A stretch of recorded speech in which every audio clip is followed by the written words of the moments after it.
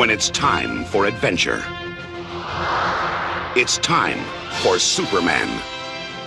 Alexander Salkind presents Christopher Reeve and Richard Pryor in Superman 3.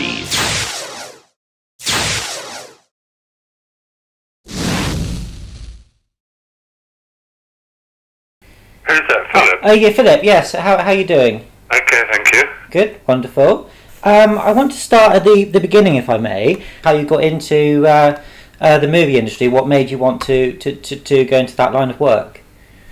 I didn't want to go into that line of work. When I was 5, the war was just finished, and we were evacuated out of London. Right. And I walked through the woods, and I saw all these soldiers, and I saw this lady with a snake round her head, sitting in the paws of a lion. Right. And I told my mother, I said, I've just seen this lady with a snake round her head, and all these soldiers are coming down the steps. She said, you're lying. I said, I'm not lying.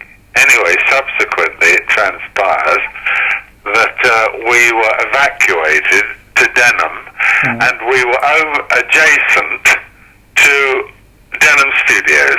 Right. And it was 1945, and they were making, I now realise, that they were making Cleopatra with Vivian Leigh and Claude Rains, i.e., and I was totally captivated into this imaginative, romantic world.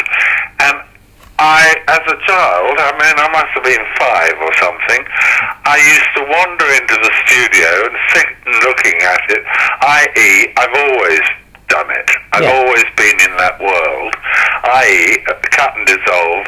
18 years later, I went into the army, and then when I came out of the army, I went to King's Road, Chelsea, and worked in a boutique with Zandra Rhodes and people, and Mick Jagger used to come in to get all his clothes, Right. and suits and whatever, and he said to me, I'm going to do a performance, why don't you get a job on it? Right. And I said, what do you have to do? He said, I don't know, we'll ask somebody. And what I'm saying is, I spoke to people, and I got a job on it, and 50 years later, you're asking me, and 80 films later, you're asking me how I got into it. But it isn't the same now when you speak to young people with degrees and diplomas. Whether it was luck, whether it was predestined, whether I've always been in it, i.e.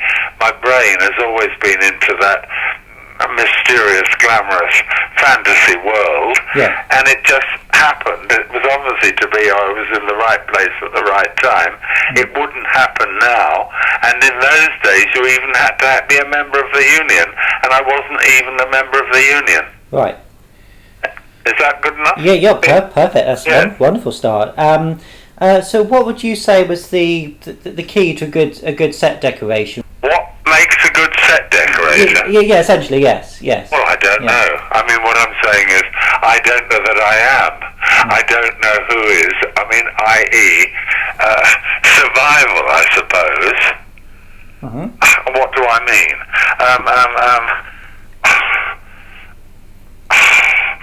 I was asked to do set decorating. The first job I ever did, as I say, was performance, and I didn't know what I was doing, but I certainly knew, i.e., what Mick Jagger, and certainly the director, and certainly being on that, in brackets, scene, I knew what was expected and what was the look required, and Christopher Gibb, who was the sort of advisor artistically, and an antique dealer, friend of the so-called in crowd, was advised to do Turner's House, I knew Christopher anyway, and it so happened that we did it. But I mean, it wasn't orthodox. It wasn't as Superman 4 was. It wasn't as I later, having endured, survived 50, 60 films, i.e., to which, and realised that it's really to do with money. Yes. And it's nothing to do with taste, and it's nothing to do with, it's only an industry, and it's only about money. Yeah. And however clever you might be, or your taste might be, if you go over budget, it's ruled, the industry is ruled by accountants and producers, and even if you do it beautifully, that the so-called stars like it, what you do, and the director likes what you do, and the production designer likes what you do, if you've spent too much money, you'll never be used again, you'll go on the blacklist. Right. And so I'm saying to you, a good set decorator is a good diplomat, is a good organizer, a good delegator, and can keep within a budget and can do a budget up front, and is not what the majority of people think, i.e. the actual job, the look of the film, and getting the stuff is important and does, what's the word, give you a good CV, and people will consider you, but equally you may clash with a director, you may clash with a designer, you may clash with the production department, but if you are within budget, it'll stand you in good stead. Yes. I mean, Superman, with all fairness, only Superman 1 got an Oscar. All the others, and I worked on Superman 1, Superman 2, Superman 3, Superman 4, and Supergirl, because I was supposed to know, i.e. the look of Superman 1, Superman, which was also based on the images of Norman Rockwell. Yes. That was the Bible for the designer and the art department on Superman 1, Norman Rockwell, and so it went. But whether you or the public are interested in set decoration, I don't. It should be insignificant, really. Oh, I wouldn't say that. It shouldn't. I mean, a lot of science fiction films, a lot of films now, there is a sort of look, you know? There is a look, and as you're becoming more expert at it, you can ask the questions, which direction are you going in? I mean, it's specific. There are some better set decorators than myself who have worked with Tim Burton, and he won't have them. And I've done 7 films with Tim Burton, and I understand him, and really, it's not set decorating, it's servicing him. So a lot of it is about a good relationship with the director, and correct. So do you find that directors tend to give you free rein to do some what you want to do? Some don't. Yeah. Ken Russell was very interested in set decoration and detail. He wanted to see everything. Tim Burton, on the first film I did with him, wanted to see everything. Yeah. I went round the hire companies and showed him photographs and mood boards. But after the first one, he was appreciative and would leave me alone and let me get on with it. And then unless it was very important, you wanted a decision, and you had to ask his PA, i.e. has he got 10 minutes, I'd like to ask him something. You got on with it. Yes. Because obviously, Batman obviously won you your first Oscar. What do you think made that film special, and was it difficult to work? Obviously, Batman won you your first Oscar. Yes. What was that particularly challenging film, or was it particularly challenging? Yes, yeah. Every film is challenging, from Inspector Morse to Batman to Superman to Troy. Every film is challenging. Yes. In every department, it's a very high pressure industry. Yeah. And it's always governed by money. Even if you've got Batman a lot of money, there's never enough money.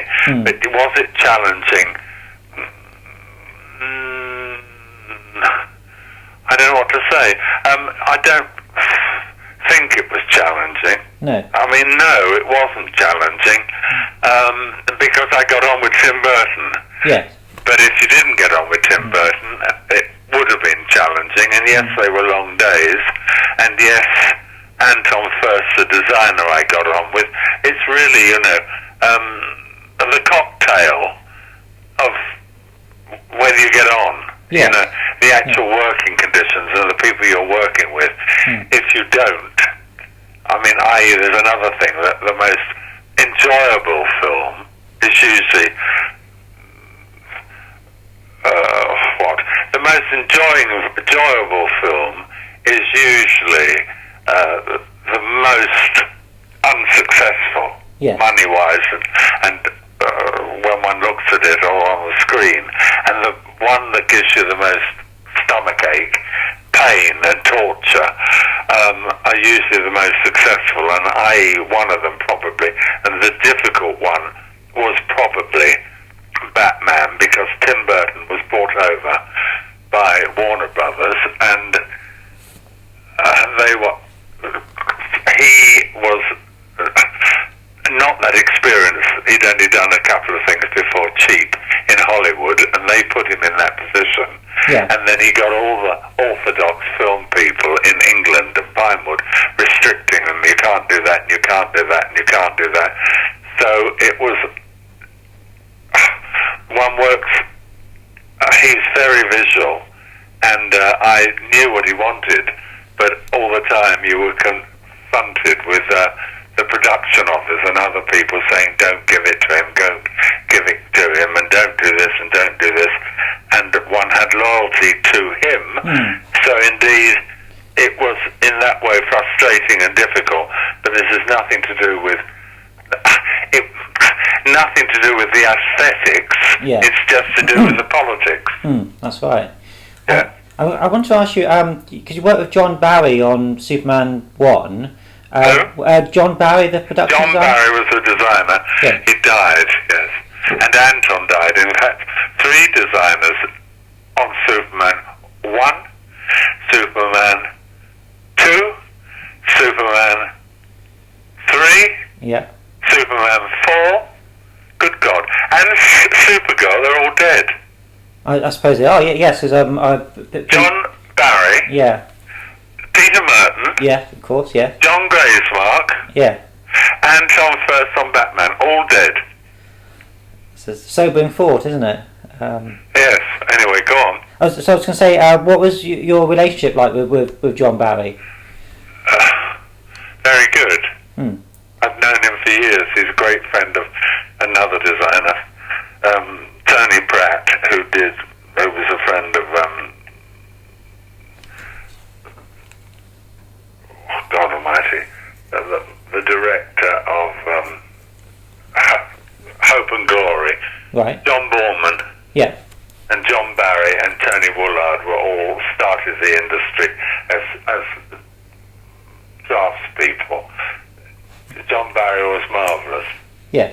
Yeah. Because you mentioned Peter Merton. Obviously, you worked with him on a few films. Peter Merton, I worked Superman 2, Superman 3, Ruling Class, Dracula with John Badham, a lot of things, and Death on the Nile. Did you find it was a different experience on the Superman sequels? I'm just thinking particularly of Superman 2 and 3 compared to... Sorry? I was just wondering if it was a different working environment on Superman 2 and 3 because you were working with Richard Lester versus Richard Donner, and there was lots of changes, whether it was a different experience? I didn't get involved in those. I mean, I hear you. Peter Merton probably did. Yeah. But Richard Lester, I'd known since he did Help. Yes. And Richard Lester with me was absolutely marvellous, yes. Oh, good. Lovely. Do you have any specific memories of, say, Superman 2? For example, there's the big Metropolis outdoor set. Was that interesting? Do I what? Sorry. I wonder if you had any memories of the Superman 2 Metropolis outdoor set. Up the road, up the street, up the back lot. That's right. We built it all, and I went to America and got all the lights and got all the taxis shipped over. Right. I was just thinking of moving on to perhaps Superman 3, because obviously you obviously have to be on set quite a lot of the time, I'm guessing. No, we're not on set. Set decorators aren't on set. You have a director, then you have the actors, and you have a first assistant who takes over from the director, who is the director's eyes and ears. Yeah. And you have a production designer who is supposed to be the eyes of the director. Yeah. And the production designer has a supervising art director and a set decorator. Yes. And the set decorator has a team of prop men and prop people, and i.e. the job of the set decorator is to go out, get the props, style the set, read the script, do the breakdown, i.e. and dress the set up front and show the director and show the stars, i.e. all within budget. And as soon as you've done that, you usually turn up at 6 o'clock, 7 o'clock in the morning when the unit first shoot on the set, and then you've got to leave as quickly as possible and never go near it again and get on with the next few sets. Yeah. You're always ahead of the unit. Oh, I see. And then at the end of the day, if you've got nothing to do, you could go and have a nose and go down on the stage. But usually the set decorator is nowhere to be seen on the shooting stage. Right, I see. So actors, by the time they got onto the set, you would be, so they wouldn't have any. Well, the actors might, I mean, I'll tell you one funny story. On a thing called Deceptions, which was the television series, we were out at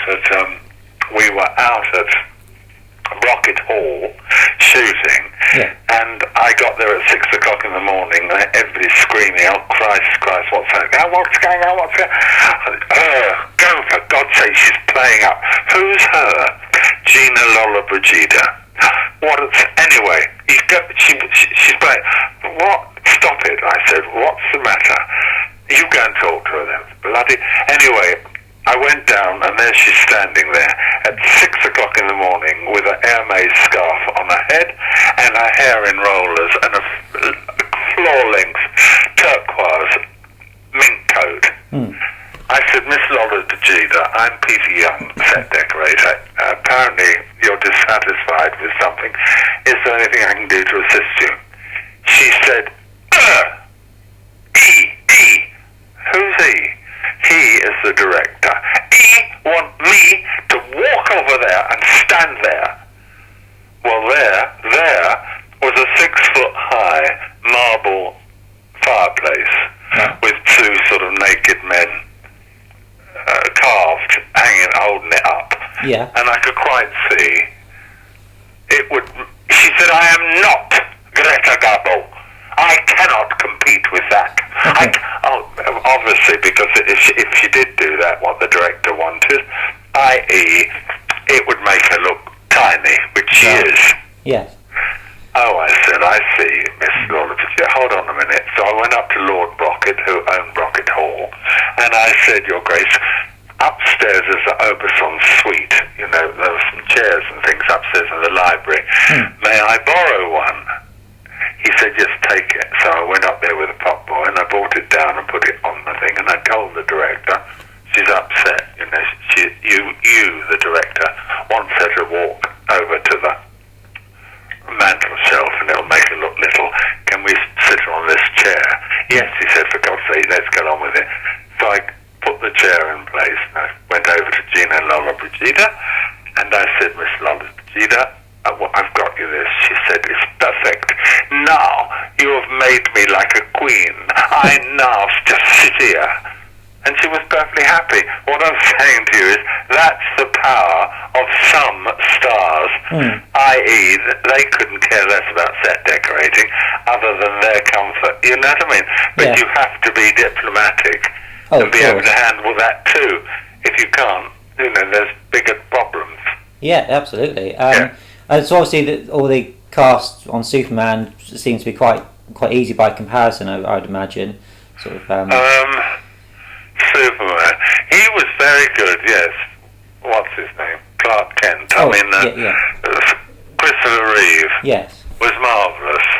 But it was his first big starring thing, and when he got to 2, 3, and 4, he was a big star, but he was still very accommodating and easy to play with, and all of the others, nobody was difficult. Oh, good. I think Pamela, and who's married to Billy Connolly? Pamela Stevenson. Pamela Stevenson, she was a bit up herself. Oh, right. Yes. So but anyway. It's a bit demanding, it sounds like. A little bit, yes. Right. But people like Richard Pryor, they were quite good? Richard Pryor was marvellous, on cocaine all the time. Oh, right. I can imagine. So just moving on to Superman 4, so how much smaller was your budget compared to, say, the other films? I don't know. Sort of, considerably smaller. Considerably. I mean, oh God. Probably a third. A third, right. Less? Yeah. Considerably. I mean, i.e., I don't know. I think it looked very good, really, considering the money and how it was done. But in actual fact, if you look at it, I mean, it was shot at Elstree and shot mostly on location at Milton Keynes. Yeah. Because it was John Gracemark, wasn't it, that came up with that idea? Indeed. Les Tompkins supervising, art director and me, set decorator, and sort of 8 people in the art department, drafts people. Yeah. What do you think would have happened if you hadn't found Milton Keynes? Would it have been impossible? If what? If you hadn't found the Milton Keynes location. Well, you wouldn't. That was John Gracemark found that. We all found it. But nothing's impossible if you're on a film. It's got to be done. But the expertise of the film industry and those technicians and craftspeople, they could build you with the right money and budget. That's the biggest problem. Yeah. But they can build you the Sistine Chapel in the middle of the desert, or I don't know. They could do, or on a beach in Morocco. They can do anything. It's quite extraordinary and quickly, but it costs money. They throw money at it. Yeah. But I don't know. Yes, indeed, you say Milton Keynes, but they would never have gone abroad. They didn't have the money to go to America or to Canada, where we went on Superman 1 or Superman 2, and indeed Superman 3. Yeah. So Superman 4, which was Golem and Globus, wasn't it? Yeah. I mean, was very little money and very tight, but that was the cleverness of the experienced John Gracemark. Because obviously, I was going to ask about the Daily Planet's set, because obviously that's very close but noticeably different to the ones in the Daily Planet set I did on 1, 2, 3, 4, indeed, and it was done at Milton Keynes on the top of in an office block. Yeah. So would you have had, say, stock sets back then where you could? Well, we had what? Would you have had, the set that would have been used in Superman 3, for example? No, they're all at the end of every film. Yeah. Everything is put in a skip and dumped. Just dumped, right? Yeah. And burnt. Yeah. It's all a total and utter hardball illusion. Yeah. Does that ever upset you to see what you were? No, it did originally. Yeah. When you realise, if you like films, never work in the film industry. It'll destroy it for you. But you get used to it. I.e., if you dress a set and suddenly I don't know, you go back to your office and go back in the afternoon, see it all stuck outside and taken off the set and whatever, and it upsets you. Oh, they haven't put the chairs where I put it and whatever. You have to teach yourself to back off. Yeah. Give them the toys they want. Are they happy? If they got that, they got that. The artist have they got what they want? And back off and don't interfere. It then belongs to somebody else. It's somebody else's baby. Yeah. Do you have a favourite set from Superman 4 you thought that really was good, especially for the money? I think the top of Lex Luthor's apartment, I think it worked really well. Yeah, it is a good one, that, isn't it? Yes. Because it looks like it's... And it was, I don't know how much, I think it was about, quite cheap. Yeah. I think we did it for about 30,000. Oh, wow. And the equivalent on Superman 1 was 70,000. Oh, right. Yes.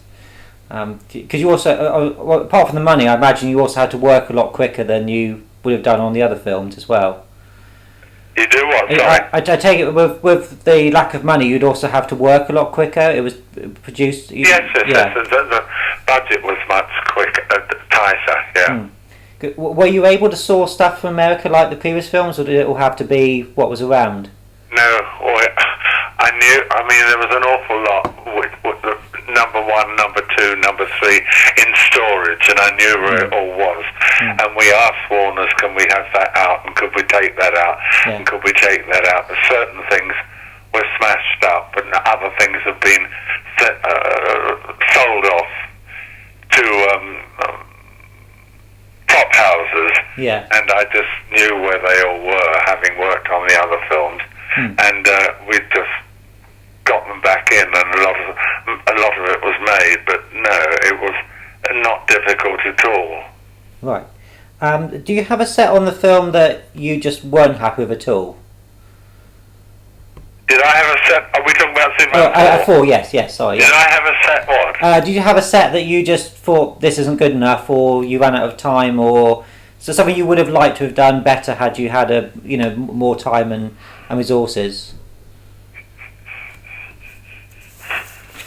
Well, I think everybody, John Grace Martin, everybody, but I mean, what I'm saying is you had to cut your cloth accordingly, i.e. it was what it was. But I would probably think that backlot street set, which was quite restricted, it certainly wasn't as the ones on Superman 1, Superman 2, and indeed Superman 3 were vast. I mean, half a mile long with shops and detail. I mean, at Pinewood, but Superman 4, which was at Elstree, exactly outside where they're now doing Strictly Come Dancing, was about 200 yards. Right. So Pinewood was a better studio to work in terms of space and things, or? Well, Pinewood is, yes. It certainly. It was the biggest and the best. Now there's Leavesden, which Warner's made, and Shepperton, of course, which Netflix have bought. But no, Pinewood was the prestige one. Yes. Superman 1 Street. A lot of it was shot in New York. Superman 1 Street, and then was built on the back lot at Pinewood. Superman 2, but then Superman 1 was taken down that street because other films want it, and 2 and 3 were rebuilt differently, and depending on the script and requirements of the action, the script dictates everything. Yes, of course. The only one that had that big globe in, which was done in New York, was Superman 1 for the Daily Planet. But we didn't have Daily Planet exteriors in 2, 3 or 4. We only had interiors. So the globe and the Daily Planet in one, was that part of the actual real location, or part of the actual real location? Yes. Oh right, so that's why the one in 4 is a bit smaller. Yes, correct. I see. Did you? What was it like with Sidney Furie? Was he a helpful director to you? I think he was compromised in the time and the money, i.e., working for Golan and Globus, he had his own demons to fight. Yeah. We were almost left alone because, i.e., we'd done 1, 2, and 3. Yes. So you must know better, Peter. Well, I don't really. What, do you want that or do you want that? Oh, I see. Well, you can't have that. You can't have 24. You can't have 6 American taxes because, we can't afford it. So, will 2 be all right? Yes.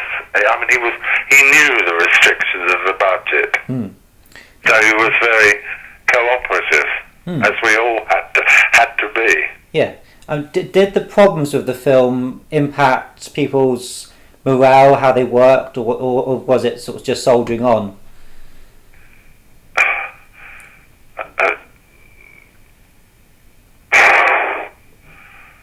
No, just soldiered on. I mean, you're being very kind. It's just an industry, It's just like a machine. Yeah. It's like a film unit. It's like at war. Yeah. I.e., a whole unit, a collaborative unit all together.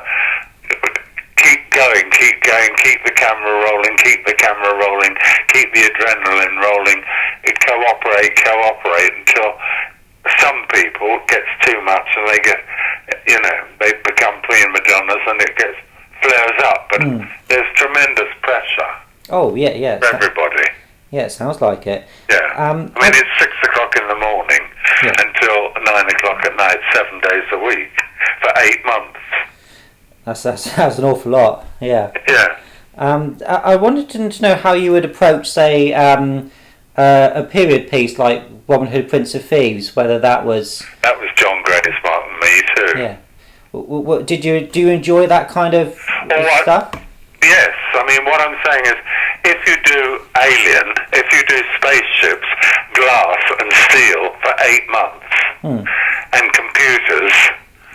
God, I can't wait to do, you can't wait to do mud, geese and crinolines. Yes. And horses, for God's sake. And then if you do horses and crinolines, Downton Abbey or Dickens, i.e. Jane Eyre, i.e. you can't wait to go in the studio and do stainless steel and spaceships. Yeah. But equally, it's like location. If you're away in Morocco in the heat and, stuck in the middle of the desert and you've got diarrhea and sickness, oh, for God's sake, you can't wait to be in a studio. When you're in a studio for 6 months and it's through the winter and you're up at 6 o'clock, it's dark. Yeah. And suddenly it's dark coming home and you think, God, and the traffic on the M25 or whatever, you can't wait to be in Morocco in the scorching heat with diarrhea. Right, yes. So it's more about the variety of the work rather than saying, I'd like to be... You're never bored. And as I say, some people in the industry, lighting cameramen, that goes for actors, lighting cameramen, set decorators, designers, some like it are better on location, and some are better in a studio, some are better at period, some are better at science fiction. But unfortunately, to survive, and you beggars can't be choosers, and it's work and paying mortgages and whatever, you have to be able to do everything. Oh, of course. And that means good taste, bad taste, upper class, lower class, the whole lot, which now, at my age, I can, but obviously I couldn't when I started, but you grow into it as you become more experienced. Yes, of course. Do you have a favourite type of film to work on, one that you could... Well, I can Do I have a favourite? A type of film. Probably. Period. Tim Burton. Yeah. And what? Because obviously, in any capacity, he is my favourite, and he's perfect. Working, he's perfect for me. Oh, good, lovely. Because obviously and John Graysmart was too, but he's now sadly not with us. Yes. It's unfortunate that so many good people have passed on now, isn't it? Really. Yeah. So you quite like that fantasy world that Tim Burton brings. I only like the fantasy world, as I told you. Yeah. I've been in the fantasy world. Yeah. I hate reality, and I don't particularly like science fiction. I can do it, but I don't like it. And I don't like door furniture, and I don't like vehicles. But I like animals, and I like fantasy. But I don't know, what would have been my favourite to do? Sorry, the only thing I'd like to do, and I've never done, is a musical. I would like to have done Phantom of the Opera. Oh, yes. But I didn't, but musicals are my favourite genre. Yeah, there's something very magical, isn't it, about certainly the classic musicals. I wanted to ask you about Tomorrow Never Dies, being a big Bond fan. Was that interesting, especially given the fact there was lots of changes to the script and nothing seemed to be very settled on the film?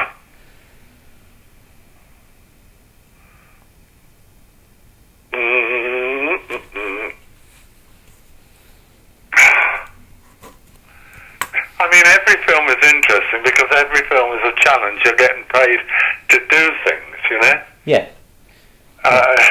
You're looking at it differently and expecting. I don't know. I mean, once one is finished with it, you come up and other people say, was it this and was it that? And did you meet that person? Did you see that? But when you're actually involved, all you've got to do is survive and get through it.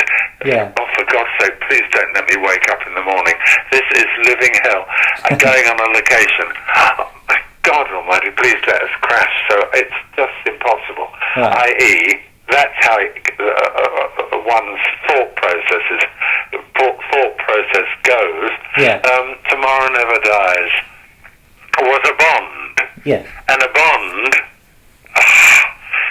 i.e., you only got to say you're working on a Bond, and the doors open magically, and they think you've got money, which you have. Yeah. You've got a big budget, and i.e., the prestige of working on a Bond for a lot of people, it's a total family, together.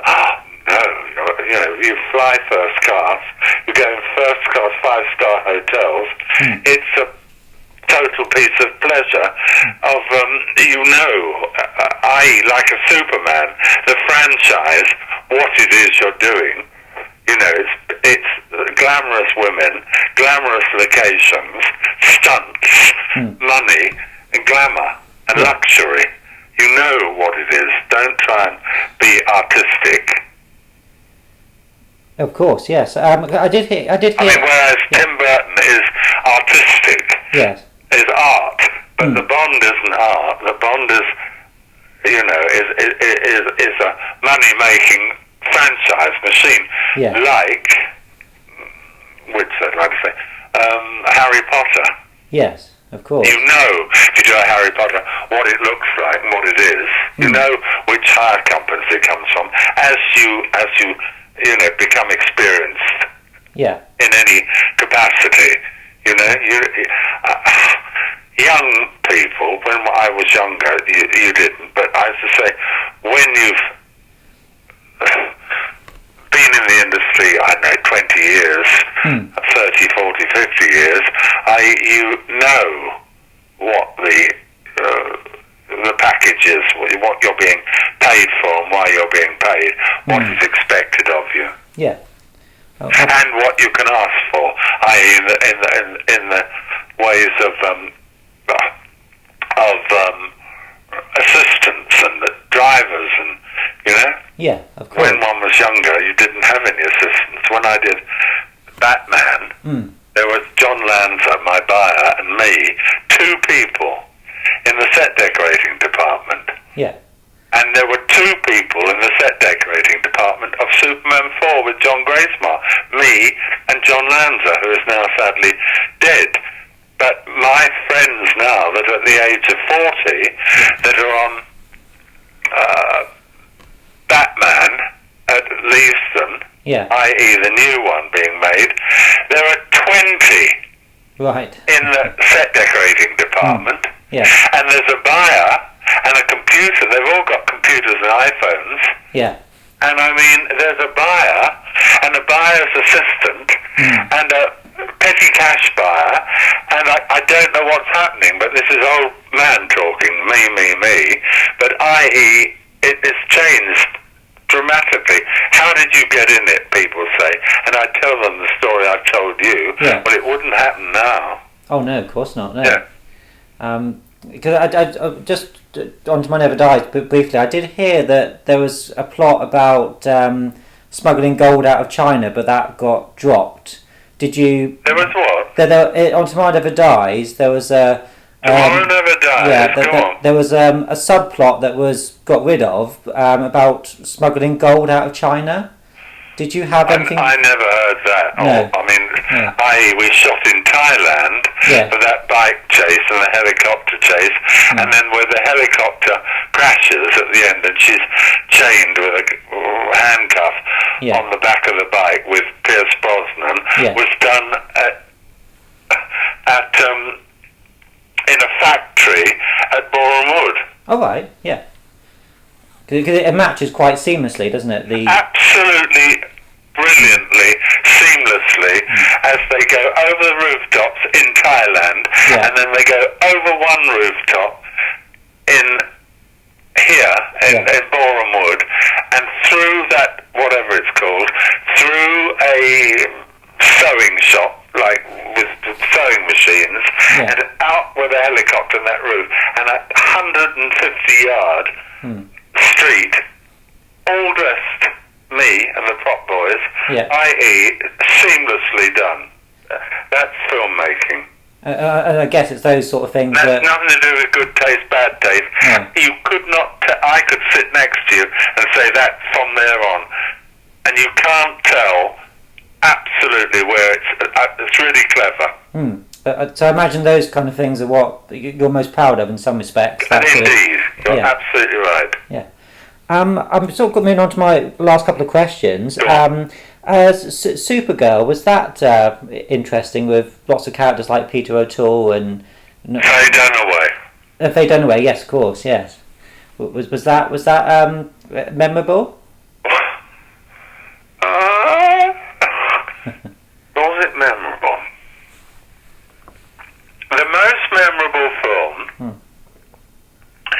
was 16 Weeks on the Beach with Robin Williams and Twiggy and Peter O'Toole in Jamaica called Club Paradise.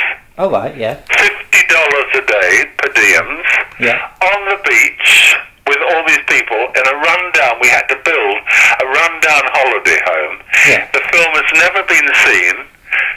It's the most boring film if you ever see it. Club Paradise. And you're saying the most memorable. It was the most memorable, beautiful film. But the film, it does exist somewhere. But i.e., that's how it is. Was Supergirl memorable? Not particularly. It was pretty boring. That Helen Slater, by the time you'd done 1, 2, 3, and then came Supergirl. Catherine Kubrick, Stanley Kubrick's daughter, as my assistant. It was all right, By that time, I think the biggest problem was Peter O'Toole was drunk all the time. That's when he started hitting the drink on that. Oh, I see. So that must have been quite a nightmare. That's the most overruling thing. They're not interested in set decorating or the art department. I.e., they had more problems with stars. Each film, has its. I.e., the most important thing is to keep the camera rolling. The most important thing is your star. And keep them happy. If they start playing up, like, rumour has it with, what's his name? Who's Bond now? Oh, Daniel Craig. Daniel Craig, exactly. That's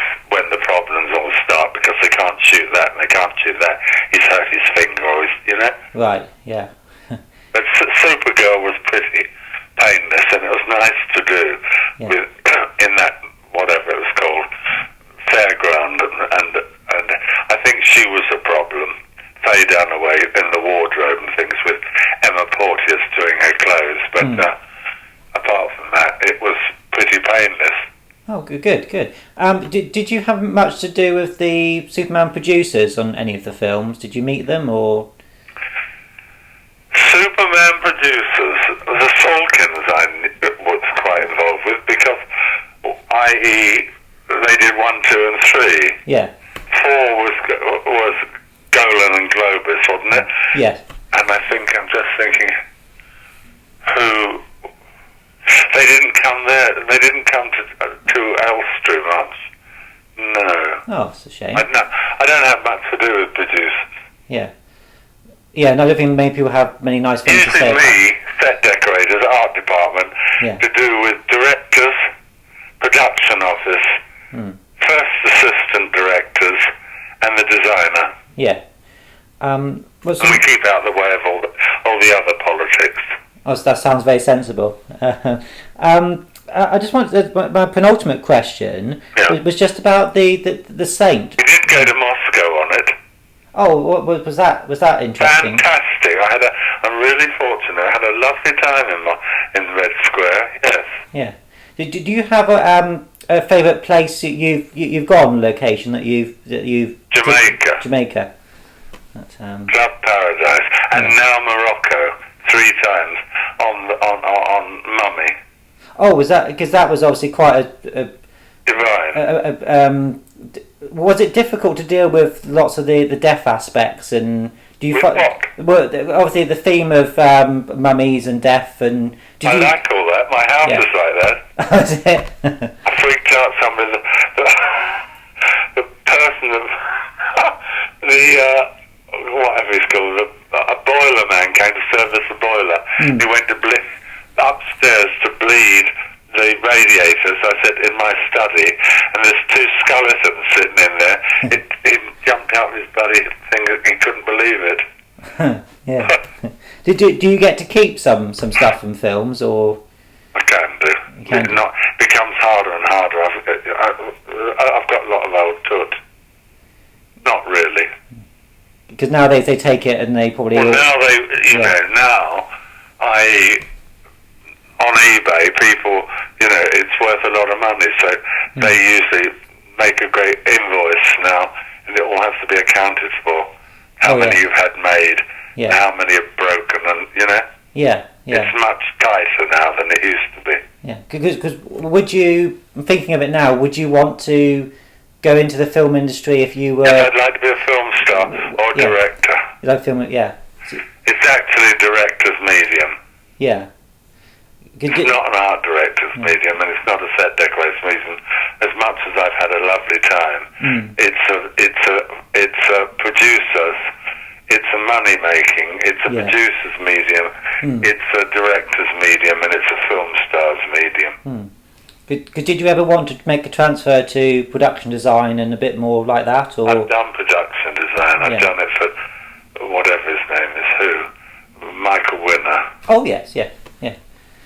So do you prefer? Obviously, I take you prefer. Do I prefer the set decorating to production design? Yes.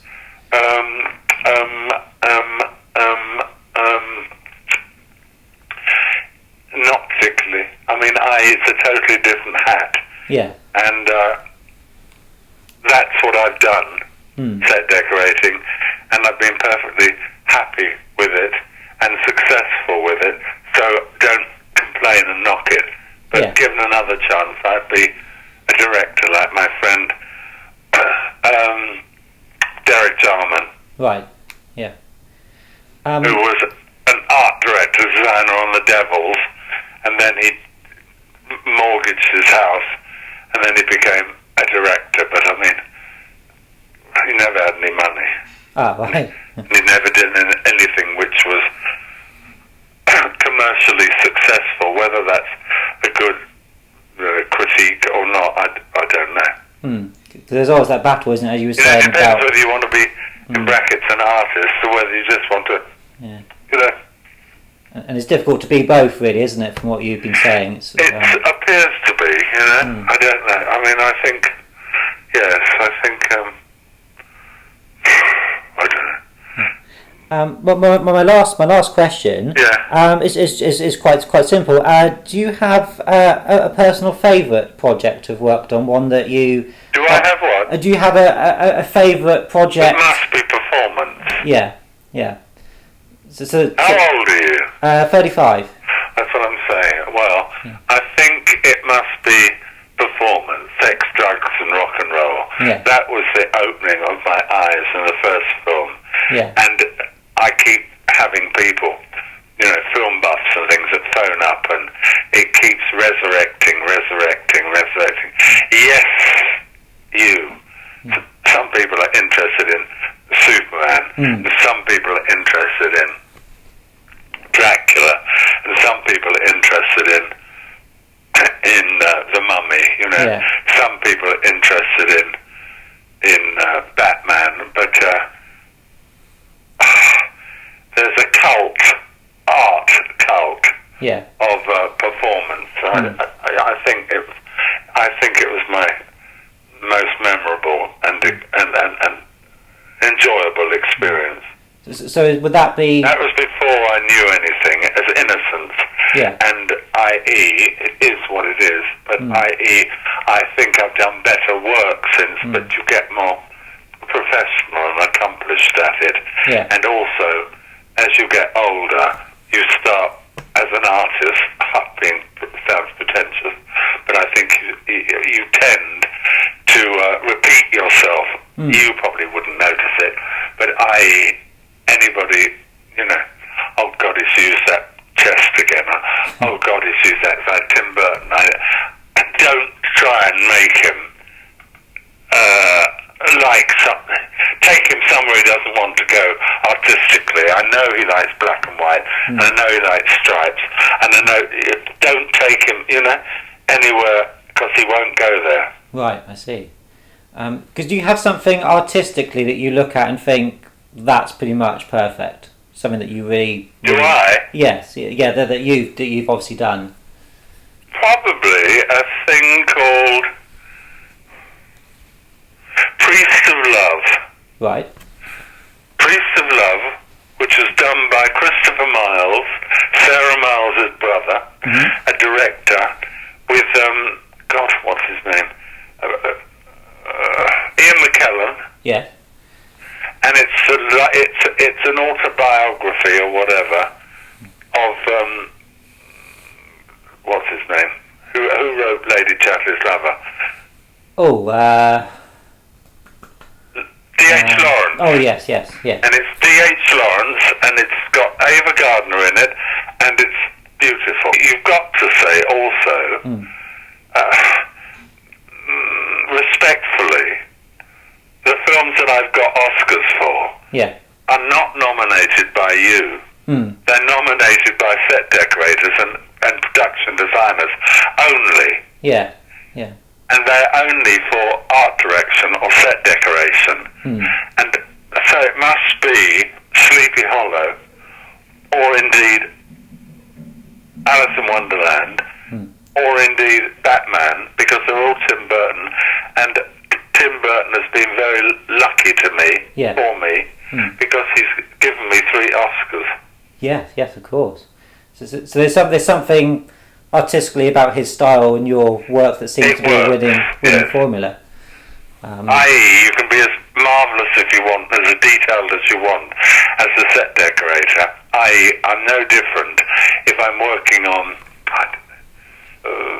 Troy, or indeed Inspector Morse, or indeed Emmerdale Farm. But unless you've got a cameraman or a director that appreciates what you're doing, you won't get it on the screen anyway. But Tim Burton, you will, because he likes it. Yes, of course. You mentioned obviously the cameraman. Does a cinematographer, the choice of cinematographer, influence your set? Yes. It does. Certainly. But the choice of cinematographer is the director's and indeed the production designer. Right. So you sort of tailor... But then, you know, I mean, equally, you know their work, so it's going to look better if they do it than they do it. But also, some cinematographers are difficult because they want certain lamps and certain lights, because now they don't want to use their own lights. They want to use yours that you put on the dress on the set, and they walk on there, so they're no good. Can you change them? Yeah. So speaking of the cinematographers, would somebody like Jeffrey Unsworth on Superman 1, Jeffrey Unsworth, yes. Would you would have conversations with him and sort of... Yes.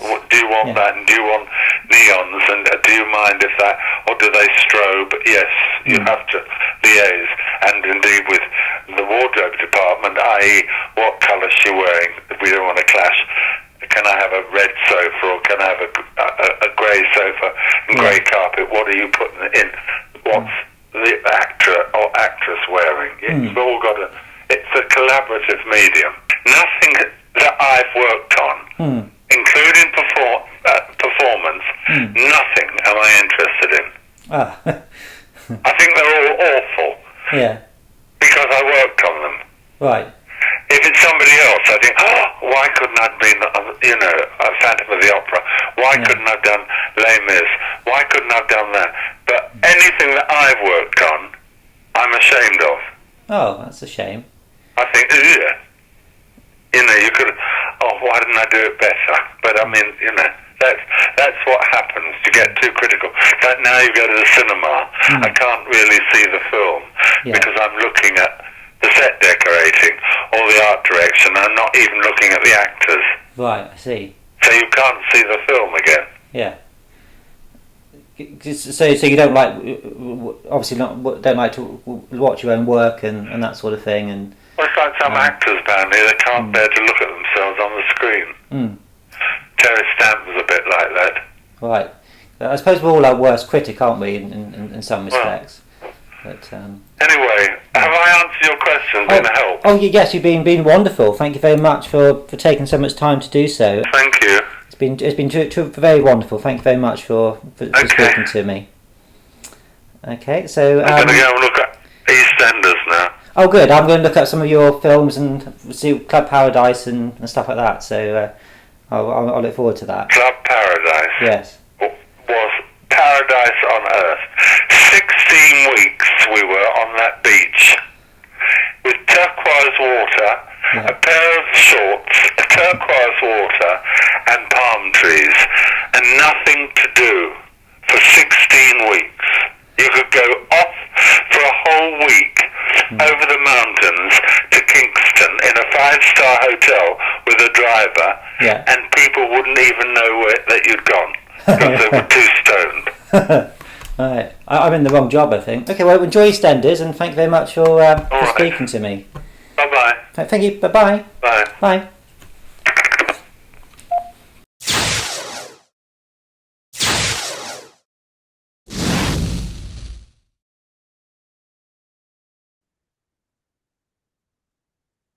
Hello. Hi, how are you? I'm very good, sir. How are you? I'm very good. I'm very good. You've not been bothered too much about the LA fires. You've been safe and everything. We've been. I mean, it's terrible, but I mean, we've been lucky. We're not there. We're not in the area of the fire. Oh, good. Good. Oh, good. Glad to hear it. Well, thank you very much for wanting to speak to me about Superman 3. It is a delight and very much appreciated. So I firstly wanted to ask you, of course, as the end credits roll on Superman 2, Superman 3 was announced, so it was always designed to be a trilogy of films. But you had a very different concept, didn't you, for Superman 3 than what became the finished film? Yes, absolutely. It was a script that I had co-written, and it had Brainiac in, and it was called Superman Reborn. And it sadly enough never happened because it was a very good script actually, and it was reread about what, 3, 4 months ago? Yes, in a live In stage a live stage with actors performance. performing it, and it was very good. It was a good script, actually, very good, with Brainiac, Uh, but and very interesting script.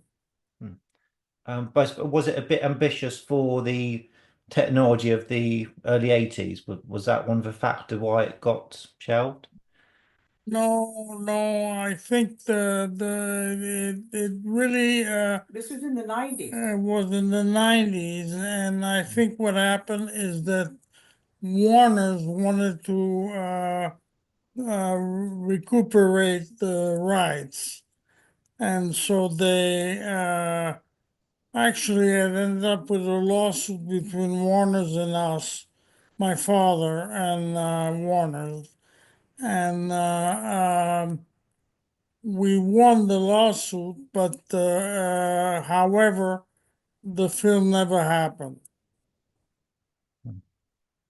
So once, of course, Richard Pryor had expressed interest in being in a Superman film. That was kind of where it was suddenly became more comedic film, and of course, written partly around Richard Pryor.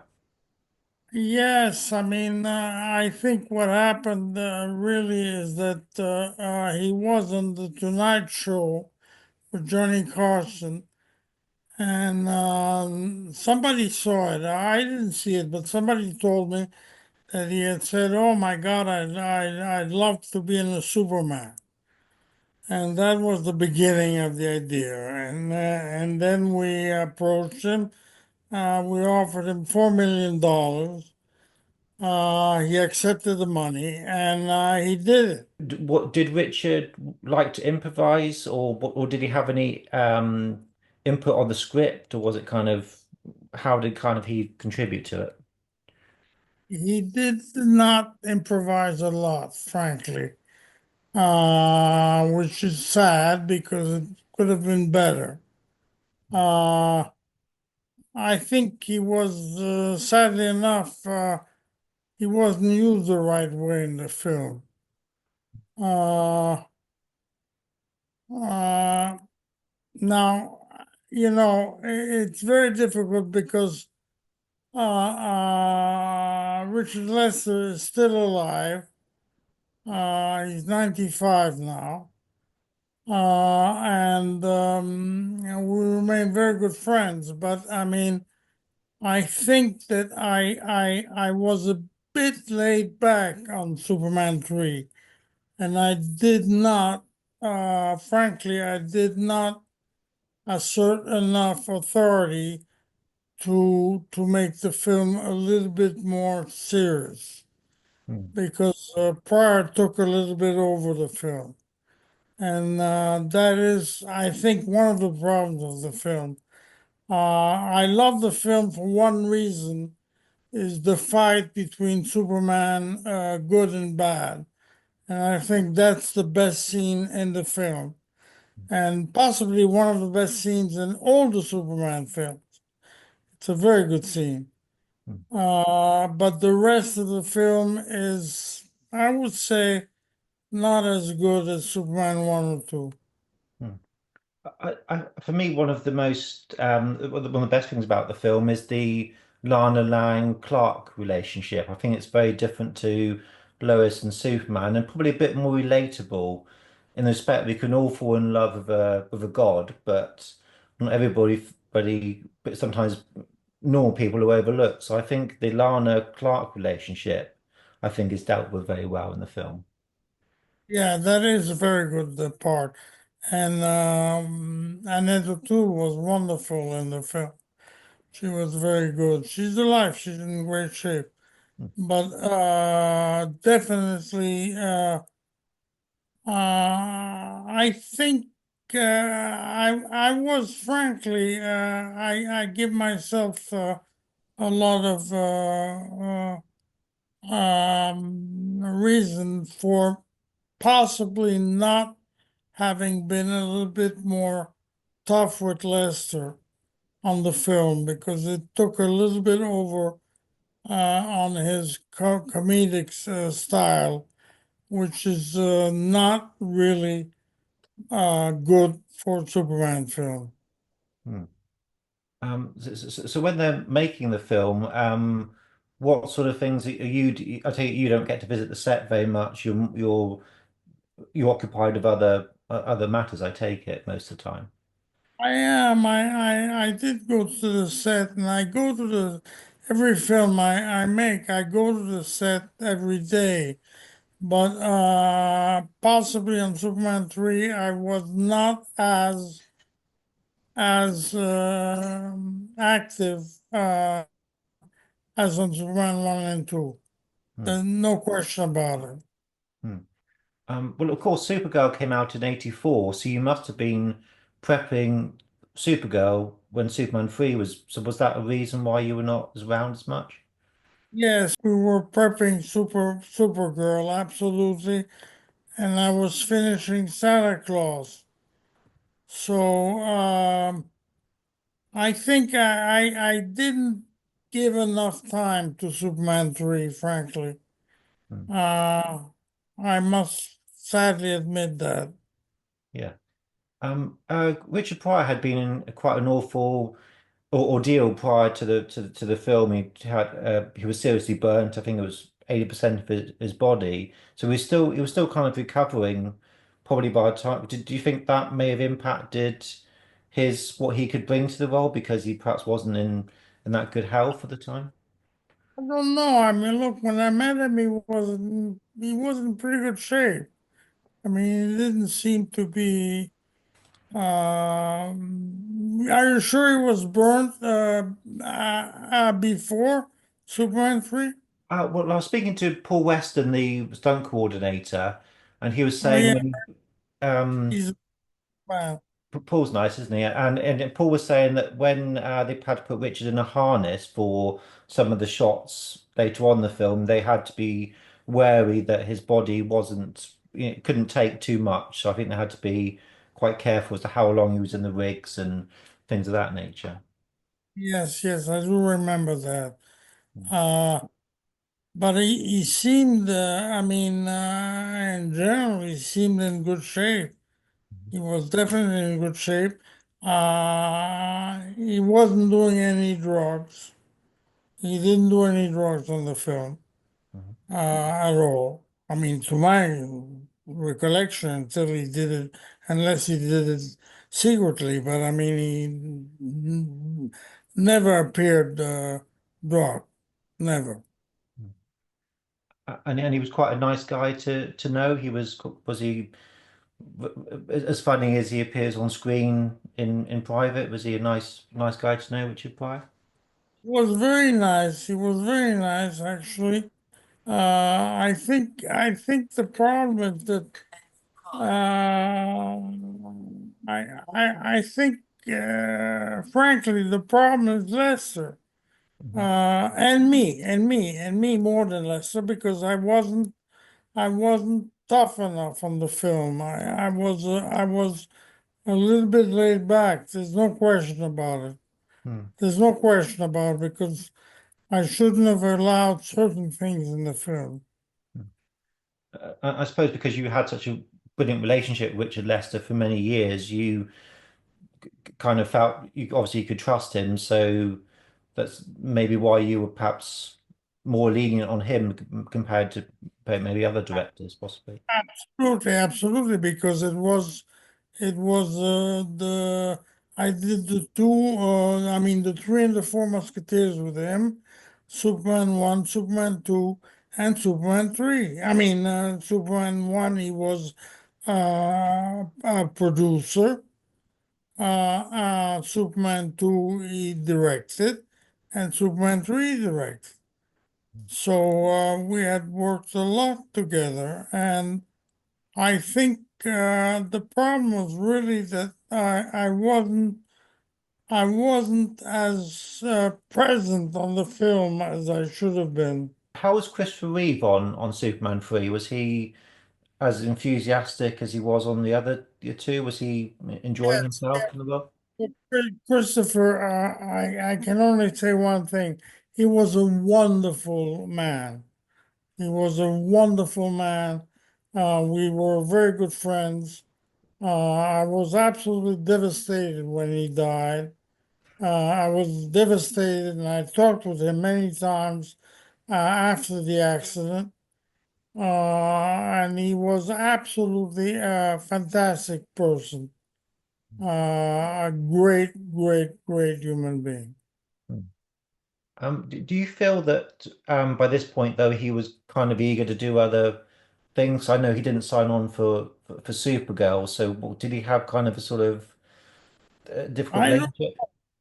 that's a very good point that he didn't sign on Supergirl, and he had he had I can't remember exactly if he had agreed or if I approached him, but I know that he definitely didn't want to do it. Hmm. That's for sure. Hmm. Do you have any specific memories of visiting the set during filming? Anything that sticks out? Uh, no, it was again, with with Richard, it's very easy shooting, and I think I've said this before. One of the problems that I had with Richard um, uh, is we never had any fights. With Donner, I had a lot of fights all the time. We were fighting, and it was very difficult. I mean, Superman 1 was very difficult to shoot. Superman 2 and 3 were very easy to shoot. Hmm. There were no problems because Lester was a very easy man to work with, no Hmm. question. And sometimes having a bit of conflict is good creatively, isn't it? It sort of spurns people's ideas and things and can help sometimes. Does because I'll tell you that with Janos Schwartz, we never had any problems. I mean, he just died recently, sadly enough, and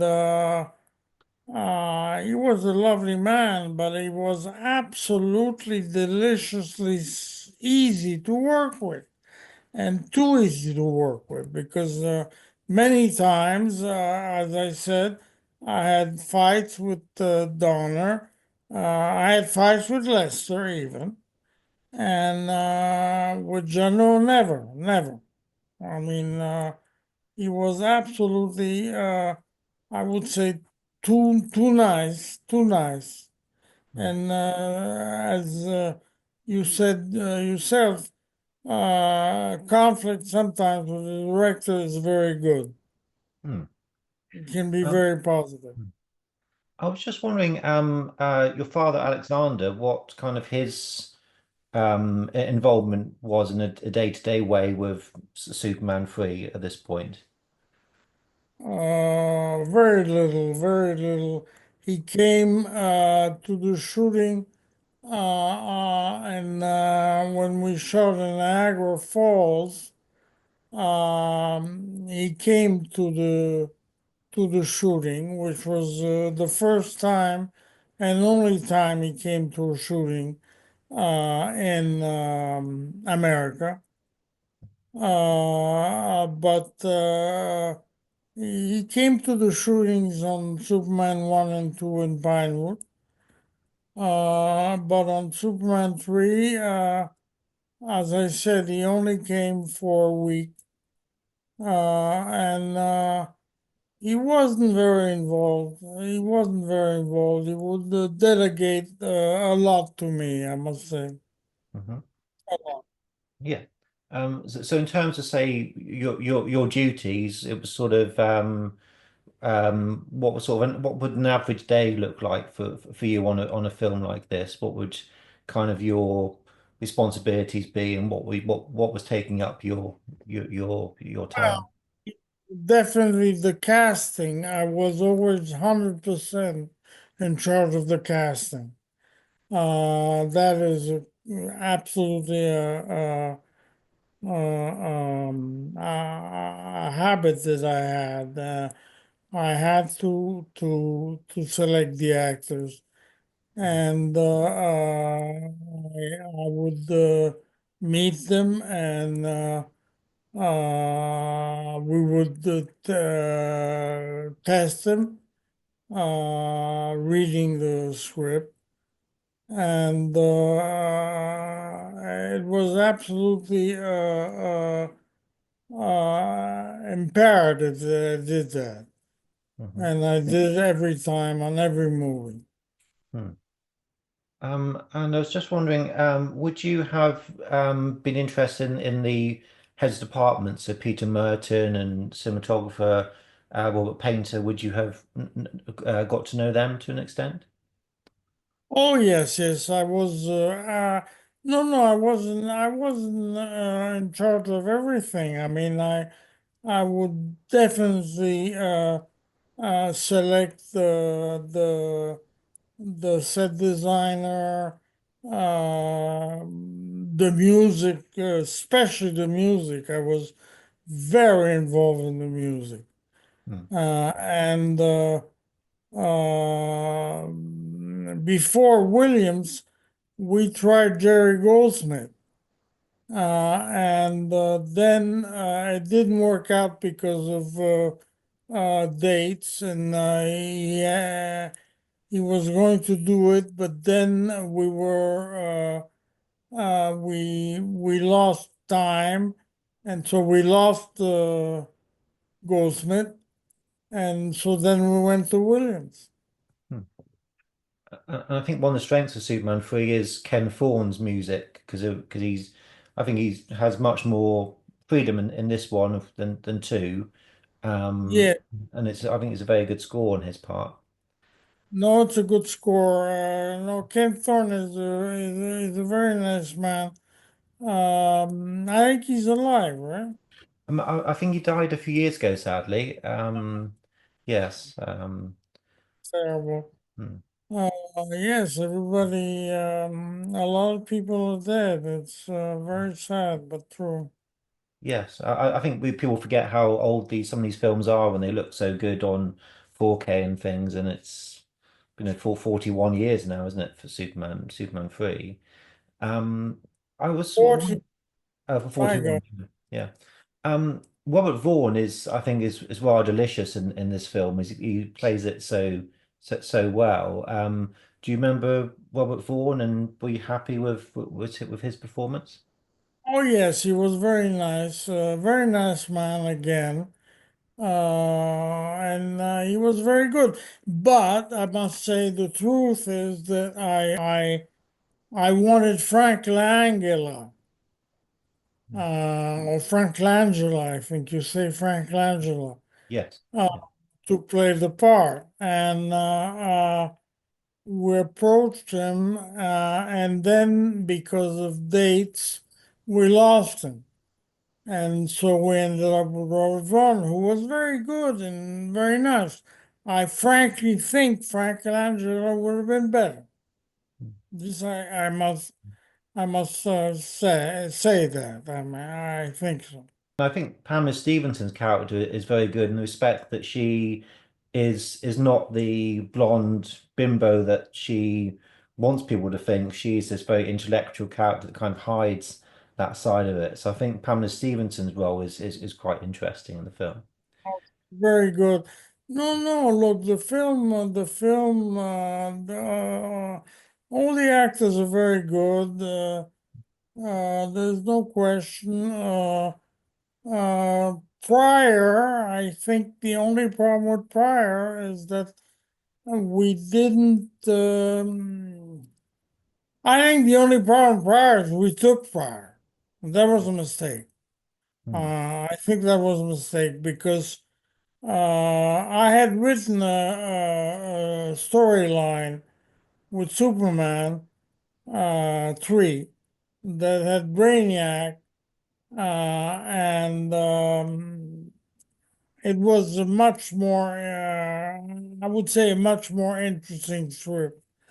and sadly enough, I mean the storyline, and we ended up losing that, Mm. and a lot of the mistakes were made because I think the film was too comedic. There's no question. Mm.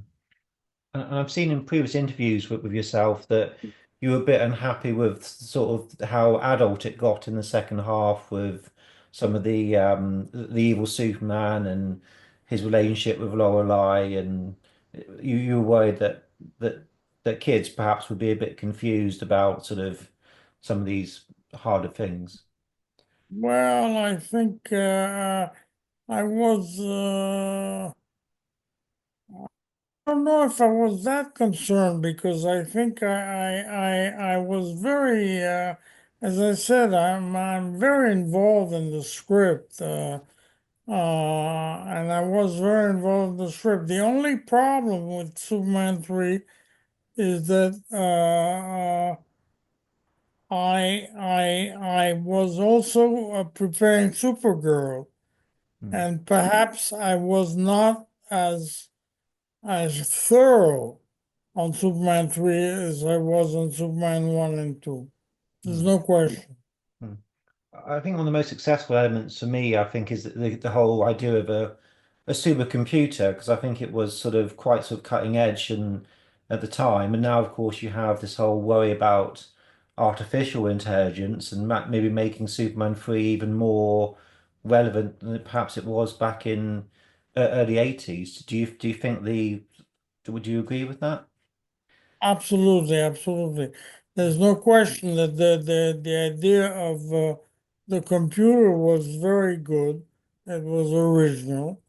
Uh, I think, no, I mean, look, Pamela Stevenson was great. The woman who played what's her name? Webster. No, what was the Uh, name of the Vera, and Ross, and Ross? and Ross, yeah. He was very good. I think the performances were very good in the film. Mm, The only thing is that perhaps the mistake was Pryor.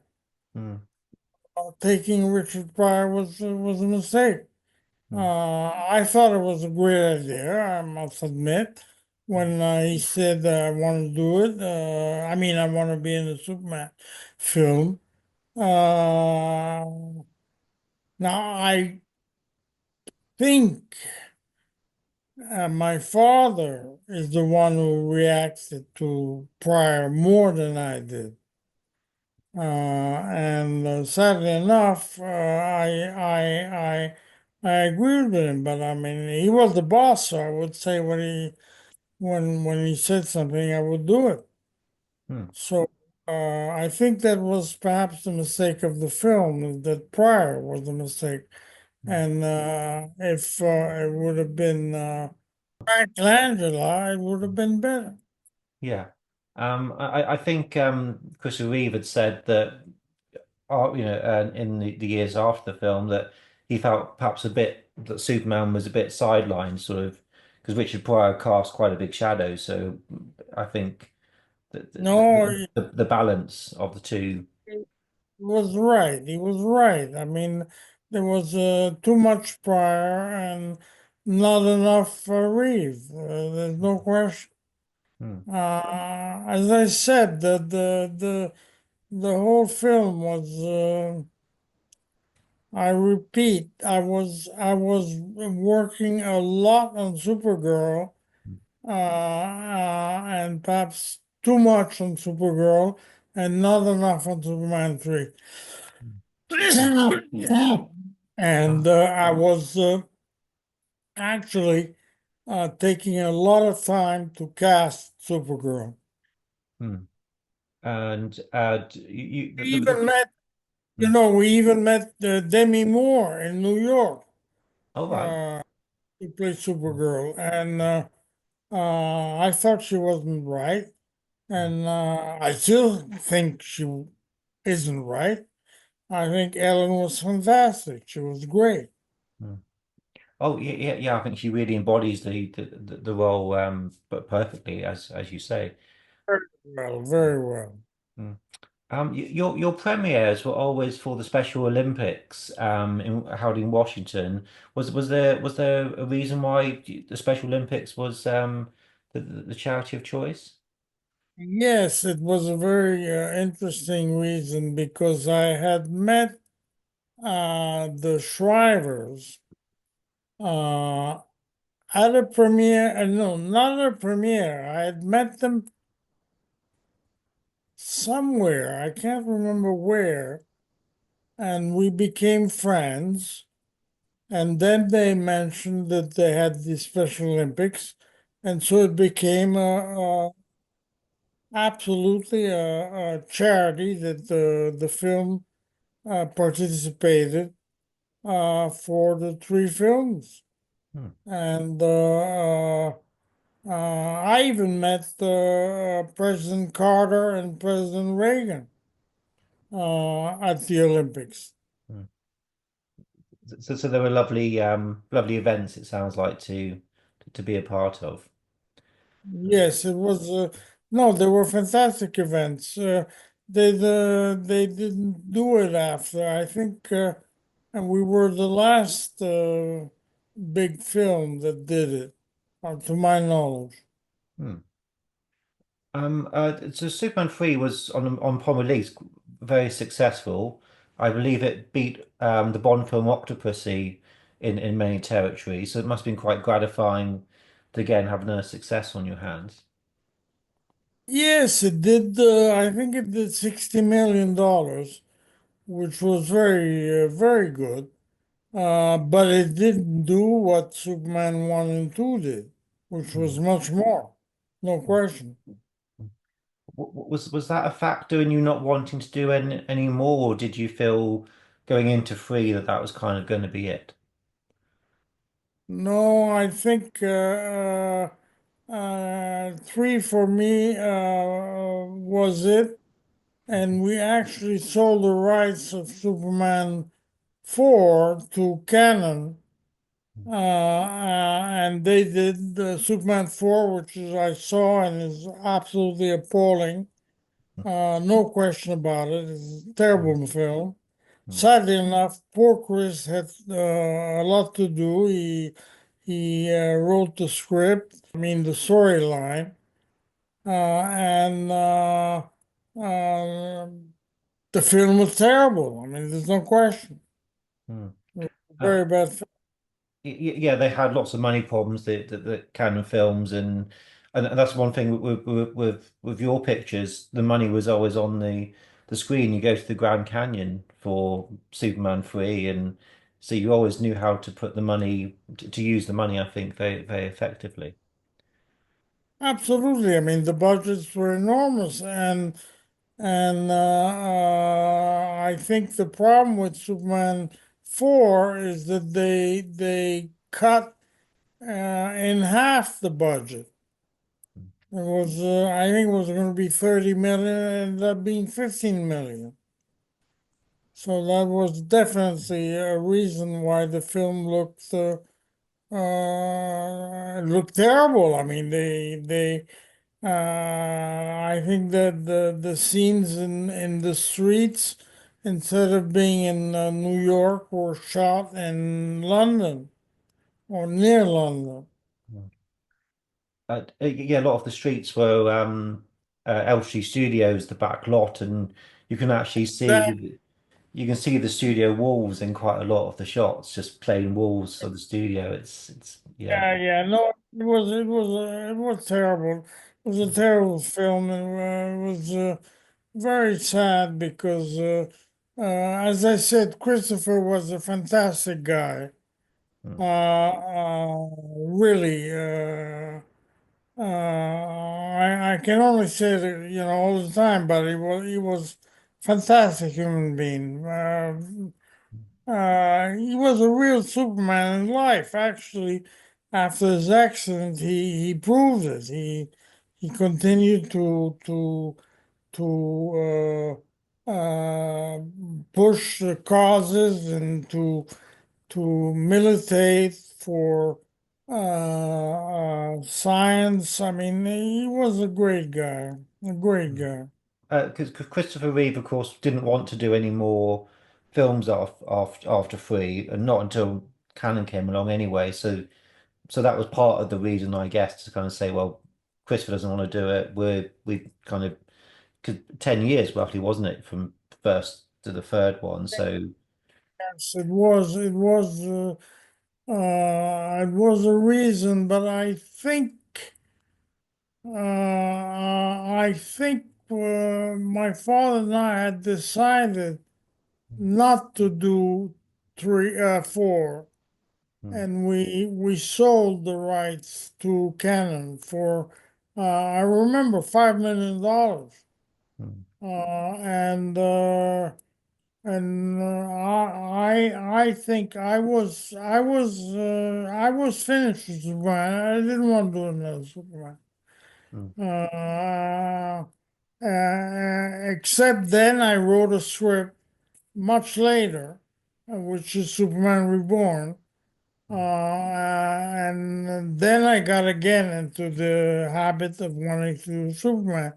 And it did work out. Warner's sabotaged it absolutely. And it didn't happen. But as I said, there was a reading now recently, and it was a very good script, very good script. mm. I suppose Warner Bros. Were reluctant partly because Superman 4 had been such a failure, and Hollywood doesn't like to make a sequel to something that flops. So that probably was part of why they were a bit kind of resistant, I imagine. Um, sure, and I think they wanted to do the Lois and Clark. Mm, I think that was the reason because they literally, uh,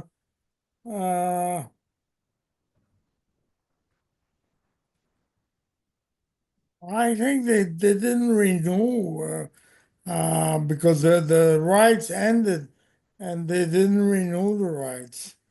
mm, So there was a absolute sabotage from Warner, no yeah. question. Mm. So you were allowed to make Superboy, but you weren't able to make a film. Was that kind of did they limit you a bit to what you could do?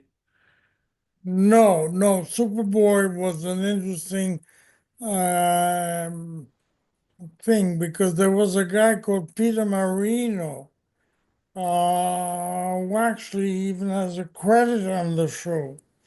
Idea originated by Peter Marino, and he had called my father and said, "Look, you should do Superboy."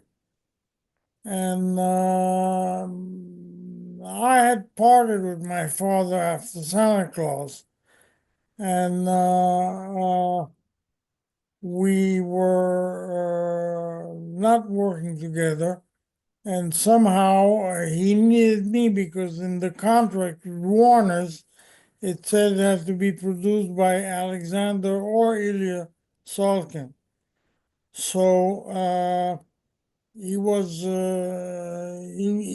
had to offer me the part. I mean the job, and I did it, but I got paid a lot of money, and I was the sole executive producer, which is unusual because usually you have two or three executive producers.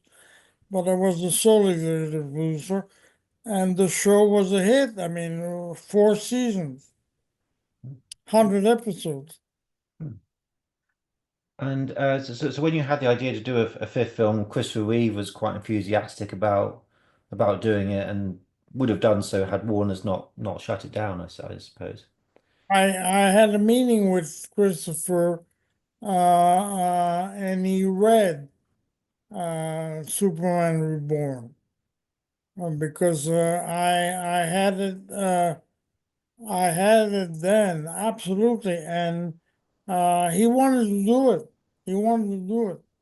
But then Warner's put blocks and didn't happen. Mm. I was just wondering, because of course now the idea of doing a superhero film for Superman, Batman independently, like you did, of course wouldn't be possible now at all. Do you think the filmmaking is much different than it was when you and your father and your grandfather making films? Do you think it's as nice a business as it was back then? I think it's harder now. I think it's much harder and very difficult to get a movie made today. Very difficult. I have projects. I have two projects, and I'm very optimistic and positive. They will happen, but it is harder. It is harder, no question. I think now the stars, there are fewer stars that are big enough or create enough interest to get the financing. Mm. So it's very difficult. I understand that studios sort of micromanage now. They sort of will want to go through everything, and perhaps it's a difficult environment that sort of stifles creativity. I would have said a little bit. It is. It is. Look, the difference is also that I know we're talking about 80. When was Superman 3? Uh, shot in 82, released in 83. 83? Yep. Well, we had my father and I had the rights to do any character that had appeared with Superman on a comic book or TV show. Mm, Uh, we could have made a film like with Batman. If Batman had appeared in a Superman comic book or in a Superman episode, uh, we could have made it. Now, it hasn't appeared in Superman, but it had appeared in the comic books, and we had the right to do that.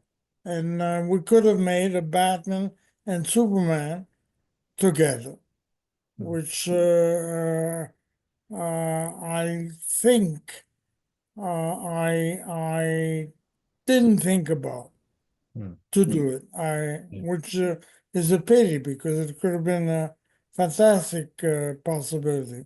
mm. So in retrospect, you would have liked to have delved into a bit more of those of the property and and sort of some more of the characters and Yes, I would have loved to make a Superman Batman together, hmm. uh, Um, do or you hmm. Superman Wonder Woman. Hmm. We had Wonder Woman too because she had appeared in the Superman comic books. Hmm. You've always been clearly a fan of Superman and the comics. Do you still enjoy? Are you looking forward to the new film? Do you is there an interest there as a fan still? Uh, well, I'm very curious to see the film. I saw Superman 1 about recently, and there was a showing for the fires in Los Angeles, a charity for the fires, and they showed Superman 1. And I saw it about a month ago. And I must say, I saw the whole film. I hadn't seen it for about 10 years, and I was very happy. It was a very good film, no question. Very good film. They did a music, a concert version of Superman the movie. I know they've done it in the States, but they did it over here in London at the Royal Albert Hall a few years ago. And I was struck how much the film still plays, the jokes, the audience reaction. It holds up very well, I think. All three of them, but particularly the first one. Look, I saw the first one recently, Mm, and they applauded at the end. I mean, it mm, was a very good showing. No question. I mean, the film aged very well. I mean, it didn't age actually. Didn't mm, age. mm. Yeah, they're certainly timeless films. Just to start to wrap up our conversation, I was quite curious about your grandfather, Michael Solkind, because of course he was quite pioneering in the silent film days. Do you have many recollections of Michael? Oh yes, I absolutely adored my grandfather. We were very close, and uh, he was a wonderful man, actually, a very gentleman. He participated in Superman one um, uh, a lot. I mean, he was still. He was still there. Hmm. He died after, before Superman 2. Hmm. And is it am I right that you actually wanted originally to be an actor? That was one of the paths you considered? I started actually when I was 19 or 20. I started as an actor Hmm. and did a couple of things in Spain, but didn't work out, sadly enough. And so I ended up I started reading the scripts, Mhm. and gradually I progressed, and I became a dialect coach because I spoke Spanish, and my grandfather and father shot a film in Barcelona, Spain. And I was there as the dialect coach. Actually, I was coaching the actors to speak Spanish. Hmm. I know a lot of producers, especially these days, and directors sometimes attempted to make a cameo in the film, walk across the shot. I know Richard Donner did it in a couple of times. You were never tempted to have little cameos like that? I did it in that film where I was dialect coach.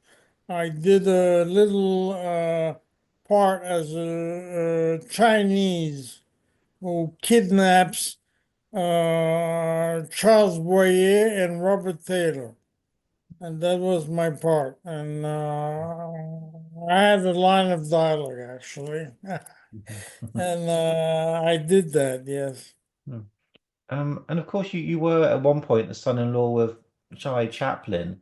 Um, yes. what was My third wife was is the hmm, daughter of Charlie Chaplin. Yes. hmm. So you must have got to know Charlie Chaplin quite well. No, no, No? that was one of the biggest regrets of my life because when I met my ex-wife,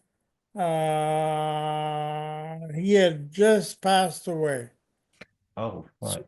Yeah. and he was my absolute idol Mm, as a filmmaker, mm, Charlie Chaplin, and he had just passed away, and so I never met him. I met his widow, Una Chaplin. She was a very nice lady. Uh, I met all the other kids, and I married Jane. mhm. Yeah, and you see Geraldine Chaplin in quite a few films. I think up until fairly recently, she was still acting. So it's She's still acting. Yes, yes, I met her. She's very nice. No, no, she's still acting. She's 80. I think she's 88. mm. And I was just wondering, what is your favorite project apart from the Superman, Supergirl? What's the project in your career that you're most proud of? There's a film I did in Egypt and Greece that is going to come out, and it was about young Alexander Great, and it's been retitled "Born to Be Great." It's a very good title, actually, and it's going to come out. Uh, and I'm pretty content with this film. Hmm. Besides that, I don't think. Yes, I saw it recently, a film that I did when I was 24 or 25 called Bluebeard with Richard Burton. And that was a pretty good film, actually. It was very successful on DVD. Hmm. It was released on DVD and on cassette, and that was a pretty good film actually. Hmm. It had Raquel Welch. I did two films with Raquel. I did uh, uh, uh,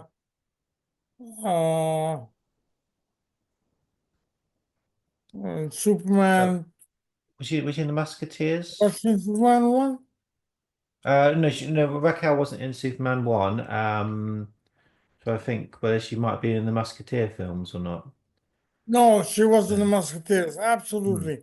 That's it. She was in the Musketeers, and she was in Christopher Columbus: The Discovery. Hmm.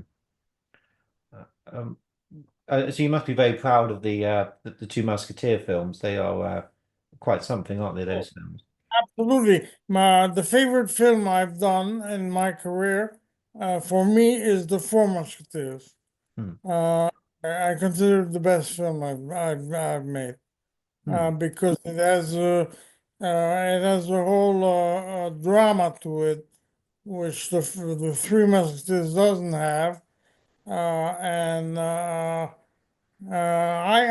think it's a very good film. A very Hmm. good film. Do you have any lasting memories of Oliver Reed? Uh, I remember in Madrid at the Ritz Hotel,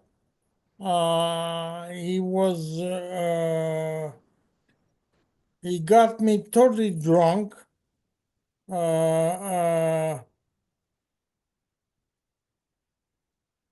absolutely drunk, and we ended up being good friends, actually. I even have a picture of him and me walking in Madrid on the set.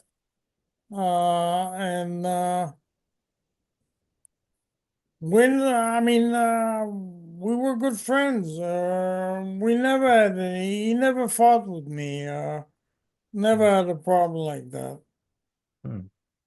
As you mentioned, Christopher Columbus, it does have a very good cast. Catherine Zeta-Jones, Marlon Brando, directed by John Glenn, who I interviewed actually a couple of weeks ago. So there's a lot of really good people involved, isn't it, Yes, that one? yes, yes, yes. But I must say, I hate to say this because I think he passed away, but the mistake was John Glenn. Oh well, Uh, John's still with us. I was very fortunate to go to his house because he lives in just outside London, and he's 92 now. must Yeah, be yeah, 90. How 92. old? Um, 92. yeah, it's sharp as a knife. Love, very remembers everything like it was yesterday, and certainly Uh, very. Mm, he's a very nice man. I mean, mm, we never had a problem. mm, As I said, with Donner and Lester, we had problems. mm. With Jano, never. Yeah. And with Glenn, never. Mm, And I'll repeat what I said before. It shows in the films. mm, When you have problems with the director, you have a good film. When you don't have any problem at all, you don't have a good film. And mm, Jeannot's films are not as good as Donner's, and Lester films is not as good as Donner's. mm, And with Lester, again, we didn't have problems. mm. I don't So know you if I said I had problems with him. I didn't have problems with Lester. no no. So John Glenn did a competent job as far as you were concerned, and was very was. Did a confident job, but I wanted George Cosmatos for the film, who did Rambo. Mm, And we met with Cosmatos and all that. He even came to Florida because I was based in Florida. And he was going to do it. And then I don't know what happened, but he didn't do it. And it's a pity because he would have done a better film. mm, Because John is a lovely man, but not Cosmatos. mm, Cosmatos would have done a better film. mm, There's no question. mm. And finally, I was just wondering what the best thing is about being a producer, and what perhaps is the worst thing about it. What's what's the best thing about the role, and anything that's sort of a bit more problematic. Well, I like all the aspects. I mean, I love the casting. I love selecting the crew. I love the music. I'm very, very involved in the music. I've worked with Michel Legrand, with Maurice Jarre, with Ennio Morricone, with Jerry Goldsmith. So I've worked with fantastic musicians, and usually the scores have always been very good. I mean, Supergirl score is very good, excellent score. Uh, Maurice Jarre did a very good job. Um, I can't remember what film I did with Maurice Jarre. Do you remember? Uh, Not off the top of my head. I'll have a look. Oh, He was a lovely man. All these musicians are very nice, man. I also work with Lalo Schifrin, oh yes. uh, and another wonderful guy. I mean, as I said, with the musicians, I've always had a lot of luck because they were nice and good, all of them. So you would go to the scoring sessions, and you would be quite Oh, interested in that. absolutely. And I always had the lunches with them, and uh,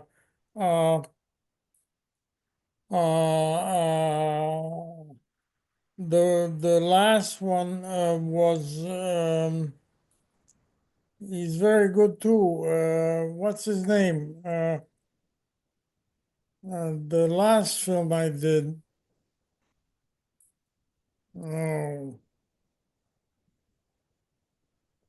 Oh, should have had a thing. Oh, I'll see if I Um, can. The last film that you did, was it Dancing for My Havana? Was it that one? no, before that. Oh, Born to Be Great. Uh, No, before that. oh, before I've got that one, I've got Christopher Columbus. Then, Yes, well, Christopher Columbus' score was very good, hmm. and that was the musician. That's the name I couldn't remember, and his name is he's alive. Oh, it's He's Cliff Alderman. Cliff Alderman. Yes, he's a very good musician. The score is excellent, and uh, very nice guy. Again, a good score. A Hmm. good score, no question. So of course you have Ken Thorne doing Superman 2 and Superman 3 with John Williams doing one. Um, any significant differences how the two gentlemen worked, or were they sort of, because obviously their approaches to the Oh, Ken Thorne, first of all, again, is a very nice guy, very professional. I think he did a good job. I don't think he is John Williams. I think John Williams is the best musician for music film in the world. Mhm. There's no question. I think Ken did a fantastic job, but he's not John Williams. Mhm. And we used a lot of John Williams' score in Superman 2 and Superman 3. Was it conscious to do that to kind of to keep the Oh, film thematically the same? absolutely, absolutely. I talked with Ken and I said you have to use Williams as much as you can. Mhm. Uh, as I said, he's a very nice guy, but he's not John Williams, Mm. no question. Mm. And of course John that. Williams, Mm. the best. Mm. And adapting a score is in itself not easy. So not only doing new music, but you also kind of to keep the flavor. So that takes quite a bit of a skill on Ken's part to do that so seamlessly. He did a very good job, but I mean, I had lunch with John Williams in London, and I asked John, I said, John, who's the greatest musician of all time? And he said, Beethoven. And I said, why? And he said, oh, because he brought romance. And that's what he said. And my favorite musician of all time is Beethoven. Mm. In real life, no question. Mm. And you have the World Over Beethoven song in the Superman 3, which is a nice sort of conscious or not, it's a nice nod to Beethoven. Um, I was, Yeah, yeah. I think that was conscious. Oh, right. Yeah. Yeah. When you were working with Marlon Brando on the Christopher Columbus, he was he difficult when he did Superman? Was there any kind of change to when he was a year No, later? no, no, No. no. With Marl, it's a fantastic story because we had a meeting in Los Angeles with Richard Donner and there was another person. I think Tom Mankiewicz, Oh yes, yeah. uh, the writer, Mm, and myself. and we went to meet Brando, and he made us wait for an hour. So we were all waiting and waiting and waiting and looking at a big door. There was a big door, and we waited an hour, and no Brando. And then suddenly there was a little door, and he appeared, and it was Marlon Brando, and he was I don't know, he was 67 or even younger than that. I mean, Mm. uh, Yes, he wasn't and quite he as old as he started looked. giving us a whole story about doing it as a suitcase or a green bagel. And I was very young, and I started sweating because I think I was 30. And I started panicking and saying, "Okay, this is the end. This is the end of my career. Nothing will happen now. This guy is crazy." And Donna was very calm, and he went on and on and on. And then he turned around and he looked at Dick and he said, "Don't you think so, Dick?" And Dick said, "No, Marlon, I think people want to see Marlon Brando. They don't want to see a green bagel or a green suitcase." And then he was perfect. He was absolutely perfect throughout the whole shooting. He even gave us a free day, which is very unusual, but he gave us a free day. And on Columbus, he was absolutely fantastic, and we became pretty good friends. Actually, we became pretty good friends.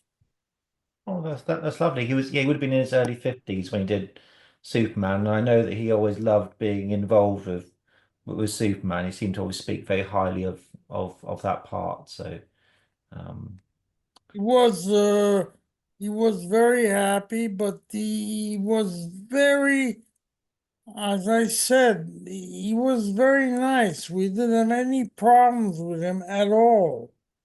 After the meeting, where he was crazy, but on the shooting, it was perfect. It was great. As I said, he gave us a day. Uh, he was always on time. Uh, he was very nice. And on Columbus, he was absolutely perfect. hmm. And I said we became pretty good friends. Pretty good friends. Hmm. Oh, fantastic. I know a lot of Superman fans would have liked to see him in Superman 2, but I think it is much better that it's the mother that he has that relationship with because the things that he's kind of talking about in 2, you talk that with your mum, not your dad necessarily. So I think it was a wise decision to do that. That was very good because it's true. But the fact is that we didn't want to give him 3,000,007 again and 11.75 of the gross, which he had on Superman 1. Mm. He made $19 million. And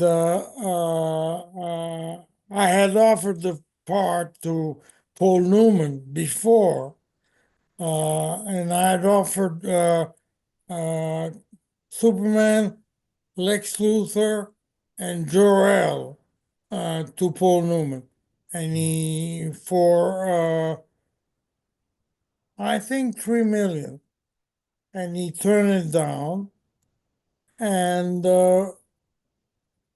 we then miraculously got Brando Hmm. Um, because there was an agent. Uh, and we became good friends because he was an agent who cast two movies that I had made, Cross Swords and another movie. Uh, what other movies did I make?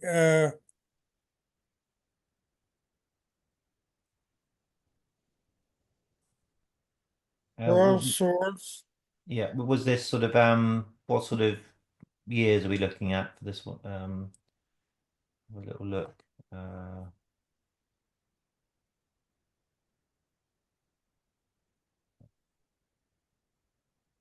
What other movies? yeah, so pre-Superman, as you said, Cross Swords, The Twist, uh, Bluebeard, Kill, Kill, Kill, uh, Life to the Edge of the World. I've got here. Lion of the World was a very good musician called Piero Piccioni, Italian, a very good musician. Uh, Lion of the World is my first film, really, where I had an important part because I was associate producer Hmm. and I think I was 23 or something. And uh, And it, I worked on the script with a writer who passed away recently called Tom Rowe, very nice guy. And I saw it again recently, and it's a pretty good film. It's a pretty good film. Uh, and Yul Brynner was fantastic. And Kirk, I met Kirk, very nice man, hmm, very nice man. And Yul Brynner I didn't meet. hmm, I met him on the set, but I didn't become friends with him. yeah. I haven't mentioned what was Gene Hackman like? Was Gene Hackman a nice guy? Uh, he was very nice, very professional. Never had a problem with him. Never. Hmm, Uh, Always on time. Uh, no, very good experience with Gene Hackman. hmm, As I said, very good experience with Marlon Brando. hmm. Do you remember Jackie Cooper at all? Oh yes, very nice man. Again, uh, uh, I mean, all these actors. Margot Kidder was a wonderful girl. She was a very nice girl. Susanna York, wonderful. Uh, no, I've been very lucky with actors in general. Never had any problem with any actor. Hmm. And of course, you have Glenn Ford in the first film, another big name, and so it must have been lovely as a film fan to be surrounded by these stars. Really, it must have been.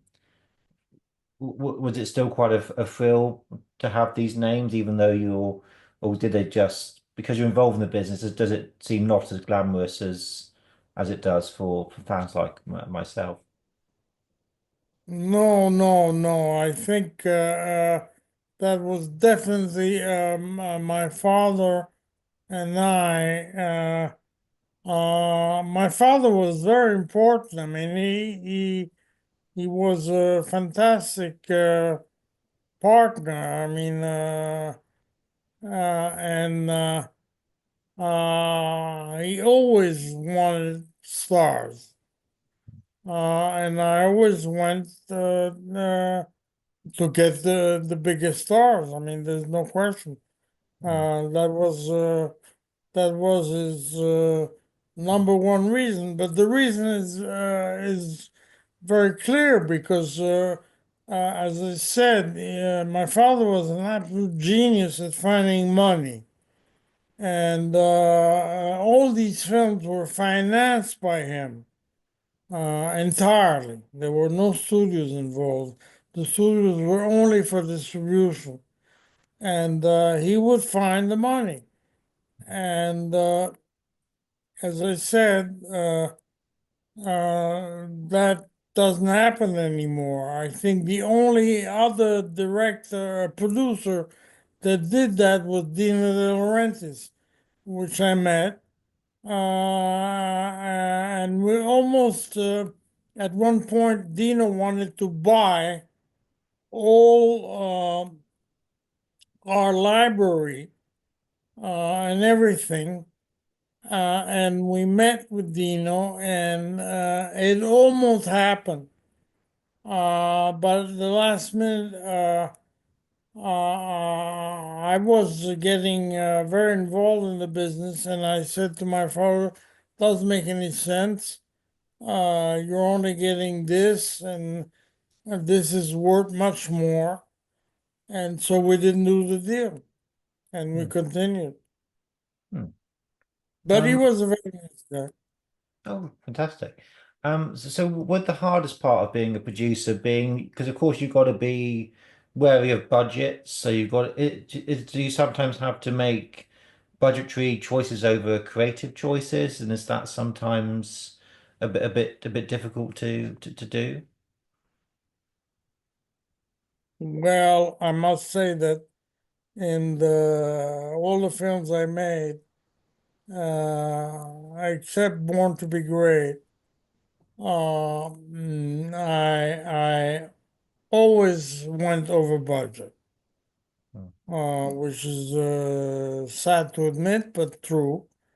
And the reason is that I wanted to make the best possible film, and if we had to add something in terms of money to extend the shooting, we would do it. And again, it's very bad for me to say that today because I'm preparing two films, but I went over budget, Hmm. definitely. Hmm. Except Born to Be Great. Hmm. It seems that Hollywood now could use more people like yourself in the respect of but caring about the art as much as the money, and now it seems to be more sort of money driven by in many cases people that aren't film people that you and your father and your grandfather were.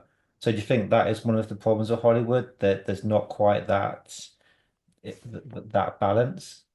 Yes, I think a lot of the studios have young guys who don't even know movies and are in charge of production, and the results are awful. I mean, how many good films are they now per year?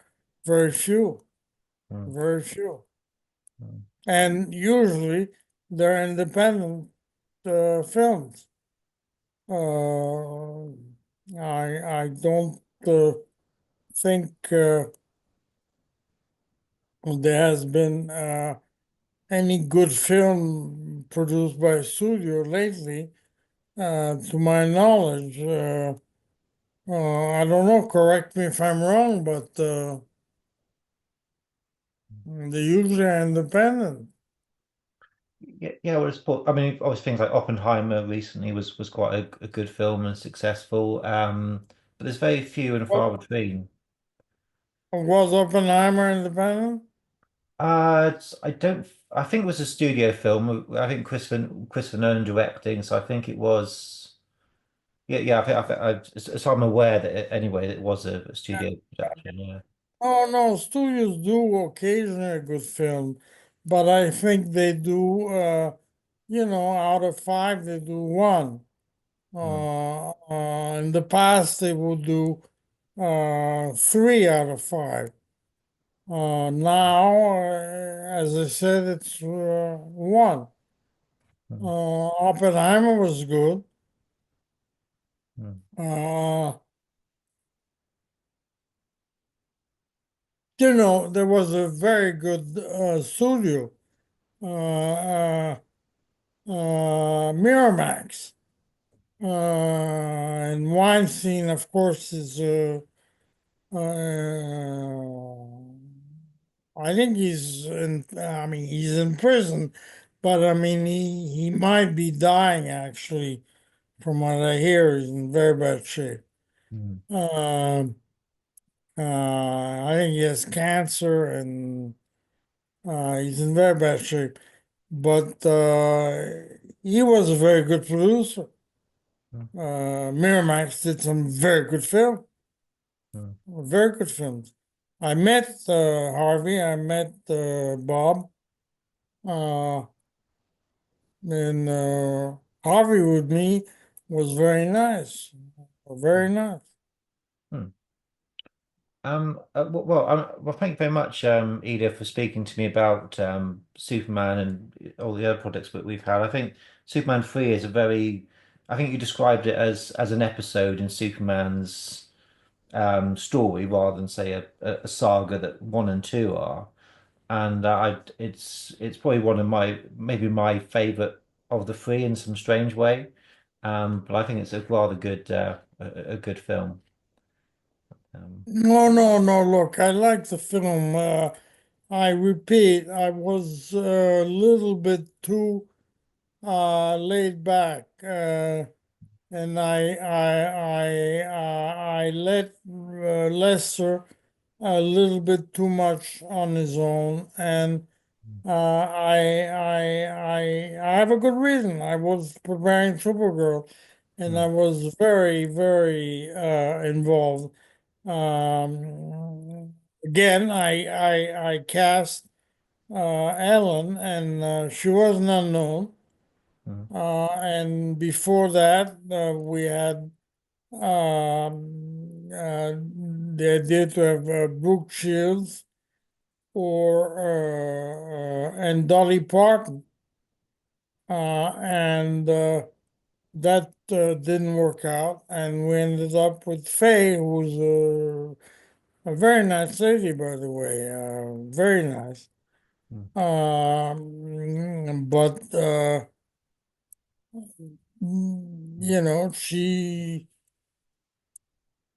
she's not uh,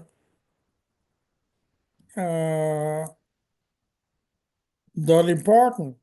mm, mm. I think Dolly Parton would have been Mm. uh, very interesting, even as a whole concept. It would have been different. Yes, yes. And of course, you have Peter O'Toole in Supergirl as well. So again, very, very good, a good actor. And Hey, that was a great thing that I got Peter, and we became very good friends. He was a very nice guy in life. mm, Uh, and he was absolutely perfect on the shooting. He was on time. He was there. Uh, he was very professional. Very professional. mm. Wonderful actor. Oh yeah, yeah. So out of all the three Superman films, is the first one still the one that is closest to your heart?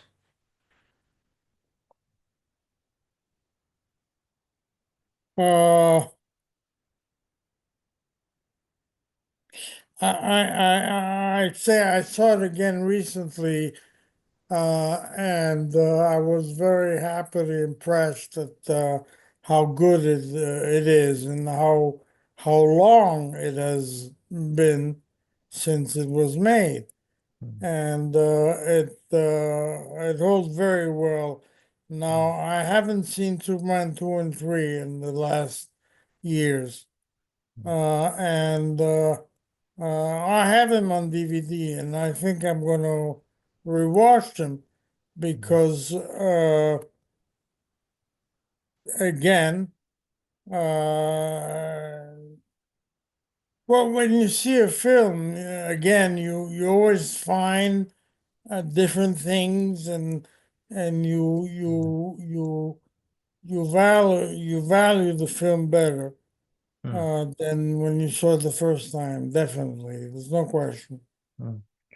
Yeah, I think Superman 2 is a really good film as well, and I think it'd be fair to say that it suffers slightly by having two directors, and therefore it's neither one or the other in some respects, but it's still a very good film. And with Superman 3, it is very much its own, whether people like it or not, it is very much a sort of because it's probably the easiest of the three to make in a way, I would have thought, because you've the Yeah, technology is there, etc.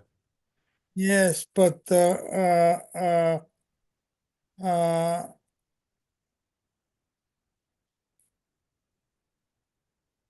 who directed Superman 2? Oh, Richard well, what Les. two Leicester with some footage that Donna had done, but before, so it was a bit of an amalgamation of the two. Well, I mean, there is a Donner cut which has literally almost all his footage that he shot, and I saw the two cuts. I was actually at the premiere of the Donner cut in LA, and I did the piece with Donner actually. Uh, and we became pretty good friends actually before he died. Mhm.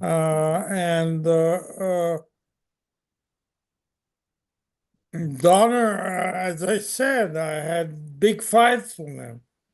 I never had a fight with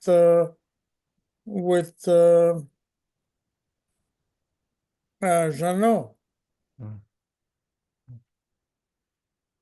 Do you have a favorite moment from the three Superman films? A scene that you think is you always enjoy seeing? Is there something that about those films that you think, well, I love this moment. I love this moment. Christopher here, Hackman there. Is there something that kind of sticks out? I don't know. As I said, I saw one recently, Mm, and it's a very good film. I mean, I hate to say it myself, but it's a very good film, and it was absolutely great to see it with an audience because the audience was clapping and cheering, and I mean, the film was done in '77, and to hold that long is pretty fantastic. And as I said, I was very happy. I'm I'm gonna watch Superman 2 and 3 again. mm, Uh, um, to to to compare, but uh, again, with Donna, I had big fights. With Jano, I never had a fight. mm, Never mm, on one or two. I mean, on 2 or 3, never. mm. I'm quite a big, That's yeah, a problem. That's a yeah, problem yeah. because sadly enough, the fights can be positive. Hmm. Oh yeah. And I think one of the reasons why Superman is the first one so good is that you were trying to figure it out how to make him fly and it up against it, release dates and things, and I think probably that helped to push it to be even better than it would have been otherwise. So Well, I mean, first of all, Donner was an absolute perfectionist. It was incredibly difficult. As I said, we had big fights. mhm, I even remember at one point we were in London at Pinewood in Theatre 7, and I started screaming. He started screaming. I started screaming, and I left. I left the theater, and then he called me back, and we made peace again. So we had all the time we had fights at that. Hmm. But we ended up very good friends. Well, that's brilliant. I don't think any of the Superman films after yours will ever have that kind of the legacy that the original films had. I don't think anybody will look back as fondly at some of the new ones or the ones going to come out in July, 40 years down the line as they will with Superman the movie. That's kind of it's Well, not I a mean, look, film. I met and we're discussing, but I don't know now because Brian Singer, who shot the Superman Returns, Hmm. that was the name, right? Oh yes, yeah. 2006. That And was, yeah. Brian Singer, very nice man, and we met, we had lunch. Uh, uh, and I heard recently that there's no way you can make a film with him now. That Uh, yeah. the studios won't take him. Yeah, I think a few things came out. I don't pretend to know the details, but I think, yeah, a few things have come to light, sadly. So, but a good filmmaker, as you say. Um, Very good mm, and and very nice man in life. Very nice with a lovely lunch and he loves Superman one. I mean, he did Superman Returns, mm, uh, which wasn't that bad. I mean, I think it no, was pretty good. mm, Uh, mm. I mean, he didn't have. Uh, I mean, he had Chris, but uh, I don't know. The film had some. I think it was too slow. I think it Mm, was too. mm. That was the reason. Mm. Because I think it did okay, no? I think it did. I think it's one of those things where they thought they'd make a sequel, but The Dark Knight came out and obviously made a lot more money. And for some strange reason, they compared the film to that, and there was a number of other reasons as well. But they decided to scrap the film, the sequel, for some reason. But on paper, it would justify a sequel, but it never kind of happened, unfortunately. But Yeah, yeah, no, he's a lovely man. I mean, as I said, I wanted to make a film with him now, but mm, I don't know if it's possible, sadly mm. enough. Yes, that's right. I was just wondering, what do you think, in your opinion, makes your three Superman films so timeless? What is it about them that we as fans love so much? I don't know, it's a very good question. I think really Christopher Reeve.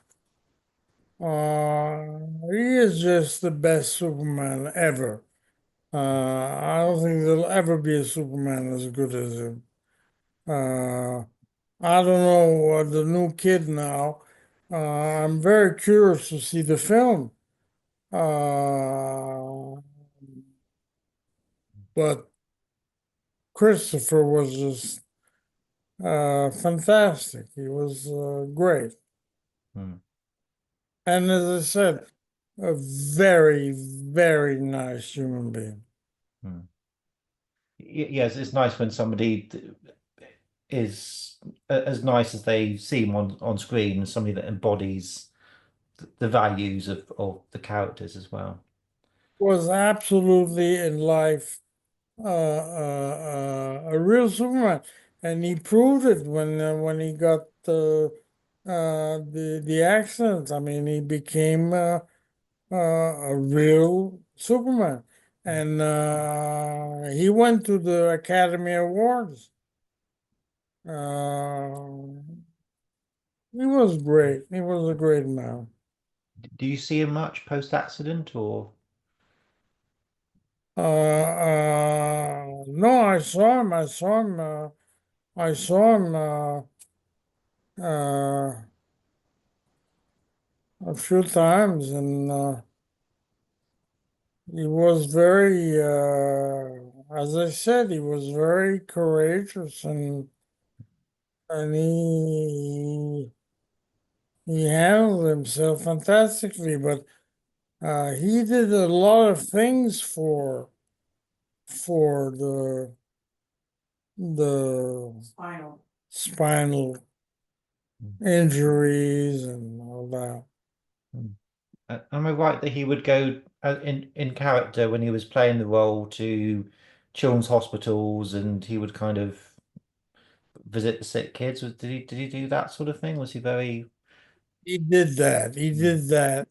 And as I said, he was an extraordinary human being.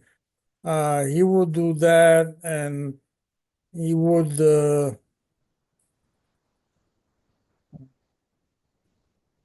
no, I mean, as I said, I mean, I'm gonna cry now because he was a fantastic, fantastic human being. Hmm. And lastly, I was just, do you ever sort of think of your position in the respect that you started kind of the comic book movies that of course now there's one that comes out every 6 months, but if you hadn't done those films back in the 70s and 80s, would we be seeing Iron Man? Would we be seeing Batman?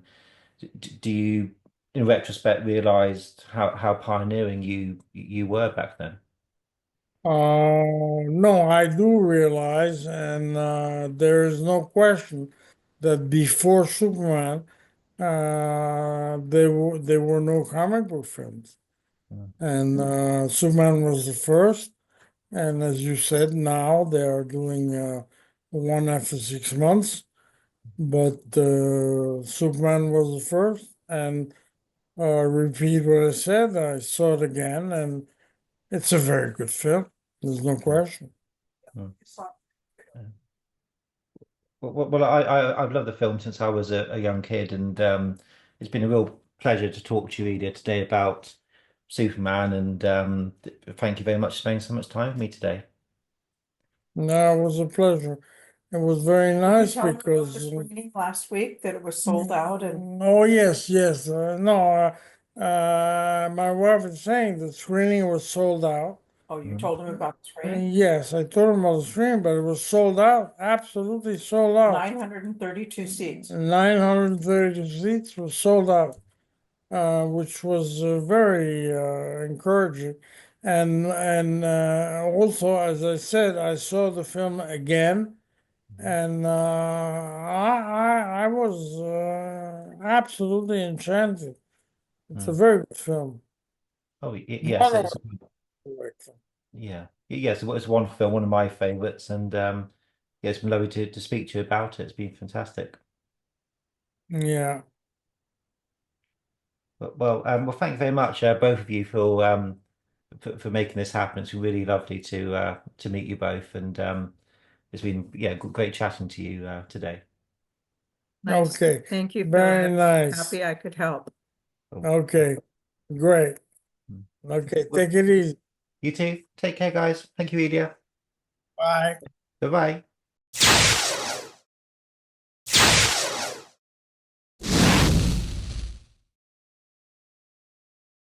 Good evening. Good evening. How are you, sir? I'm good. You? Yes, not bad. Thank you very much. Thank you for wanting to talk to me about your career, particularly on Superman 3. It is very much appreciated. Well, first of all, I just wanted to ask why you wanted to get into the stunt business to begin with, and how did you kind of go about that? Well, I didn't, to be honest. I had no idea what stunts were. I I was an athlete with several British championships and not really knowing what I wanted to do. At one point, I thought I wanted to be an actor. At one point, I was mucking about with modeling, but I was too heavily built with muscles to be a model. So I was doing character modeling. And within my sports background, I met. I was actually at my wrestling club, amateur wrestling. My coach said to me, "Oh, we have a stuntman that comes here." And this was though he was a coordinator at that moment, at that time, Jackie Cooper, who was working internationally. And it was some months he'd not appeared, and on the night he did appear, he sort of nudged me, my coach, and said, "That's him, that's him." And I was due to attend um, an English championship wrestling match. And my coach wasn't able to be there as my second, as he usually was. And after introducing me to Jackie and we got talking and so forth, he said to me, "You should be a stuntman." And I said, "What's that?" And he said, "We haven't got a black stuntman." And he then went on explaining the processes and so forth. And I thought, well, this is great because, my parents went broke paying for all my forays into various sports. And of course, at that time, amateurism was really amateurism. You could not receive monies from anywhere. Now I know you've got sprinters, they've got sponsorship with famous car companies and so forth. But in our time, no, it was, I remember standing at the bus stop many nights in all sorts of weather, getting to and from my home to venues and so forth. And so in my head was, gosh, I'll be doing something I truly enjoyed and will be paid to do. And yeah, so I've got Jackie Cooper to thank. I then went through all the processes, the paraphernalia one needed to do to becoming a stuntman. And you were the first black stuntman on the equity register, is that right? So you were kind of Well, that's what I was told. I was told I was the first in Europe. It right. first registered. I mean, obviously there's always been people doing things willy-nilly off their own backs, but as a properly registered stuntman, yes, that's what I was told. Hmm. I was just wondering about your modeling career. Did you enjoy that? Or was it? My Did you enjoy when you were modeling? Was that? Well, I wasn't at it for long enough. I did a couple of jobs, characterizations with articles, um, and I didn't do enough of it to think, gosh, this is what's going to pay my bills. So it was just as well that transition came about. And even after getting into the film business, it's a very precarious business because I'm now faced with a situation that there are a handful of black actors at the time and not really doing any sizable parts. And it wasn't long before I found myself sitting in an audition room with some of the people who had preceded me and I thought were really big, accomplished actors, which at that time and for that period they were. But there I was, not really having completed any training as such, sitting there waiting to be auditioned with them for specific parts. And as I observed all of this, I just thought, I did go afterwards. I took the initiative and I went to City College. They had a drama course there. But I still didn't feel that it's what I wanted to do because naturally I consider myself to be an introvert. And so when I was introduced to stunt, that seemed the perfect vehicle because I'm working in an industry that I truly had interest in, but I wasn't being seen, which means I could go about my life, go to the supermarket and all the things we do privately and not be recognized. So that really I thought that the best of both worlds. And one of your first credits is the Spy Who Loved Me. Do you recall what you did on The Spy Who Loved Me? Now, The Spy Who Loved Me, that was my first big film. I'd managed to secure bits of commercial and television before doing so, but that was my first big film. And again, thanks to Jackie, because he knew Bob Simmons, the late Bob Simmons, who was the main coordinator at the time for the Bond films through Cubby Broccoli and the team. And it was what was, we in the stunt business call a knockabout job because for anyone who remembers that, we had the big set, which is still, to best of my knowledge, at Pinewood, where the submarines came in. And so, whilst there were no massive stunt, don't there were what we call knockaround. They are still stunts, but they're no major stunts. Actually, on the film, the major stunt, which there was one which was really quite groundbreaking at the beginning, if memory serves me right, and you have to forgive me if I get things mixed up because I've since been very fortunate to have worked on many of the Bond films. So I could get things out of sequence, but I do remember, if memory serves me right, that wonderful opening sequence of the skier going off and the Union Jack opening. I mean, that was phenomenal. That really was phenomenal. And as I sat there as a newcomer, thinking, gosh, we'd seen that because they'd been on location achieving all of that stuff. And when they came back and we saw the rushes, and you think to yourself, oh my gosh, I'm going to be a part of this. And it had set the precedence, obviously, for you wanting to do better, whatever it is you did. You wanted to do the best because someone had already set such a high benchmark. So irrespective of the size of a stunt, you just wanted to be as proficient as possible.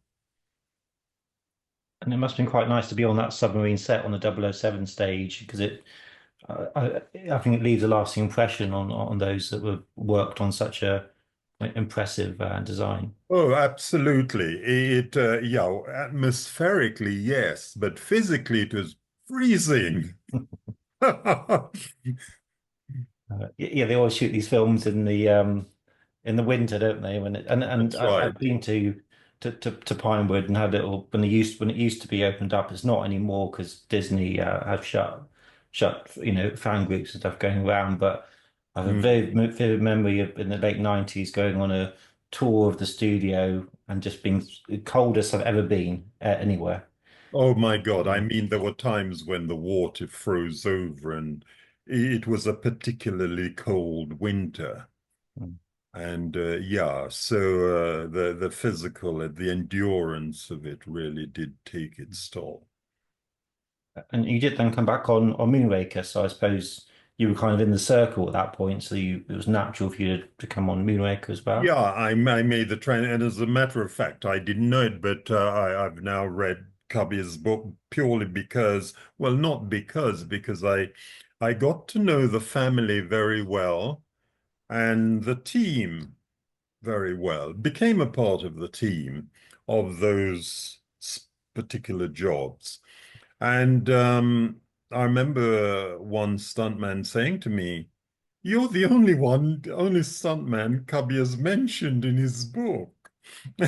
There was a brief mention there of there's a little quip of when I doubled Grace Jones on the Eiffel Tower, uh, sort of when we first her and I met, and she'd talked to everyone how she'd met her stuntman, and he had trapezius muscles. In those days, I was still quite heavily muscled, and she was at the time in a relationship with we now know him as uh,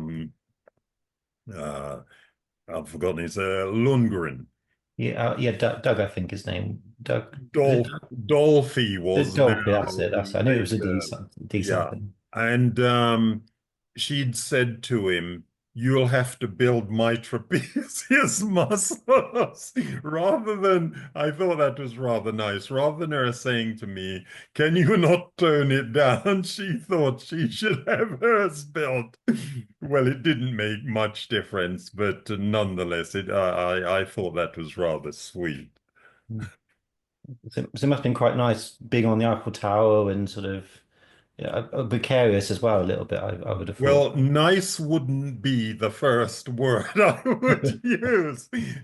I would say it was concerning, the job, because the girders are only about no more than 11 inches wide. And, being about 525 feet up, you, it was myself and BJ Worth, who's a base jumper.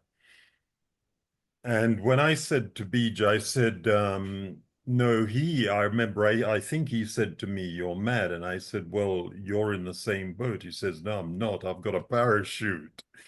And it suddenly occurred to me because I hadn't thought of it like that. And we'd waited for a fortnight, within that fortnight, trying to get the best weather possible. Because obviously, when you're on the ground, it may feel good, but when you're that high up, the wind factor is very different. And I remember being generous by giving him the first good day we had. And I was then left with waiting for the next good day. And I don't think we had as good a day, and I just remember being up there because now your field of vision is cut to that because I'm wearing the mask and everything, and the cape's blowing around, and the last thing you want to be is preoccupied with a blowing cape swiveling around your head. But nonetheless, it's history now, and here I am sitting, but no, I certainly within my time as a stunt person had some very challenging jobs, which was but it sets you above the rest. It make your colleague sort of it lays down a benchmark of respect. Did you have a safety cable when you were up on the Eiffel Tower, or was it just? No. And what had happened was they had to have a net for security reasons, but it could only be, I forget the sort of height, but it was there as a precautionary thing. But the point is, due to the complexity of the job, if I had fallen, I would have probably bounced right out of it. But for purposes of all sorts of paraphernalia of how security worked at that time, it would be interesting today to see if they could do that, because I think it would be difficult, because we've moved on a pace now with risk assessments and things like that. So I honestly couldn't see that being carried out under the current situation, because the other reason it's not as if I was just running from one girder right to I wasn't running in a straight line. It was zigzagged to actually get to the end of the Eiffel Tower, to make sure I was holding on tightly enough and to look as if I was about to jump, which is what gives the overlap for them then for BJ to be able to do his thing, that movement that takes him into his base jump. Yeah. So your first brush with Superman was on Superman 2, and I believe it was the exterior of the Metropolis set with the three villains and the. Do you remember being on that location on the Pinewood lot? Well, I remember being on them all, but you're probably you can be probably more specific with the actual stunts, Yeah. because you would have quite possibly watched a film knowing what you want to Hmm. present. But for me to think back, and again, having done quite a few of those, Hmm. it would be difficult for me to sit here and say, oh, yes, I remember that exact, because again, there are, like we've just talked about the Eiffel Tower now, they're what we're talking major stunts, Hmm. and the Union Jack, the opening, the ski, these are major stunts. Yeah, I think with on Superman 2, it was probably, as you say, more straightforward. It was so there'd been lots of wind machines and people sort of falling backwards as if they're being blown Right. by the villains. I think that's what you were doing on that one, and you are seen on screen as well. So it's Right, so right, yes. I guess it's when Superman's blowing and doing his thing and we get blown about. mm, Yeah. yeah. So of course you end up on Superman 3. I assume were you doubling for Richard Pryor on Superman 3? Now that's an interesting scenario, actually. Yes, because again, here we are, because again, the Americans are far more advanced in the political situation of not having people blacking up. And so when it was told to me that Richard Pryor was coming to England to, and obviously I'm the only black stuntman there is in England at the time. When we actually met, I'm twice his size, and obviously, whereas I'm ebony, he's more cinnamon. So we now have, but nonetheless, I would still have to sit in the chair for them to attempt to sort of bring my pigmentation up, my color, to his, which was, I'd had it with, I've had it since with other actors, American actors. And it's never you can never achieve it. But the point is, one's making a political statement that it is another black person doubling another black person. It is not, you know, it is not the Goon show of, you know, a white person blacking up. And so, but then what had happened? We had another Greg Elam, a Canadian black stuntman, who was far better suited physically, the size, though he wasn't as dark as me, he fell in between Pryor and myself. So what we did with well, it was a coordinator, and credit should be given to him, Paul Weston. He'd he brought about a situation whereby we were both on the job, and we both went through readying ourselves to be able to do what was required. But when we actually went out to Calgary to do the jump, the ski sequence where he came off the roof and fell into the bag, which he did a brilliant job. You know, I wouldn't take anything away from Greg. He did a brilliant job. So he did the job. And I did other we both did other jobs where, but for this main stunt, he did the job. We'd both rehearsed the situation as much as we could without the physically coming off of that building up until the time that it was to have been executed. And then good sense said, well, look, he's more the build, the size, everything, and he did a bloody good job. There's some very interesting outtakes on the making of documentary that was released when the film was in cinemas to sort of tie in. The documentary shows Greg's attempts at skiing down the glass, and that Greg hadn't really done any skiing before.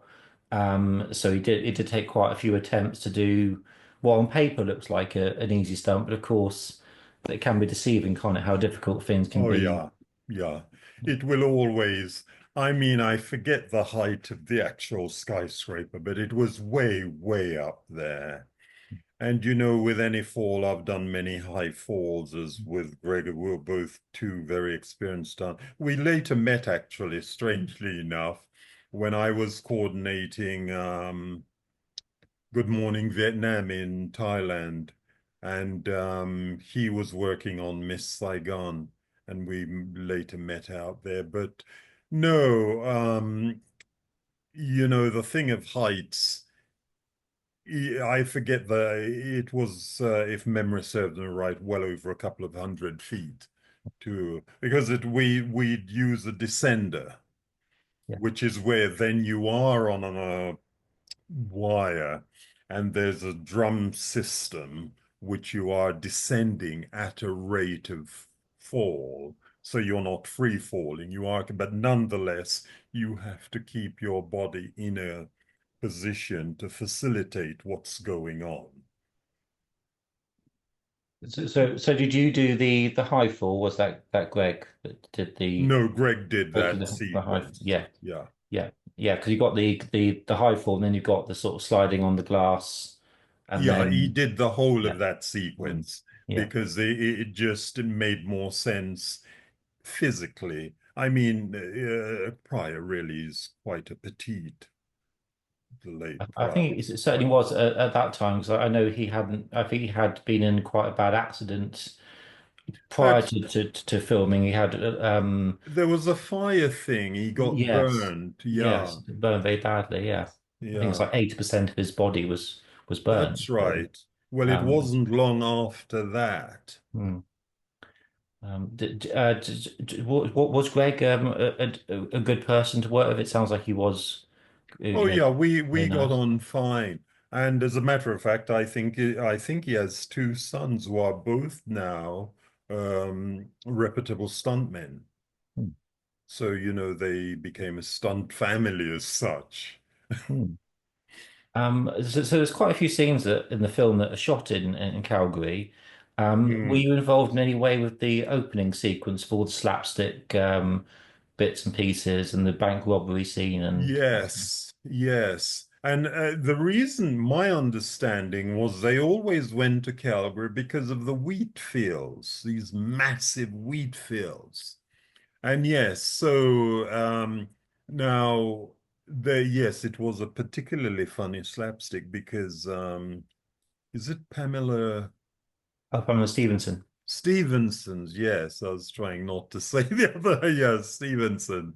She did that walk, didn't she, where she distracted many people. And so, which is what perpetuated the slapstick as she went along. So, yes. And did you get to talk to Pamela Stevenson, or did you see them filming Well, that I was scene? involved with all of that as she walked along. We had little bits of things falling about and so forth as a result of things which would have happened and so on. Yeah. And then there was a big the chemical plant fires, and there's lots of explosions. And were you involved in that sequence? We would have been on, I would have been on the periphery with others being blown about, falling, yeah, doing all of Mm. that stuff. Do you have much to do with the special effects people like Colin Shilvers? Because of course, you have to be aware of where the explosions are, the technicalities of that. Oh, Which, yeah. indeed, indeed. But in as much as for ourselves as a team of as a stunt team, this is where the coordinator comes in because if everyone is sort of wanting to talk to the special effects supervisor, things would become quite chaotic. So this is where you have the HODs, the Paul Weston. He's the one, that's in charge on the stunts on that movie. Actually, I'm trying to remember if it was a team effort between himself and Vic Armstrong, or Vic whether was it was, on the film.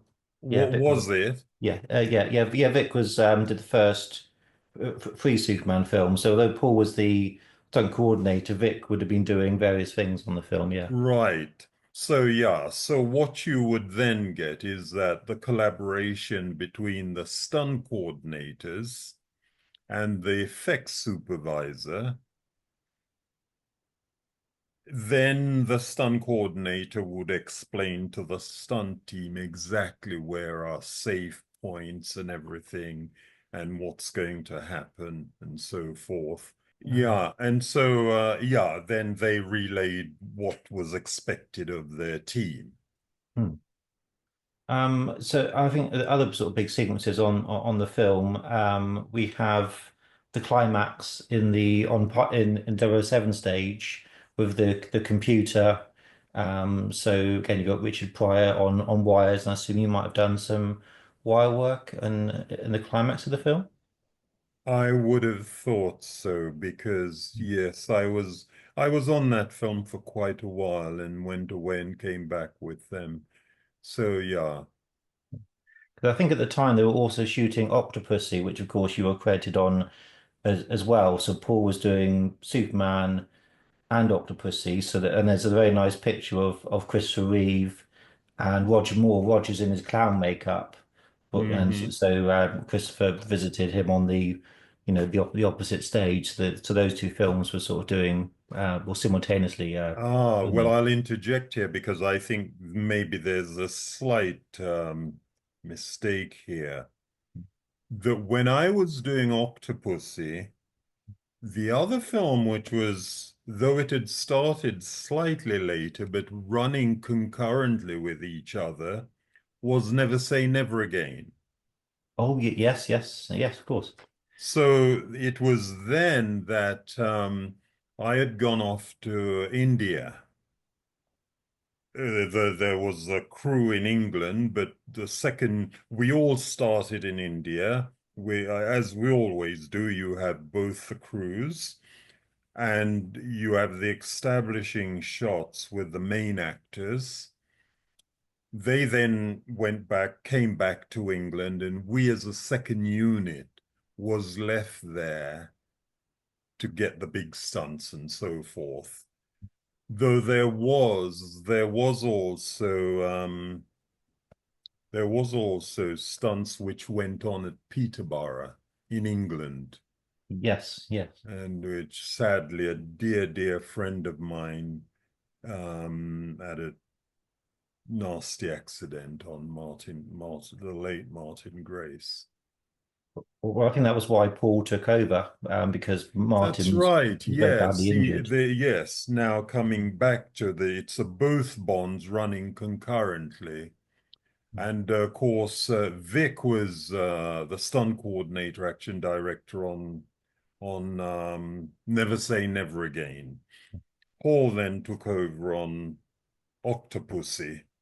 And yes, so that was a particularly good time for me and another of a couple of the stuntmen, because we'd had a long duration on Octopussy and then went straight on to Never Say Never Again. Hmm. Was Never Say Never Again a good film to work on? Because of course, being a Yes. Again, I encountered a not dissimilar situation with the pigmentation problem, where I was doubling the late Bernie Casey as Felix Leiter. And of course, again, he was several shades lighter than me.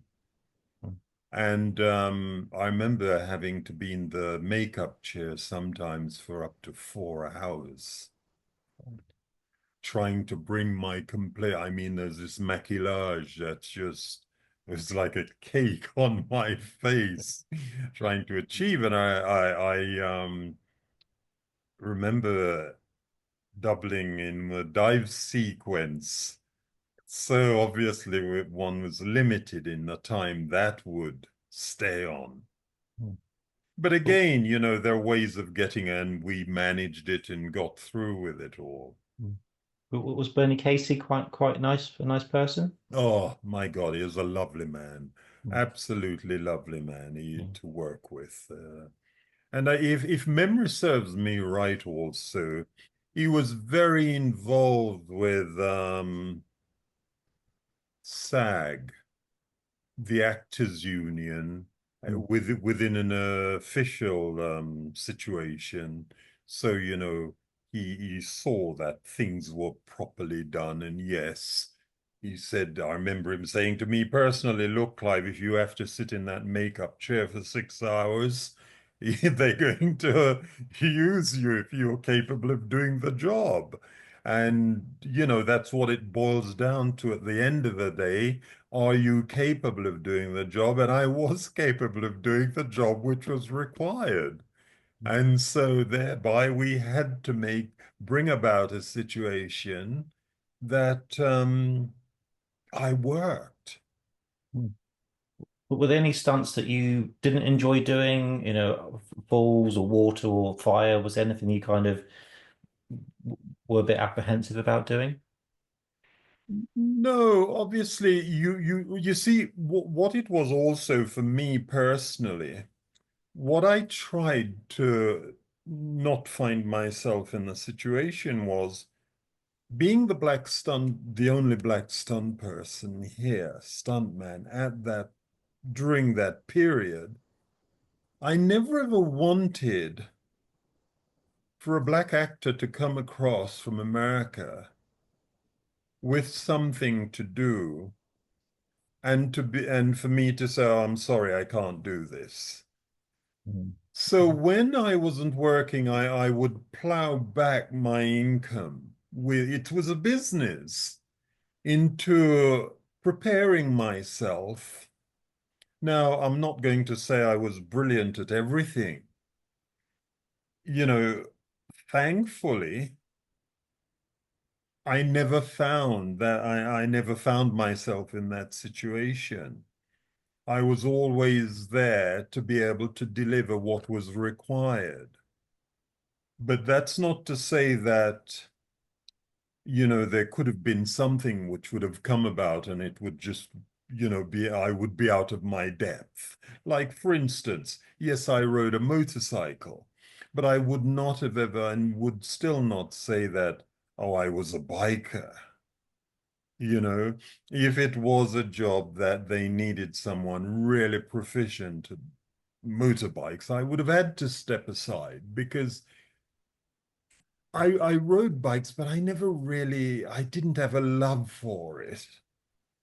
There were things, whereas with high falls and things, yes, it's exhilarating, and I've done many and fire jobs, the big fire jobs and so forth. Yeah, but there are some things, that you can excel at, and there are some things you will do the basics, but you're not going to make a fool of yourself because, it gets dangerous.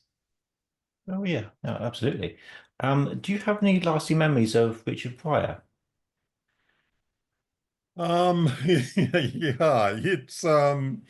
I remember when we first met, he was sitting down at the time, and I came up to him. Now, obviously, I was considerably younger than himself.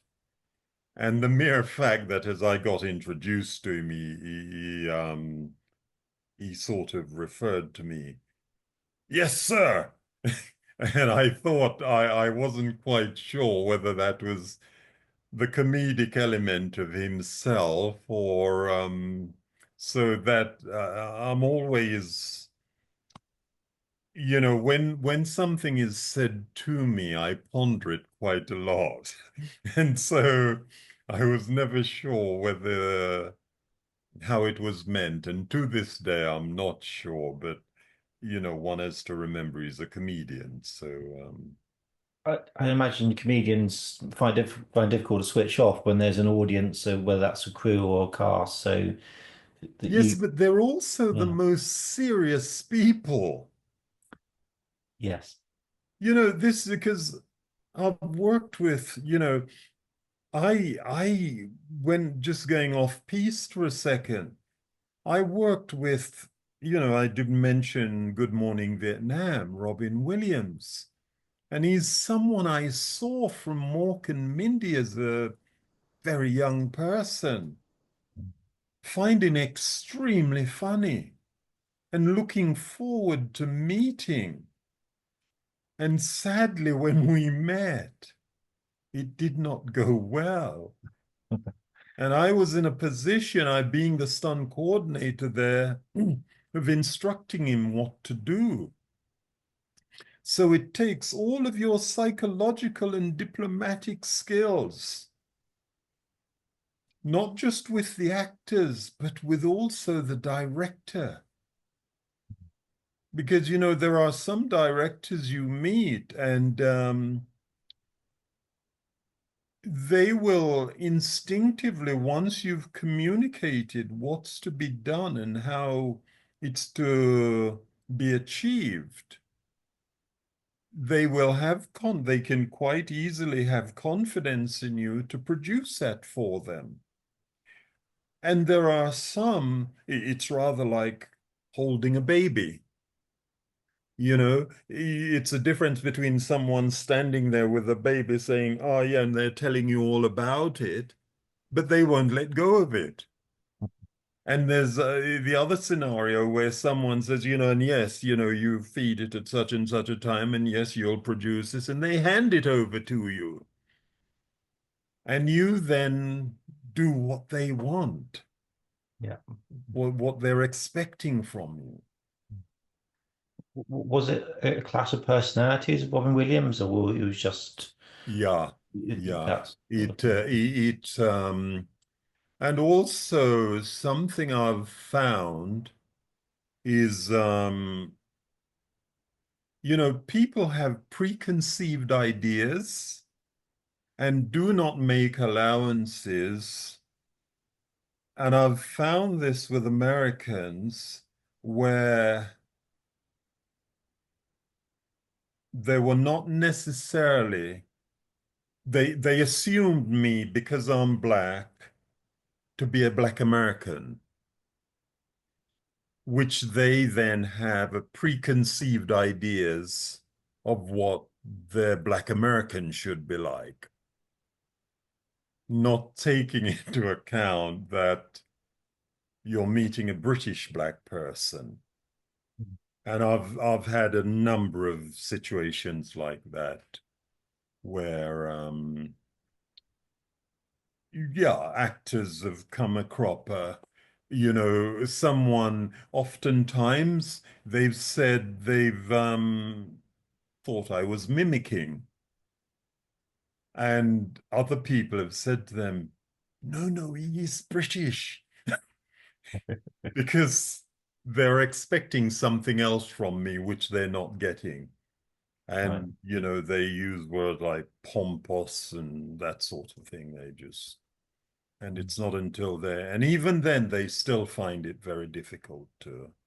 Now we're getting far more British black actors going to America, and they're becoming used to a situation there. And but you see, I'd always, from a very early age, I've been politically aware, and so for that, I read books on the Medvers brothers within the social ambiance of the civil rights and so forth. So I'd always I didn't when I met with Americans, I didn't have a preconceived idea. I was meeting a person, and they were there for me if I chose. If I found them interesting, it's for me then to find out who that person is. And that's not just because of their pigment. It's the same with white actors, Indian actors, whatever. You meet a person, you do not assume anything. If you find them interesting, you go and you introduce yourself and you talk with them and find out. I think that's the best approach I think that's the right mindset really because preconceived notions always sort of get Yeah. in the way and cause some problems. The climax of Superman 3, so after the computer rooms, the computer is destroyed. Battersea Power Station. Did you go to Battersea at all? God, yes, I'm trying to think how involved. I remember us going there. It's trying to think how involved I was with that. I couldn't have been so involved for me not to remember exactly, but I remember us going to Battersea Power Station, just because there were people. Now I know definitely. Um, I can't say for definite, but I remember there was a sequence whereby, there's the opening of those huge tubular thing, and there's some event taking place around the opening of that. Now, whether it was done, whether they'd rebuilt a mock-up for people to slide down, or whether it was achieved on the real one, that I couldn't, but I know something was done with, but I cannot remember exactly. Yeah, because I think what we're thinking of is there's a bit there's a sequence where people are trapped on a rooftop and Mm. Superman gets a sort of chimney stack and turns it on its side and people slide down. Is that what we're is It's that something of that yeah, sort. I yeah. cannot I be think that would have precise. been probably in Calgary because I think that was for the chemical plant sequence. So that would have been back in Canada that bit. But they might have done I think they would have done most of that on location. They might have done a few shots perhaps back in England. But Well, then you see, if it was done, then they would have had to have established a practical thing back in England. yeah, yeah. But yeah, I my memory's foggy on that.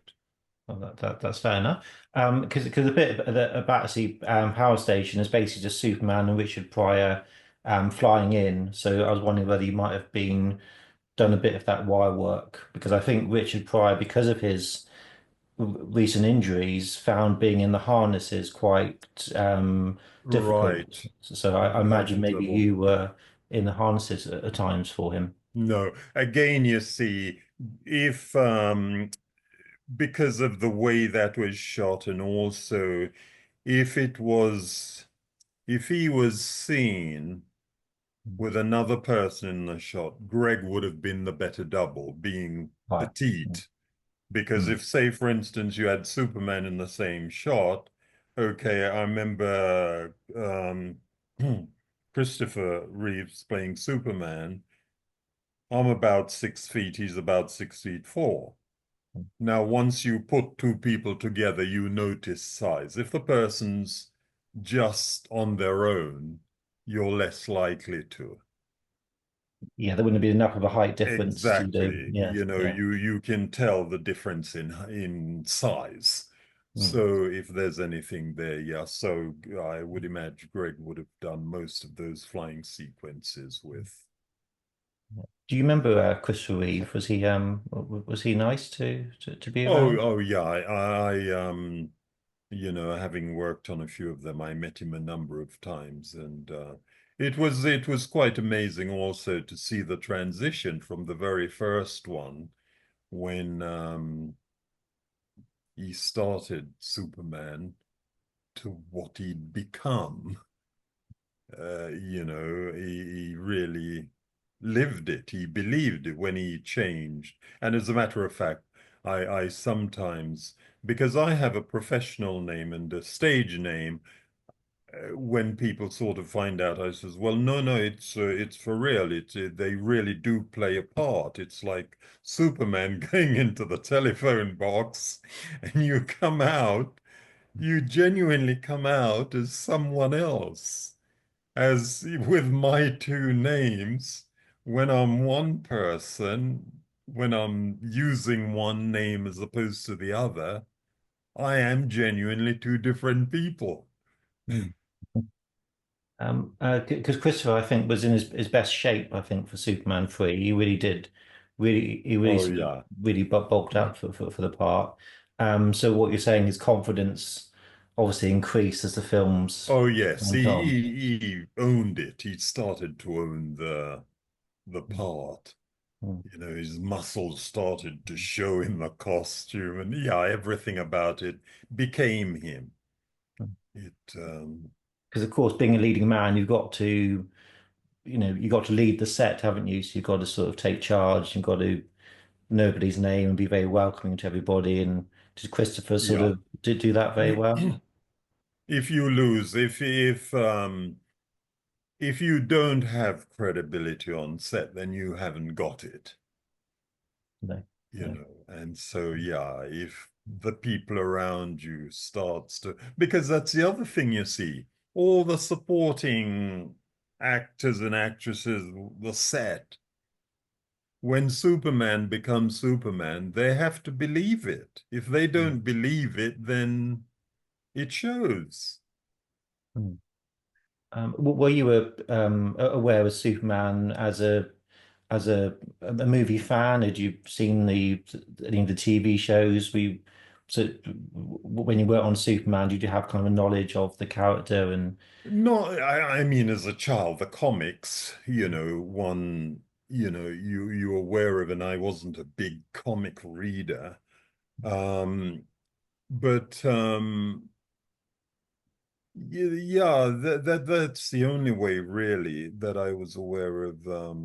But when they obviously wanted to put grown-ups, and I often say, so looking at some of these now, the Batman, the Supermans, and things like that.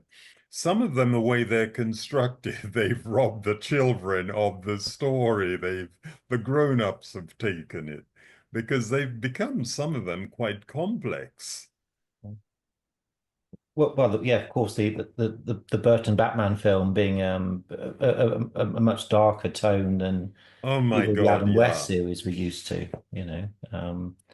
and as you mentioned, Batman, you have this wonderful fight in the bell tower, so that must have been Mhm. quite fun to do. Well, yes, that was and was never to be because, if one looks at that film, you'll notice that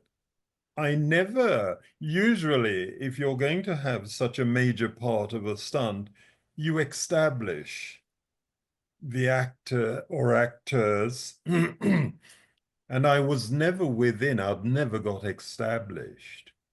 But what had happened was Peter McDonald, I hope I've got his name right, who was the action unit camera person. We'd been talking about a project previous to that, and which sadly never came off. And then when he found himself working on that, and not everything that he wanted, he was getting on camera, he suddenly shouted my name, much to some consternation, saying, well, he hasn't been established. He says, I don't care. And so when I appeared, and it's very sad because the late Dave Lee, who doubled, there were many doubles for Batman on that, but that fight sequence, he and I, and because we're both athletes, we could literally spar without having gone through the rudiments of I do this, I do that, I do, mapping it out rather like a routine. And that's why that fight worked so well. We It's a very literally brutal, sparred it. yeah, it's a very brutal fight, isn't it? It's Yeah, I've known of late, the later ones have all tried to replicate some sort of semblance to that fight, and I don't think they've managed it. Whether I'm biased or not, it's for the audience to say, but I don't think they've come anywhere near managing that.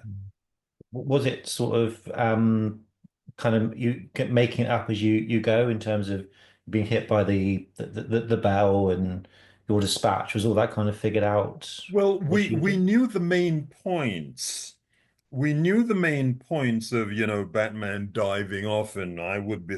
We knew those main points, but what we didn't have to do is labor in between those which would have affected the speed at which we went. We could have got. We feel as an athlete, a fighter, you feel things. You know when.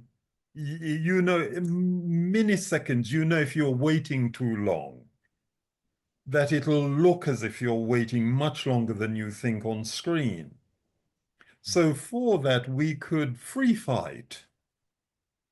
And we just knew that if, for instance, something had happened, a millisecond, we could still turn into it and make it work.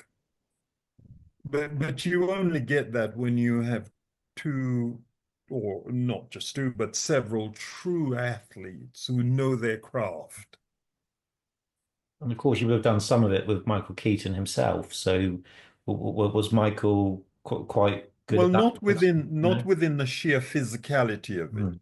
Yeah, Obviously, they're establishing shots where you have your lead, but within the sheer physicality of the fight, that has to be us.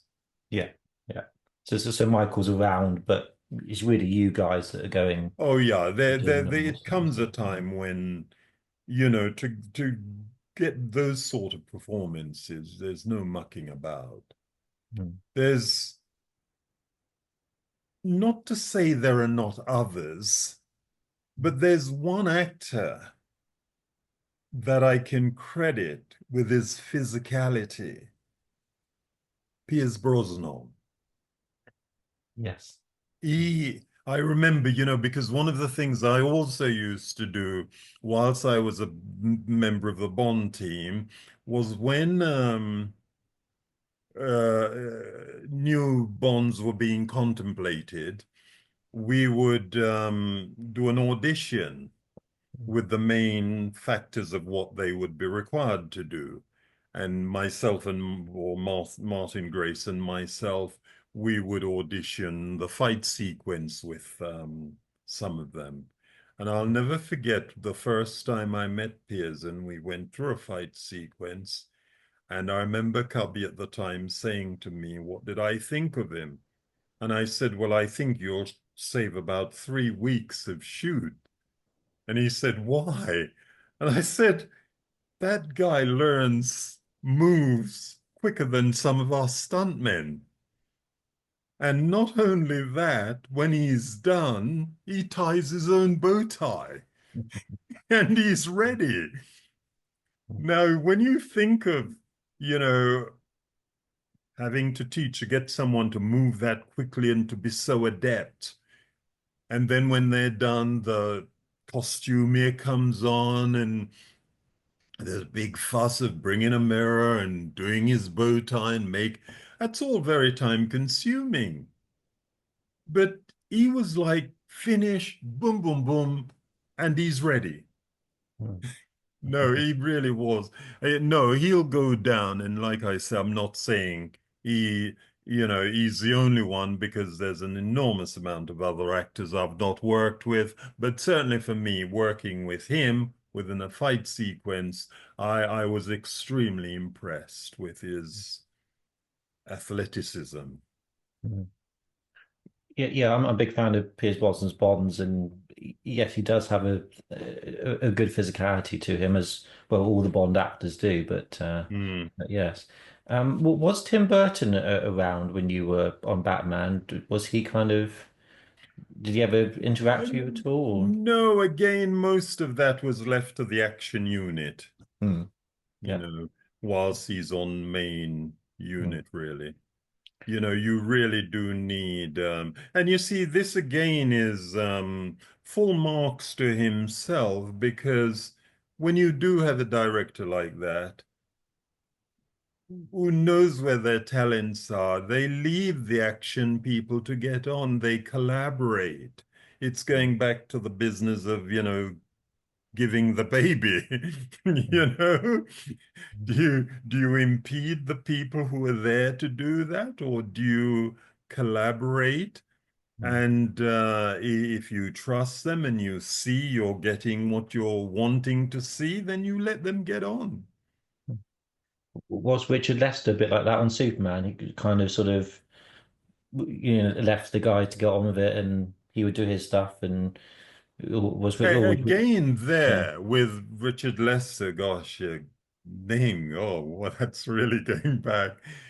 Because I was quite young at the time, and again, it would have been the interplay and interaction would have been between himself and the coordinators. I wasn't so involved with him. Hmm. I think it was. I remember there was a film. There was one of something I worked with on him when because I'd done a couple and he'd done a couple. When we acknowledge because we'd been seeing each other around. But Hmm. that's more of a person, well, knowing, yes, he's a stuntman, but he wouldn't have engaged in requests for, you would have done that with coordinators. Pardon Hmm. me. Hmm. You mentioned Peter McDonald. I have actually done a couple of chats with Peter. He's a lovely Oh, Peter McDonald. fabulous. Oh, really? That's good. No, a real real nice man. Hmm. Lastly, on Batman, was Jack Nicholson around, or did you kind of see him on set, or was Jack Nicholson sort of Around, I mean, around? for that specific seek, because of course that followed the fight, which within the same location, the dance took place. Hmm. And so, he was there, we're aware of him, but again, that's at a point when we're done with, but we're there as in case we want to do any overlaps of things. But now the focus of attention is on himself, and I'm trying to remember the female actress's name. Well, Kim Basinger. Yes, who I should remember because I worked with her on another film, and I always used to quip with the guys that my gosh, Tim Basinger bought me an orange juice last night at the bar, which she did. So, Hmm. yeah. No, again, I engaged with her, so she was just a lovely person to work with and communicate with. But you get some actors who you really look forward to meeting. And it's lovely when you do meet them and you engage like that. But there are times when there are huge disappointments. I can imagine. I think there's sometimes a bit of a perceived hierarchy of some actors that we don't socialize with the crew or the stunt people. They kind of sort of, and if you go and talk to them, they can think, why is this person talking to me? So Yeah, I think and that. and and just the mere fact that you're two people with different personalities, Mm, yeah. and it's Mm. yeah, some people can be naturally very insecure. Mm. I think a lot of it, if people do have trouble with people, it does usually comes from insecurity that people, That's right. it's not necessarily ego, or it's usually because they feel vulnerable Yeah, in a way. when an actor puts on his or her face, speaking metaphorically, there's lots to hide behind. But when they're themselves, you are confronting that person. Mm. You are then trying to look into their souls, and if they're not, it's a very different thing. I think when I've spoken to Paul Weston, he has very nice memories of Christopher Reeve, and I think one of the things that helped that was the fact that Christopher had to do so much stunt work, particularly on the Mm, first film. He did another year when everybody else had gone doing wire work and other things, so he would have known Paul Weston very well and probably had a good affinity for stunt people. So mm. I imagine him being quite personable with everybody, but Yes, but particularly stunt. also, again, I should give credit to Paul because I've known Paul for a very long time. And, like me, I guess, Paul's a very cautious, very, he thinks from a more psychological point of view. Stunt people have to be very good psychologists. Mm. And Paul is a wonderful at that, and he's a great diplomat. And so, no, he knows how to not ruffle. He has a temperament as not to ruffle feathers. But you can be gifted with that too, and it still happens. But no, again, he's a lovely man. Yeah, I 'Cause I have imagine part of fond the stunt. memories. Oh, yeah. I've spoken to Paul quite a number of times, and he's got all the time in the world for everybody. He's Mm, very nice. great Um, listener too. mm, mm. And I suppose one of the jobs of the stunt coordinator to know is to make sure the actors doesn't do too much, and some of the actors sometimes can be quite Oh my gosh. enthusiastic, trying to rein people back a little bit sometimes. Yeah, they can, become a bit you know, too much method acting. It's Mm. yeah. Just a couple of final questions on Superman. There is a sequence in the computer finale where Richard Pryor he has his yo-yo throughout the film, and he used the yo-yo to slide down a cable onto the floor to sort of escape Robert Vaughan's character. Right. So I don't know whether that might have been you or Greg that would have probably I done would have that. thought again Greg on that. Mm, Yeah, yeah. I would have thought Mm, Greg. You do actors and actresses the courtesy of leaving them alone because you never know if they're running lines in their heads or whatever. So, if you're standing next to someone and they engage in a certain way, then you entertain it. But if not, me personally, I leave them well alone to mm, just because they're sitting there doesn't mean they're not working. They're thinking out their sequence and running mm. lines in their heads and that sort of thing. Yeah, I think a lot of people are contained, thinking just trying to focus on what they're doing, and so therefore Yeah, not always time to sort of have deep conversations and things. no, no. But would you have seen Superman 3 when it came out? Because it's one of those films that divides fans a little bit because it has a lot more comedy in it than the other films. Do you think it stands the test of time as a film? I would not be able to, unless I saw them individually, I Mm. wouldn't be able to separate what happened in which and so forth. Yeah, yeah. Mm, For me, it's a long time ago. And, you know, having done not just a few of them, but many films mm, over I've now been in this, well, I consider myself now retired, but I was in the business for near 5 decades. mm, That's a long time. And, working prolifically. So, yeah, it's like I say, they're the big stunts, the major stunts you remember. mm, But for what we call the knockaround, mm. yeah.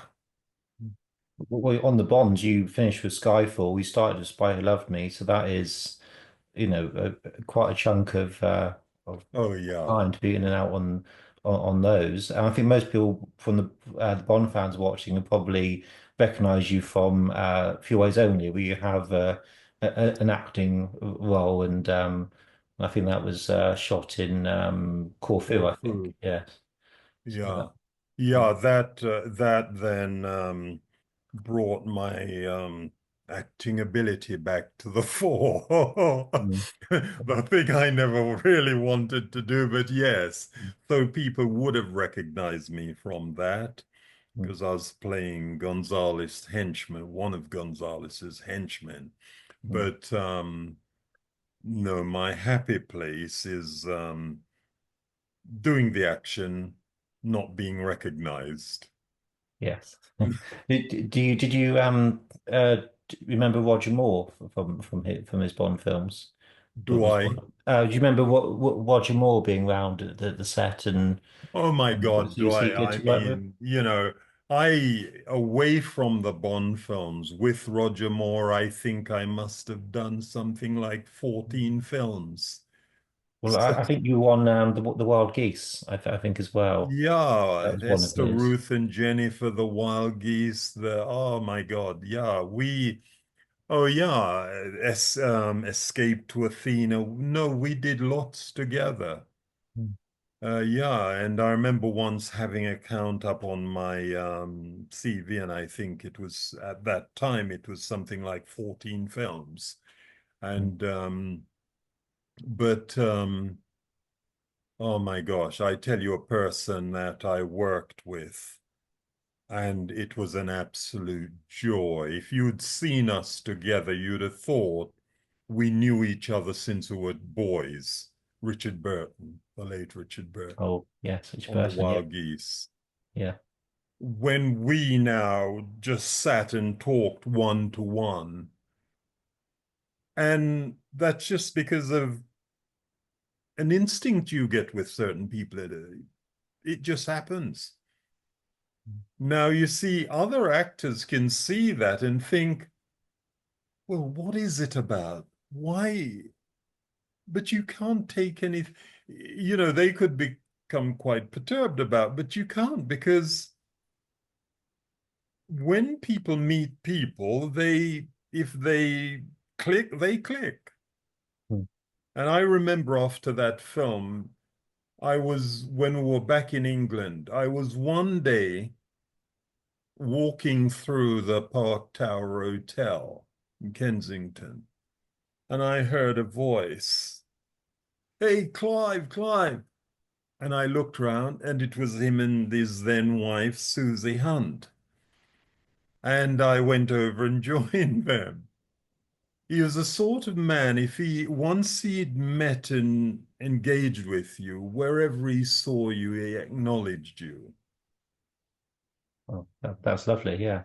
Yeah, and another person I experienced that with, and though we'd spent a lot of time working together, was Billy Connolly. Oh, yes. Yeah. We'd worked on there was a film in St. Lucia Water. Mm. And I was rushing through Heathrow Airport, as he was too, both going, and I heard a voice saying, "It is you! It is you!" And but you have these very special people. It's a job, and And of course, his wife, Pamela Stevenson, of course. again, yes. Did Pamela ever visit the set, or was she kind of Yes, often? she did. She And did. so, Yeah. yes, actually, now I was able to remind her of all that. Mm. So she was. Sounded like she's very, very nice, nice person. Oh, yes. And if Yeah. memory serves me right, I think she took a psychology degree and became a psychologist. Yeah, yeah, she got out the acting game and became a psychologist. Yeah. So Um, you see, there are people, it is who we are. And mm. I know a lot of actresses that did go into psychology, strangely enough. I've spoken to a But few for these events. Yeah. it is that because you're always peeling off the layers, looking, trying to find, it's peeling that onion back, Mm, which is when you read a script, there's a backstory. You're always either working backwards or forward to come to what is truth. We're looking for truth. mm. Yeah, I think there's something natural about the acting profession that does, lead to going into that kind of psychological field because you're kind of studying people, That's what right. makes them tick. Therefore, it's very natural to go into it. I must ask you about one of my favorite films, Robin Hood, Prince of Thieves, where Oh anything my sticks gosh, out from yeah. that one. So of course I Morgan doubled Freeman and Morgan Freeman yeah, on that. yeah. Yeah. Um, we, we, there you see, now we were two individuals. I don't suppose we would have spent each other's time to to just shooting the breeze. mm, Morgan does what he does and gets on with it, mm, and I would do what I do, get on with it, and leave him alone. yeah. Because it's quite a physical role. Because I know I think he was in his 50s at that time. So, but I think he was very, very fit in the film. So He's yeah, always a fit, and he's yeah, always kept himself fit. And yeah, I looked at it, and he was a very good horse rider too, actually. mm, And yes, I did some of his riding, but I mean, he was proficient, more than proficient at that. I think he keeps horses. mm, And yeah, but again, it's a personality thing rather than, say, someone who I was very fond of and doubled on a few occasions, never in America, always when we worked outside of America, because again, the political situation of American stuntmen and so forth, Richard Roundtree. Now, we had a friendship, and so, yeah, he was someone that I could sit and talk with. Yeah, again, he always comes across as being very kind and very personable in interviews and things like that. I've seen him in. Very personable, no hang-ups or anything. Yeah. So what are some of your favorite stunts, things that really sort of that you're most proud of? Um, there are certain physicalities which you can do. It's rather like a gymnast with back somersaults and things like that. One of my unforgettable and favorite stunts was on a film called Sheena, the female Tarzan with the late Tanya Roberts, Oh yeah, yes, yeah. where I had to I'd arrived there later than the main crew, but they were using an African elephant trying to achieve a sequence of when she came with her little army, they were charging. So there was an elephant, there was a monkey, and a bird of prey, and a chimpanzee. And it had to be me being a soldier with a gun about to shoot, and this elephant used its trunk and threw me into the midair. And anyway, when I arrived there, they were trying to achieve this with a trampette. And all the animals had been brought over, circus animals from America. And the person in charge, the wrangler, I think he's called, wasn't happy about this. He said, my elephant, Zeta, is a star, not the person doing what they're doing. Mm. And he was over, and somehow there's lots of paraphernalia, which I won't go into, but the long and the short of it, I ended up inheriting that job. And I'd looked at everything and I'd seen it, and I said to him a few days later on, I think I have a way of this working in a more cohesive way. And together we achieved it, where we began, and we only had a couple of weeks to do this, but we were well in our time. And it was that I'd been watching the mahouts, the way they prick the elephant to get them to do things. And we started whereby it literally had its trunk full length, and it curled it to cut my feet into it. And we trained it that as we establish that position, as the mahout on the blind side did this, he would keep raising his head. She rather, Sita, until we got her to throw me. We'd put a rope around her neck and camouflaged it to the skin color. So when I went up, I had something at first to grab onto. And we got that off such a hit that on the night, it could have been the thing that could have been a huge embarrassment, because it's an animal performing with. And I'll never forget, after a few days of us doing that, the wrangler came to me and he said, Sita likes you. And I thought, but you could actually see and feel that this elephant and I had got onto the same plane.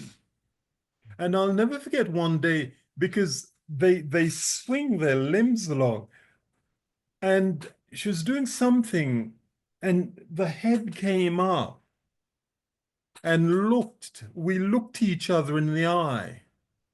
And it wasn't looking into another animal's eye. It was like me looking in, if you and I were close enough and looked into each other's eye,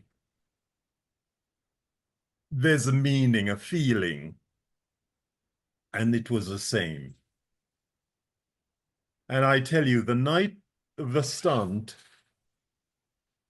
the first was bang. And we did a second as a cover, should there be anything in the gate or anything wrong. I tell you, we'd laid a big crash mat on either side for me to land. I missed it completely. So I took but because of my wrestling days, I'd learned how to break fall onto hard surfaces. But this was so magical. The fluidity and everything, and the way this went, it was so magical. I just remember running up to this elephant and cuddling it tightly. That to me will always be, because it wasn't just dependent on my sheer physicality. There was an emotional content with another creature that had to work. And there was no guarantee. But it did, and it did so beautifully that, yeah, that will always be very special to me. Oh, that's a lovely experience to have. Did you ever have any close calls or anything that kind of went wrong, or any injuries or anything? Or I had one, and it wasn't on a film; it was on a television thing that I wasn't the coordinator. I was still a young performer, and sadly, things had been miscalculated, and yeah, it worked out like a Tom and Jerry sequence. It was where a prisoner is supposed to have made this contraption, some straps that went around my wrist, and there was like a prong, two prongs that went because there's a sheer net of about 15 feet. It's a prison break. And then, of course, you've got the barbed wire on top. So the sequence goes, though I wasn't being chased, the distance was made safe. I'm being chased by two Dobermans, and I run to the fence, put on these contraptions, and I'm now sticking them into the fence to climb over. And luckily, I had insisted on having this big crash pad beneath me, because when I got midway, the straps just broke. It was like, and my palm on this wire, I lost quite a lot of skin. And had the crash mat not been there, I would have done serious damage to my ankles. Mm. You know, that was one of the something I don't, and I learned from that, because I was relying on someone else and then had to really come forward with ideas of my own, which thank God kept me in good stead, because I was very much a junior. But no, I've been very fortunate, really, away from. was that the professionals by any chance? Say again? Was that by any chance on the professionals? When you did 2 episodes of the prison break, was that the professionals? I'm not being evasive. I genuinely cannot remember which it was, what it was on. Yeah. But the event I do remember very vividly. Because I imagine on TV there's less of a budget and you're doing things a lot quicker, so maybe that gives opportunity for things to go wrong. Yeah, there is that too, but you can easily get that on films too. It was just something which should never have happened. But look, over such a long period, things are going to. When I think back to, say, Aliens, when the Aliens was one where I did the full flame fire, no breathing apparatus. And thanks to Paul was in charge, Paul Weston. And the how well he'd looked after that situation. You know, the collaboration between him and me and the team. We walked it through, we mapped, because once I'd been set alight, there's no breathing apparatus, you can't see where you're going, so we'd mapped it all out. And so you see, this is when you have that wonderful, it just moves along. You know, we are professionals, and that's when you feel, you know, you're with professionals. But you'll always get glitches, sometimes even when you've mapped through all of this, that something doesn't quite go the way one would like it to be. And those are the risks and chances we take. Were your parents always supportive of you going into the stunt No. business? Because I imagine They never truly understood what it was I did. You know, I was training and was at college to become an optical technician because my mother had very poor eyesight, and she always said, look, it's a job you can take wherever you go in the world. And I did give it a try, but it's being cooped up in one place I couldn't handle. No. And your dad, but was he, what did your dad do? Was he? No, neither of them. And so what I did, I skirted around. I tried never to have to explain anything too much. And yeah. Because I imagine they might have worried a bit if they knew some of the things you were doing and stuff like that. I kept a separate life of it, really. Oh, yeah, that's fair enough. And finally, is there any other projects you'd want to mention that we haven't covered? No, now I'm obviously I'm on a massive project of Western civilization.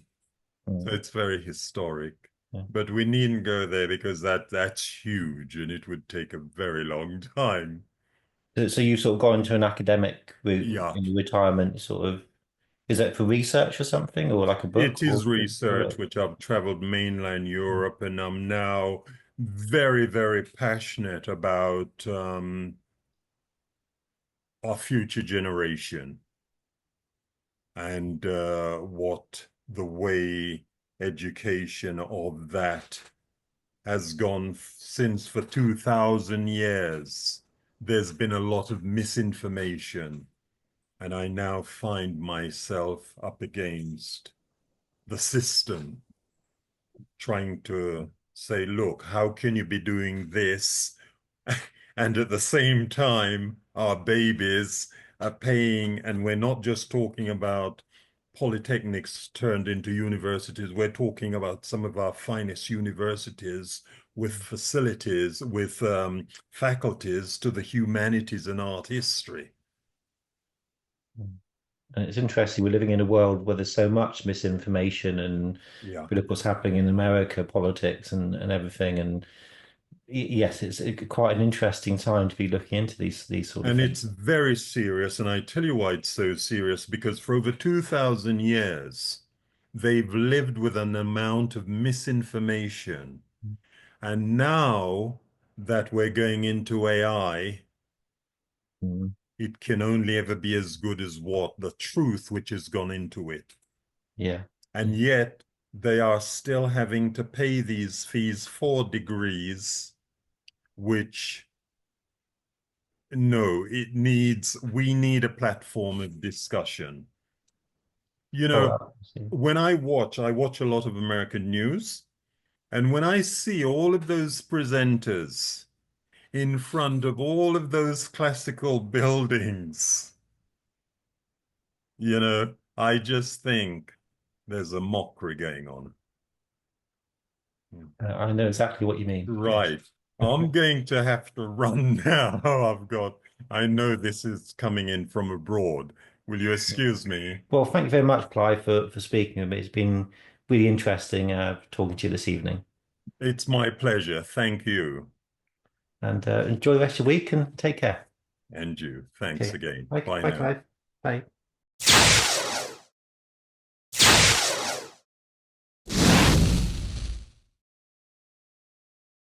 Perfect. Lovely. You having a nice week? Well, it's an interesting week. Ah, right. Say no more. Well, thank you very much for wanting to talk with me. It is very kind of you. Um, and of course, covering Superman 3 in particular. Should I get the ball rolling and just start with the questions, or I think, yeah, I'll give you as much as I can remember. Remember, it is over 42 years ago. well, it is indeed, yes, yes. We do, yeah. It was meant to be. It was meant to be very scary, Mhm. and I remember a fair bit. Yeah. But how much I remember, I've got no idea. And whether it's true is another thing. Well, the truth should never get in the way of a good story, I think.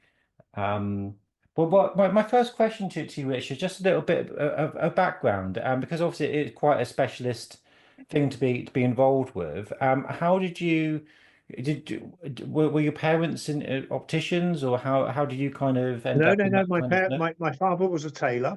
Oh, yeah, My mother was a secretary, if you want to look at it. And then they started up a tailoring business. So nothing to do with optics at all. right. Okay. But I wanted to be a bus driver. But with a name like Glass, I ended up being an optician.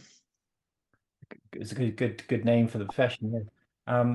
Do you just stumble into it like most people do with their careers, I guess? Or? No, I think I knew I wanted to do it. I liked physics, I liked anatomy, I liked that side of it, and it's it's both. So it's a fairly practical business. It's it's an interest. It did it for me. And so how did you go from being an optician to then working in the film business? Luck. All right. I started learning how to do different times of fitting, which at that point in time, forgetting about soft lenses, which is an awful long time ago, which was fitting large lenses over the whole of an eye, which was to deal with damaged eyes and things like this. And in reality, there were quite a few of us who carried on doing it. I was one, and covering a damaged eye and making it look good is very similar to making a good eye look bad. And it's having a relationship with the manufacturers, and there's very few of the manufacturers, and even less now, who could actually have the artists who were able to create the end result. So you kind of headhunted, or how did you kind of No, see? it just happened to be I was working for a company and they asked me to do a few things, hated the industry. Then Star Wars started. Then I quite enjoyed it because it was something slightly different. And then you went on to Superman 3, or in Superman 2 was actually glasses. We did, they'd lost the design of the glasses for the original Superman. And then on Superman 3, they were trying to turn everybody into whatever her name is. I've just forgotten it completely. It's Annie Ross, who played Vera. Annie Ross into a computer or cyborg, whatever you want to call it. It was mostly the first cyborg ever thought about before cyborgs were in Star Trek and things like that. So, and they had you're working with people like Paul Englund and Stuart Freeborn, who are great makeup artists. Stuart Freeborn working on lots and lots of different things, going back to the beginning of prosthetic makeups. And you then they have an idea and they're turning me in. They actually originally wanted mirrored lenses, which was impossible to shoot, but we came up with a way of making mirrored lenses, and we spent. I'm going to say we spent about 8 weeks on a splinter unit creating what you saw, which is 1 minute and 15 seconds on Superman. Yes, it's quite short, isn't it? Yeah. Okay. And it was great because when you do a whole eye with a mirrored contact lens, which wasn't mirrored, but it was a very shiny mirror effect, you can, because of the way it's convex, you could see everybody behind the camera, which is why a bit. And we shot both ways with mirrored lenses and with a satiny-like lens, which is really seen in the film. And it was creating the mirrored lens was actually quite interesting. Sort of, and it started with a friend of mine, Lester Benson, who is a dentist, and we were looking for an inert substance because you can't put mirrored lenses, which are on glasses, in people's eyes because of toxicity. And he came up with this idea of cobalt, like how they do put in mouths and things like that, which is inert. He introduced me to one of his dental technicians' laboratories. And in fact, Colin eventually became involved in the film industry on doing teeth and things like that a few years later. And we managed, and with Jamie Courtney, who was at Nissles, we came up with an idea how we could do a shape, and we produced mirrored lenses, but they were impossible to shoot on. So that's why even though we shot both ways with the satiny lenses and the mirrored lenses, the ones which you see in the production are actually the duller aluminium looking ones. I think it's a very good look, isn't it? That the character Vera has. It's I think a very good sort of. So you're collaborating with people like Stuart Freeborn, I take it, to kind of, because you're part of a part of sort of, I suppose, kind of the makeup department in a way, aren't you? So you're kind of. I would be part of the makeup department, the prosthetic department. We will have input. They will are, even with present films now, that it's questions and what can be healthy, what you can achieve. Lots of it is health and safety, even in those days. Protecting the film company, protecting the actress, the stunt actress, all these people, and that's what it is. Am I full time in that industry? No. I do have, we had practices and we're opticians, and still today, that is what we are. I only do things I want to do. Yeah, we still have a company which is called the Real Eye Company, and that does films. And are we good at doing it? Yeah, we're good at protecting the artists, the actors, and the production as well, if you want to look at it, by not letting bad things happen. Am I artistic? No. I know what works on film. And we've done glowing eyes and all sorts of different things, and zombies, a number of Frankensteins, all the sorts of things which you would expect special effect contact lenses to be in. Superman was an interesting one, just purely. Because in reality, CGI was only just coming into being, because of George Lucas. You're now looking at practical things like contact lenses are much cheaper than doing CGI and any computer generated things, and you get a better effect. So with so say 8 weeks sort of so you had to be on set, I take it, all the time that Annie was on there, I take it, or I am going to say I think I was there a majority of days. I would have possibly sent staff in. I can't. It's a long time ago. I can't remember, to be fair. But I would say I mostly did 80% of it. Oh, but whether that's true or not, I have no idea. Yeah. I can't. Do you have sort of vague recollections of being on the Palmer Studio set? Because it was quite an impressive climactic set piece, the computer sequence. If you want to look at it, it's like any film. The bits we were doing were very condensed. It was on a splinter unit. Yeah. So did we see the big computer and things like that? Not really. We thought, we're doing the close-ups and we're doing that sort of thing. When she's walking out, she's transformed into a cyborg, or computer or whatever. We saw that. Did we see all the rest of the stuff? Actually not. All right. Yeah.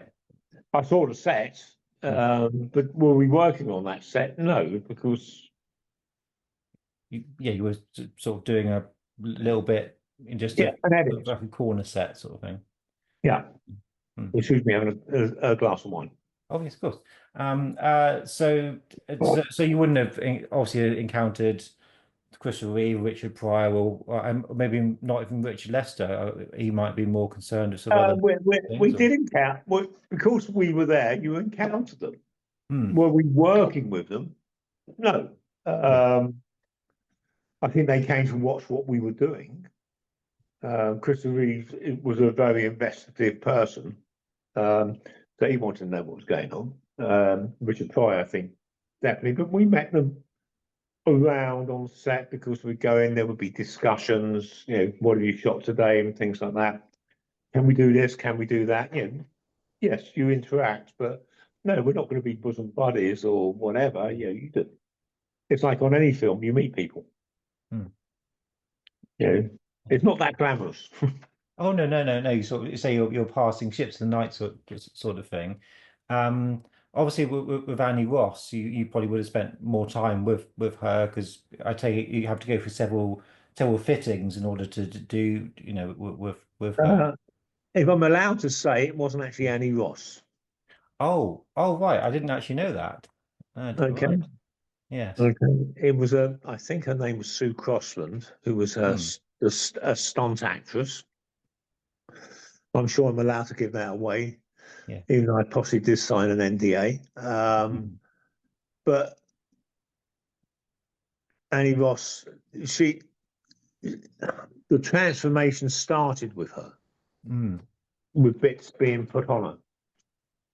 And then the edit was to the stunt actress who became the cyborg.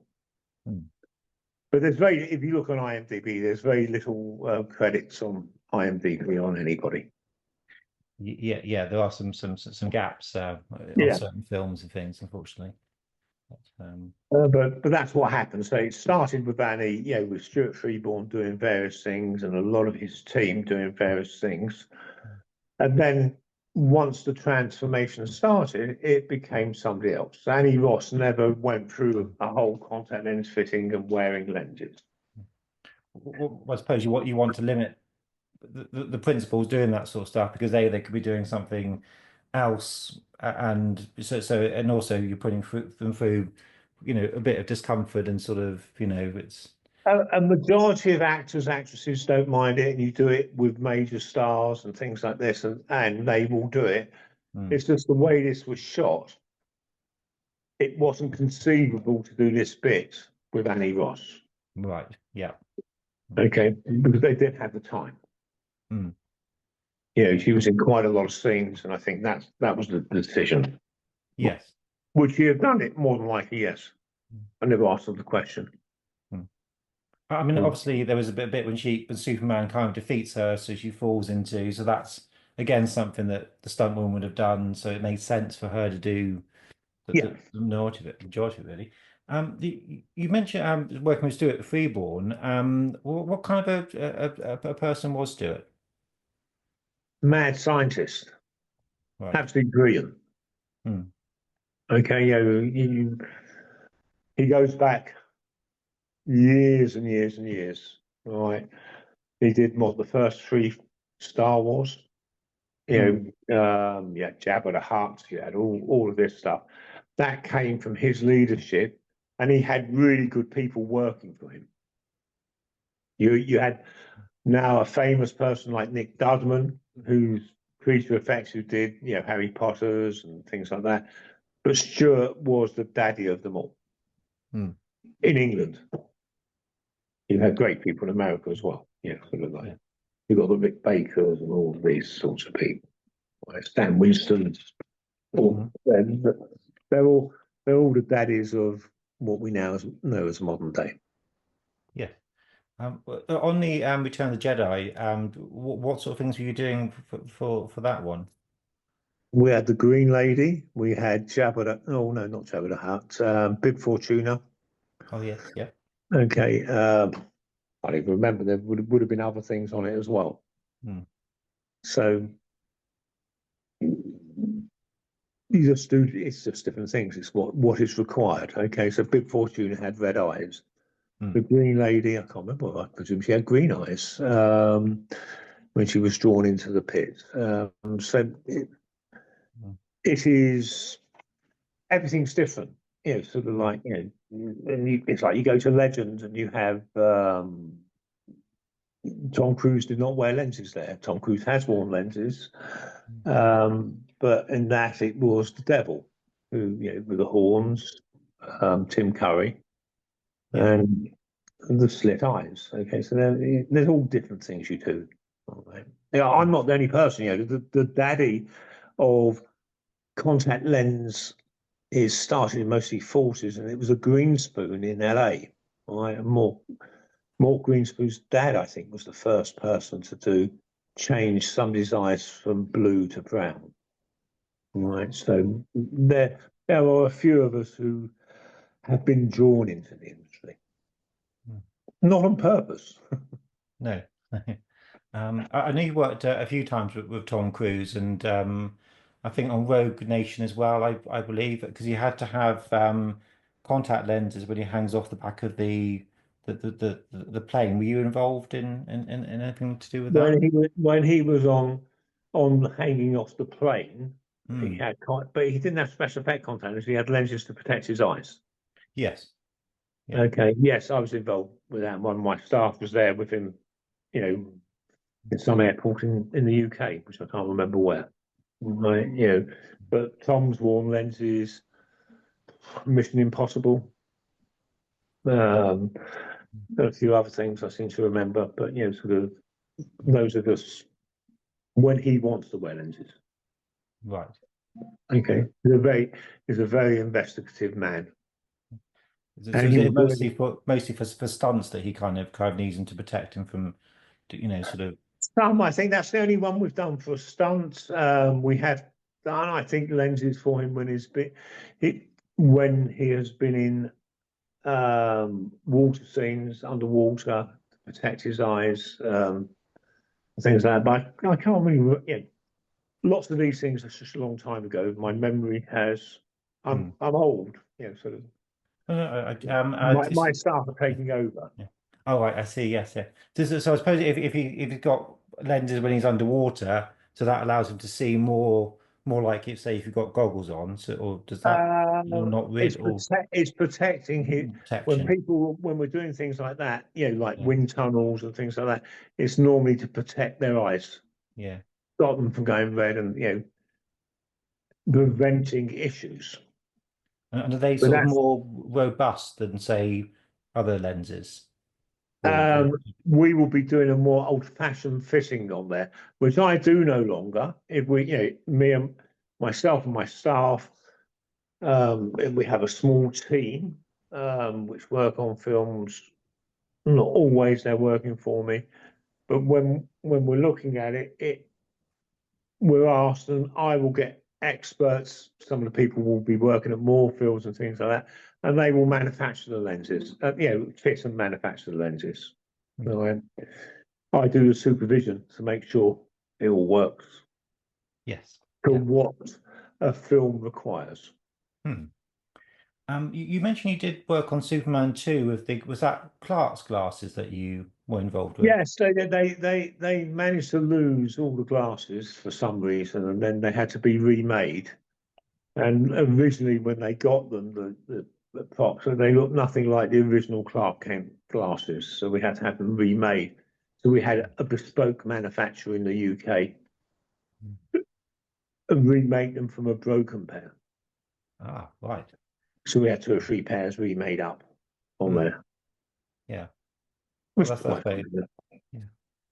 Well, it's nice of you to say you worked on Clark Kent's glasses. Yes, that's a good credit. I was just wondering about some of your other sort of highlights. I know you worked on a couple of Bond films, whether Die Another Day and Casino Royale was. Were those sort of any particular memories from those? Mads Mikkelsen. That was Oh yes, again the Paul weeping Lang. eye, the Paul Langham weeping was eye the that he make had. was the makeup person. Hmm. The only thing is that Mads was fine, and do I remember anything about it? It was just having a blind eye. Hmm. Yeah. But the embarrassing thing is, I forgot all about Mads, and then we worked on one of the latest Harry Potter derivatives, and Mads was in that as well. Hmm. And I forgot I'd met him before. I did meet him at a convention, and he was a lovely guy. Very good with his fans, and He is. I'm going to say a majority of actors and actresses are exceptionally nice people. It's the people who surround them are not so nice. um, I've sort of interviewed loads of actors and actresses for these things, and I agree there. I suppose because it's such a team sport acting, that if you're not very nice, you're not going to last very long. So I think that's kind of what a lot of people, what a lot of directors say, that the bad ones, unless they become huge names and you can't afford to get rid of them, generally speaking, everybody has to be nice because otherwise you don't last really. Yeah, I think look, whoever when you work as opticians, we are there to protect people, to make sure things don't happen, to keep eyesight in good condition, not destroy it. So you're doing a job for them, all right? And a majority of the actors and whatever are love what we're doing. Yeah, they enjoy. We're a bit bizarre because we're outside of the film industry. Yes. All right. Sometimes it's actually it intrigues them. Benedict Cumberbatch, sort of like was more interested in what we're doing. You're trying to persuade him. Will you sit down and get into the consulting room because we've got to actually fit you with contact lenses. Yeah. Let's not go through all the techniques. Mm. And are you a film fan? So when you suddenly find yourself on a Bond or Superman, is it kind of interesting from that point of view? Just as a Am I a phenomenal film fan? No. no. All right. It's always interesting. I've done things and we've done TV productions which appear much quicker than films, where I've actually gone in and said, God, there's some great contact lenses on this TV production. Who did them? They said, you were there 6 weeks ago. I went, yeah. Do you watch things? Yeah. Do I want to actually watch what I've helped create? And I'm a really very small piece in the jigsaw. Not really. I'd rather watch something. I'd rather watch something like Death in Paradise or that type of thing. Yeah. Something which is more an Agatha Christie or things like that. Do I like Star Wars? Yes, I love Star Wars. All right. Do I watch it for anything which I've done on it? No. No. But still quite a thrill to have done stuff on Star Wars. I would have thought. But It's nice being associated. Remembering, as an optician, we're outside our comfort zone. We're working in basically on a building site. Yes. Trying to get them to that we need water to wash our hands. We need to keep everything, sterile. I need an easy up. It's trying to make it like an optical practice on a building site. Yeah. Having been around the Pimer Studios when you used to be able to go around there's nothing glamorous about it. It's all just warehouses, isn't it? So yeah, trying to Yeah, work in that basically. environment. Might as Yeah. well, you might as well be going down Amazon. Yeah. Yes. Exactly. Yeah. Yeah, but it's not glamorous. Except at Pinewood they did used to have a very nice restaurant. But people say, "Oh, you're working on films and TV," and say it's really glamorous. No, it ain't. Yeah. It's very satisfying helping them create something which other people are going to watch. And Yes. remember, I'm the smallest cog in the out of everything. I'm there for hours, but we do nothing. We create something, we help. And you mentioned in your emails to me, that when you're looking at somebody like Keith Hampshire, who's a great photographer, what they created and the pictures they got, and the stills you see, now that's doing something. What I do is you shouldn't notice what I'm doing. It should just look fairly natural. I think some of the most important work on films is that you do not notice it's the and I don't think there's too small a part of it. You're all part of the picture, and if one part doesn't work, then the film doesn't work. So I think it's all very Yeah, integral. I hope that when I have done contact lenses on films, nobody thinks they're contact lenses. No, I was just thinking of the work you did on Die Another Day with the Zal character, who's Yeah, transforming his DNA. I mean, that's a very interesting look as well. yeah, I'm not saying it, but you don't want people to recognise, oh, that person's wearing contact lenses. Oh yeah, you're not stopping enough to think that at all. But It's, yeah. it's like on a Bond. It's like you having met Paul Newman and having met Daniel Craig. Mm. They do not wear contact lenses. They just have amazing eyes which look phenomenally blue. Yes, yeah. I've been asked, can you match those? How the hell do you think you can match those? That just, but if you met them and it's a fairly dark room, their eyes don't look like that. Put light on them, wow. But you can't create effect. You can't create effects like that. No. You did work on one of my favorite films, Robin Hood, Prince of Thieves. I take it that was Geraldine McEwen's The Witch. We did I think it was The Witch, and I think we did The Blind Man. Oh yeah, yes. Sparrow. Yeah. What's his name? Walter Sparrow, I think his name was. Yes, he played the character of Duncan in the film. Yeah. Yeah.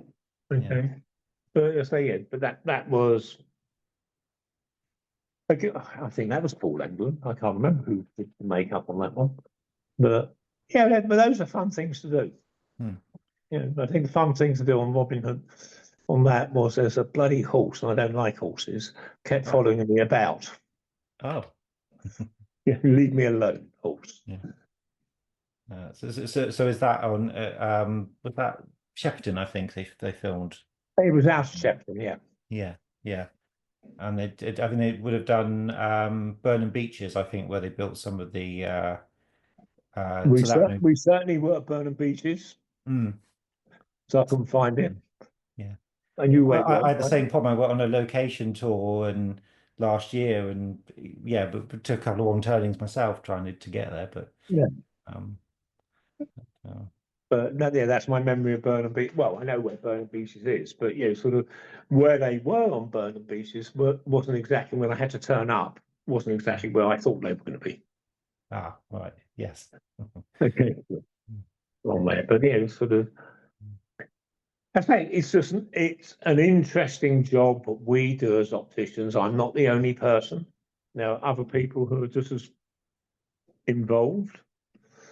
Do they do it as well as us? Well, I would hope to think my staff, who are better than me, do a really good job. Well,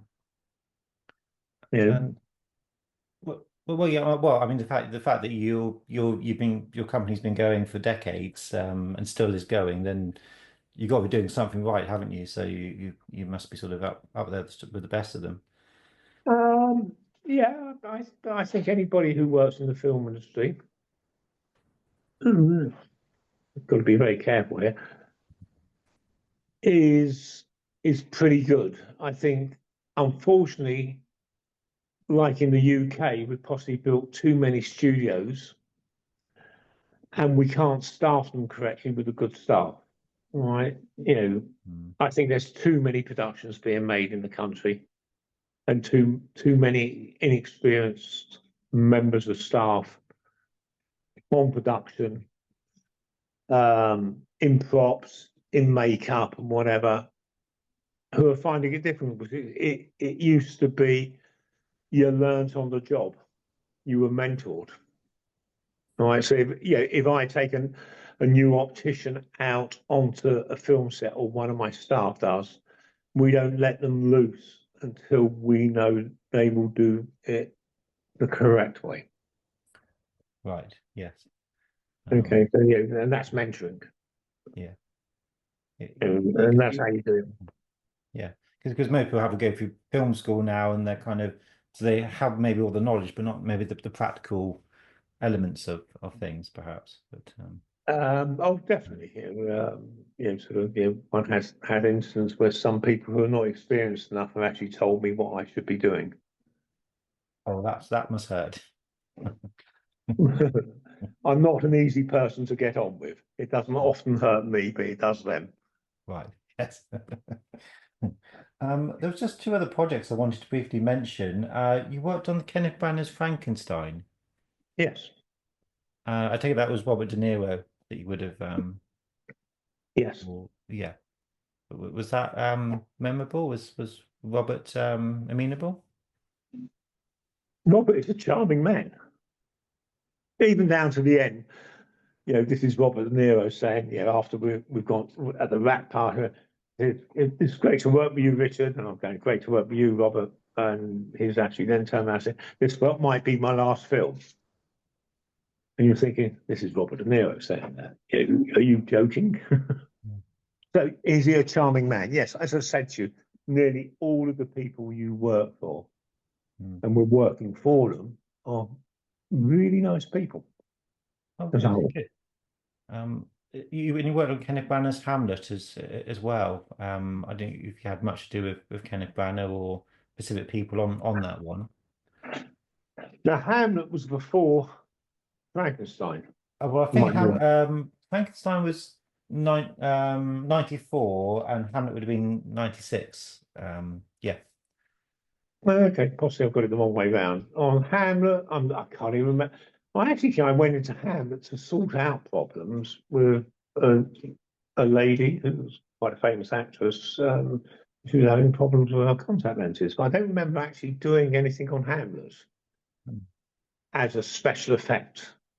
Right. That was more, I think, at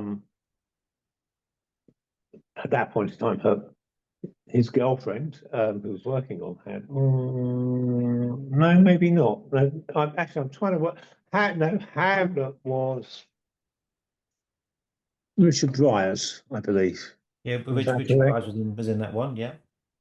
Okay. Now Richard had a very nasty accident and ended up having his retinas on there, but that was just we were doing something else. I'm trying to remember what we did on Hamlet, but Richard Byers got hit by his boot lid on top of his head, and ended up with detached retinas. And I was just happened to be walking past his makeup room, which I think was the Shepperton, and he said, "I'm having a bit of a problem, and I've lost a bit of my vision." And you're just talking to him, and then all of a sudden you're going, "I think we need to get you into somebody fairly quickly." And he was operated on the next day. Oh wow! Yeah. He's probably one of my favourite actors. We did have, but for Richard Dryers, it was blind contact lenses, I think. Trying to remember. But you're asking me things which are so far in the past. Oh, yes. I was just wondering, do you have a biggest challenge on a film? Something that you were asked for that you thought, well, what do we do here? Was it something that's big, or is it mostly fairly sort of straightforward in terms of what you guys do? It's health and safety. It's protection. Hmm. But for both sides, artists and film companies, trying to persuade the film companies, you need to actually do it this way. And there's certain things we're going to say no to. There's certain things which are not recommended. As opticians, we will not let the general public do it. So why would we let them do it on films? Right. Mm. Okay, so and you have to persuade, and you'll have different producers. Well, yeah, but we've done this before. You might have done it before with somebody else, and if you'd like to get those opticians to do it, you're very welcome. But I'm telling you, we're not doing it. Right. So which is why it comes always back to health and safety. Yeah. It's not creativity; it's health and safety. It's the most important part of our job. So you would advise that they do something a visual effect rather than you would kind of say this is what Visual effects, or you can cheat it. You can do an edit. Or we haven't thought about it. It's even like on. Oh, yeah, you've done things like Company Walls, which lots of different edits they did. Or She-Wolf in London. Yeah, if you actually talk to people and say, look, you don't have to shoot it this way. There was the film with Brad Pitt who and Interview with the Vampires, and I wasn't working on the film. The lenses had been done in America and things like this, but Brad Pitt got a bloodshot eye, and you're actually saying, well, and the actor who's doing the interview was only available for 2 days, and he had to go back to America. You're saying, well, shoot over Brad's shoulder at the actor, and then you can come back 2 weeks later. I can't get rid of his bloodshot eye. He's had a subconjunctival hemorrhage. We can't get rid of it.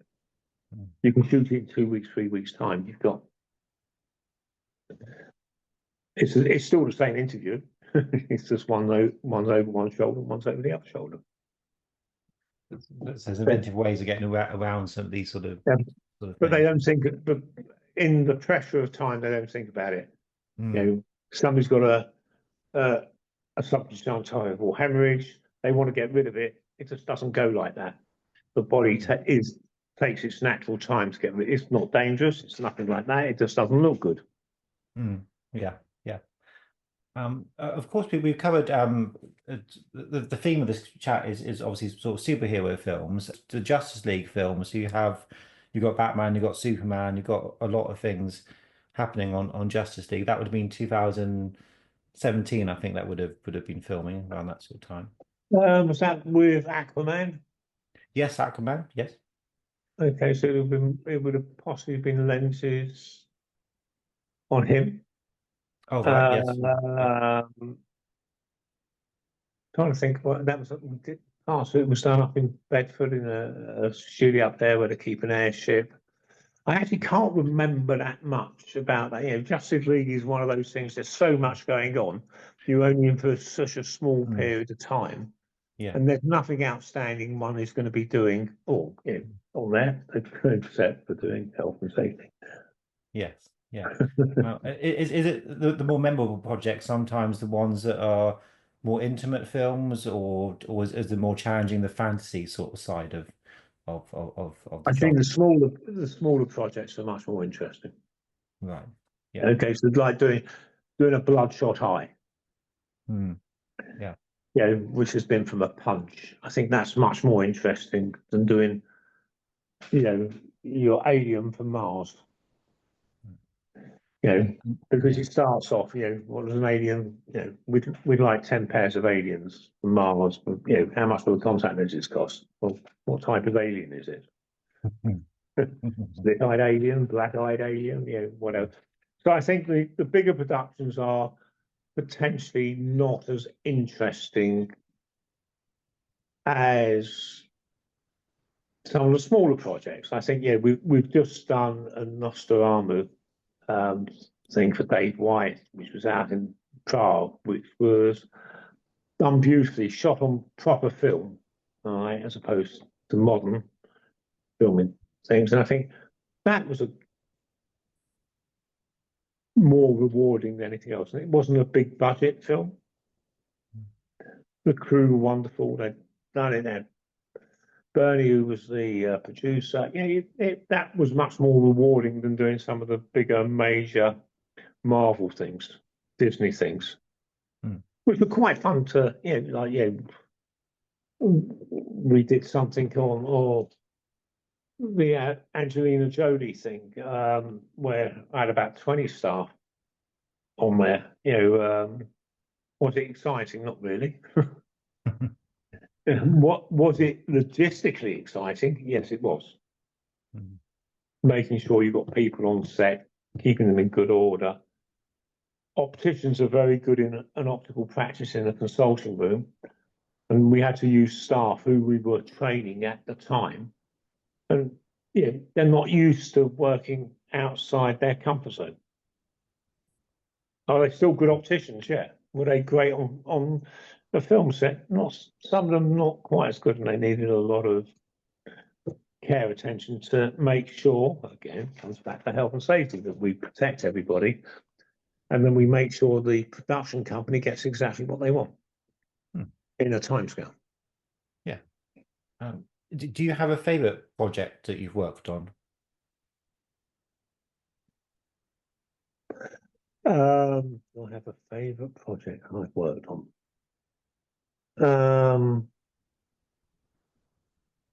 Not really. Not really. Possibly Return of the Jedi. I suppose it being your first and being, the introduction to it all. Yeah, I think Mike Carter. Nice to work with. Really good. Quite good fun. It was freezing cold when we started and did the first makeup test. It was at an iconic film studio, Elstree, before it got cut in half. Yeah, before it became a Tesco and everything. Yeah. I suppose that one, because it was one of the first. I had done things before that, but nothing as high profile as that. But it wasn't a high profile. I think it was the first time I enjoyed a film. All the other things which I'd done before, I hadn't really enjoyed. Yeah, it makes a big difference, doesn't it? Really, sort of. So this one, because you're just thinking, oh my God, they're abusive. Like, this is a completely abusive industry, right? On Jedi, because they possibly had more money, and it was George Lucas, and it was a very well organized team. They had a most fantastic first assistant director, David Tomlin, some great second, third AZs. They had Roy Button, who was the CEO of Warner Brothers eventually. And I was still quite friendly with Roy. He was on that, and they had that was a great crew. So I think that made me stay in the film industry. So therefore, possibly that has to be my favourite then. Oh, fantastic! And do you have something that you're the most proud of in terms of something that you did, or something that you kind of maybe brought in, or something that was quite satisfying? Again, not really. We using 3M beads, using even on Superman, creating a lens which was a mirrored lens, even though it wasn't really used. But that was my friend who's a dentist, a dental laboratory, all right, and a fantastic contact lens manufacturer. So you're looking at Colin Lyons, Lester Benson, Jamie Courtney, and me asking questions, and we created something. It was joint effort, not all necessarily together. So if you want to look at it, doing something like that which could be used, but we've done fashion shows, and it's not heavy film, things like that. I'm more proud of what I've done as an optician than what I've done on films. Right. And in terms of, I suppose it's helping people, isn't it? So it's kind of sort of that part of it, I suppose, is the most satisfying thing about being probably an optician is kind of the good you do Hopefully, with people. it's what you do for people. Saving somebody's sight, doing things like that is much more rewarding. Yeah. Than working on film. I get more kudos, but other people are excited that I'm working on the film. Yeah. It's a nice little sideline, isn't it? Having the film part of it. Yeah, it's different. It's like, I've got to turn up at 11 o'clock at Pinewood tomorrow. How exciting is that? That's most people's dream, isn't it? Really, sort of film fans to sort of go through those gates and stuff. I mean, after a while, of course, it becomes work, doesn't it? And what will happen is I'll get there at 10:30. I have to go through security. I've got to get my pass. I've then got to go, and that's on the east side of Pinewood, because there's two sides of Pinewood now. And then I've got to get to the other side, park my car, get there, set up. Yeah, not very exciting. No, it's just work, isn't it? So at the end of the day, yeah. But having looked at the Superman scene again, you were quite happy with the final result, because it's quite a horrific sort of scene especially for a kids film. I think it was I spoke to Ilya Salkind, the producer, and he sort of thought that some elements of Superman 3 were perhaps a bit too adult, and one of the things he thought maybe was this scene. Okay, if I told you, unfortunately, I never actually saw the film for at least 10 years. Oh, right, yes. And then I think I watched it on a plane journey. Yeah. And I thought, my God, that was really scary. Okay, but I hadn't seen I'd seen edits and different things, but I hadn't seen it in the context of the film. So now having seen it in the context, I'm thinking, my God, they couldn't have shown this to kids. No. I can imagine you contributed to a few kids' nightmares here and there over the years, possibly. I think yes, we've done lots of zombies, Draculas, different things, Frankenstein, and things like that. But it's more the parents who are scared actually than the kids. The kids like to be scared, don't they? Yes, there's an element of that. Yes, yeah. The parents are the ones who have sleepless nights. Yeah. Well, I think that's probably a lovely place to end, Richard, unless you want to add anything before we go. Not really. I hope this is useful for you. I hope it gives an insight. I just hope people just do not think the film industry is glamorous. The end result is glamorous. The making of a movie is not glamorous. Yeah. It's the end product. It's the premieres and things which probably most people don't go to. It's like everything. There's a good veneer on it. I think the talent are brilliant. Some of the directors are amazing. It's like Jedi goes again. Like the Emperor of the Universe. You have somebody like George Lucas saying, like, I really want natural yellow eyes, and you're going, what's natural about a yellow eye? Yeah, but I want it to be real. Yeah. And I haven't seen the yellow eye. How do you make it real? So you have those sorts of things. But I say they are brilliant people. Some of the directors are absolutely amazing. Somebody who I've met but never worked for was Stanley Kubrick, who's just the most amazing person. All right, and then you look at some of his films, and they were absolutely stunning. So I've watched those movies. But people should just enjoy films and whatever. I still think TV is a better medium sometimes. Why do you say that? I think you can relate to it a little bit more. Watching a Doctor Who, you can relate to. It's meant to be scary. Unfortunately, the latest Doctor Who's are actually brilliant and actually really well done. You know, like Millennium Effects do fantastic things on them, but it's all a bit too polished. The older Doctor Who's used to be a little bit more. Oh, I know. I mean, what's that sellotape on the bloke's head?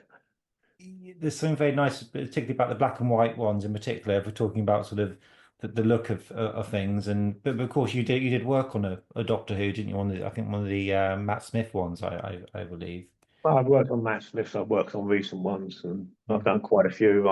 With David Tennant and all of the different people. But they're and the more recent Doctor Who's are very good. It's like going on to a Doctor Who now compared to going on to a Doctor Who 15 years ago is a completely different animal because they're spending more money. I'm not sure it makes it better. I did like the idea of people having sellotapes sticking them together. Yes, yeah. So did you do the recent David Tennant ones? Not the recent. Well, yes, I've worked on part of that series, but not on particularly on David Tennant. Okay, David Tennant more probably 20 years ago. Yes, 2006, 7, 8 sort of years, David Tennant. We did I think when he was transformed, I can't even remember, but like Doctor Who. Yeah, okay, you want to say something, working on a Doctor Who. Who doesn't want to work on a Doctor Who? Well, yeah. Do you think you worked on the regeneration sequence? Because I can't actually remember. It was something, and I seem to remember a red phone box outside the Zenith. I can't actually remember, but that might have been Matt Smith. Yeah. Sort of. They all tend to just merge into one in the end. Yes, I think it's only Time of the Doctor you're credited on IMDb, but of course that's just a fraction of what we're doing on it. But it is interesting how Doctor Who has evolved with Disney being involved, and you say it's more polished than perhaps it was when you were doing it 20 years ago. It is still very good. Okay, believe me, I think Doctor Who is very, very good. I just think it was nice looking at some of the characters, having the Daleks, and you thinking, that's fallen off while they're actually shooting it. And some part of the charm, wasn't it? Back on. Yeah. I think that was much more fun. All right. Now you see the Daleks and you see all of the different things, and they're not going to fall to pieces any longer. It's a shame, isn't it? Really? You didn't work on the original Doctor Who or anything like that, or? No, that was all. No. I was young when the first Doctor Who's came out, and I was scared. Yeah. Great. Yeah. It's a bit like they're the Triffids and things like that. They were meant to be scary, proper, scary. Yes. Productions. Yeah. Do any of the zombie movies and things like that scare like that? No, I don't think so. But they make a good effort. Oh yeah. Because there was a few people that have worked on the original Doctor Who's and the new. I'm going to be speaking to a guy called Mike Tucker soon, and he was, model maker and things, and it'll be interesting to ask him how the original Doctor Who compared to, sort of more modern sort of stuff. And I would think he enjoyed both, but it's different techniques and being able to do different things. Is the industry as interesting now as it once was? Is it kind of lost a bit of its? I think the makeup, the prosthetics, the things they do, like Beetlejuice and all of these things, and you have, the different companies that, like the different prosthetic people, they keep it interesting.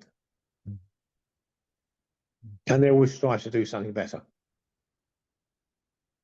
All right, it's like we're going to be working on a new Harry Potter, which is a TV series, which I'm sure you know about. Yes. And some of it's going to go back to things I've done. My company other people did 20 years ago.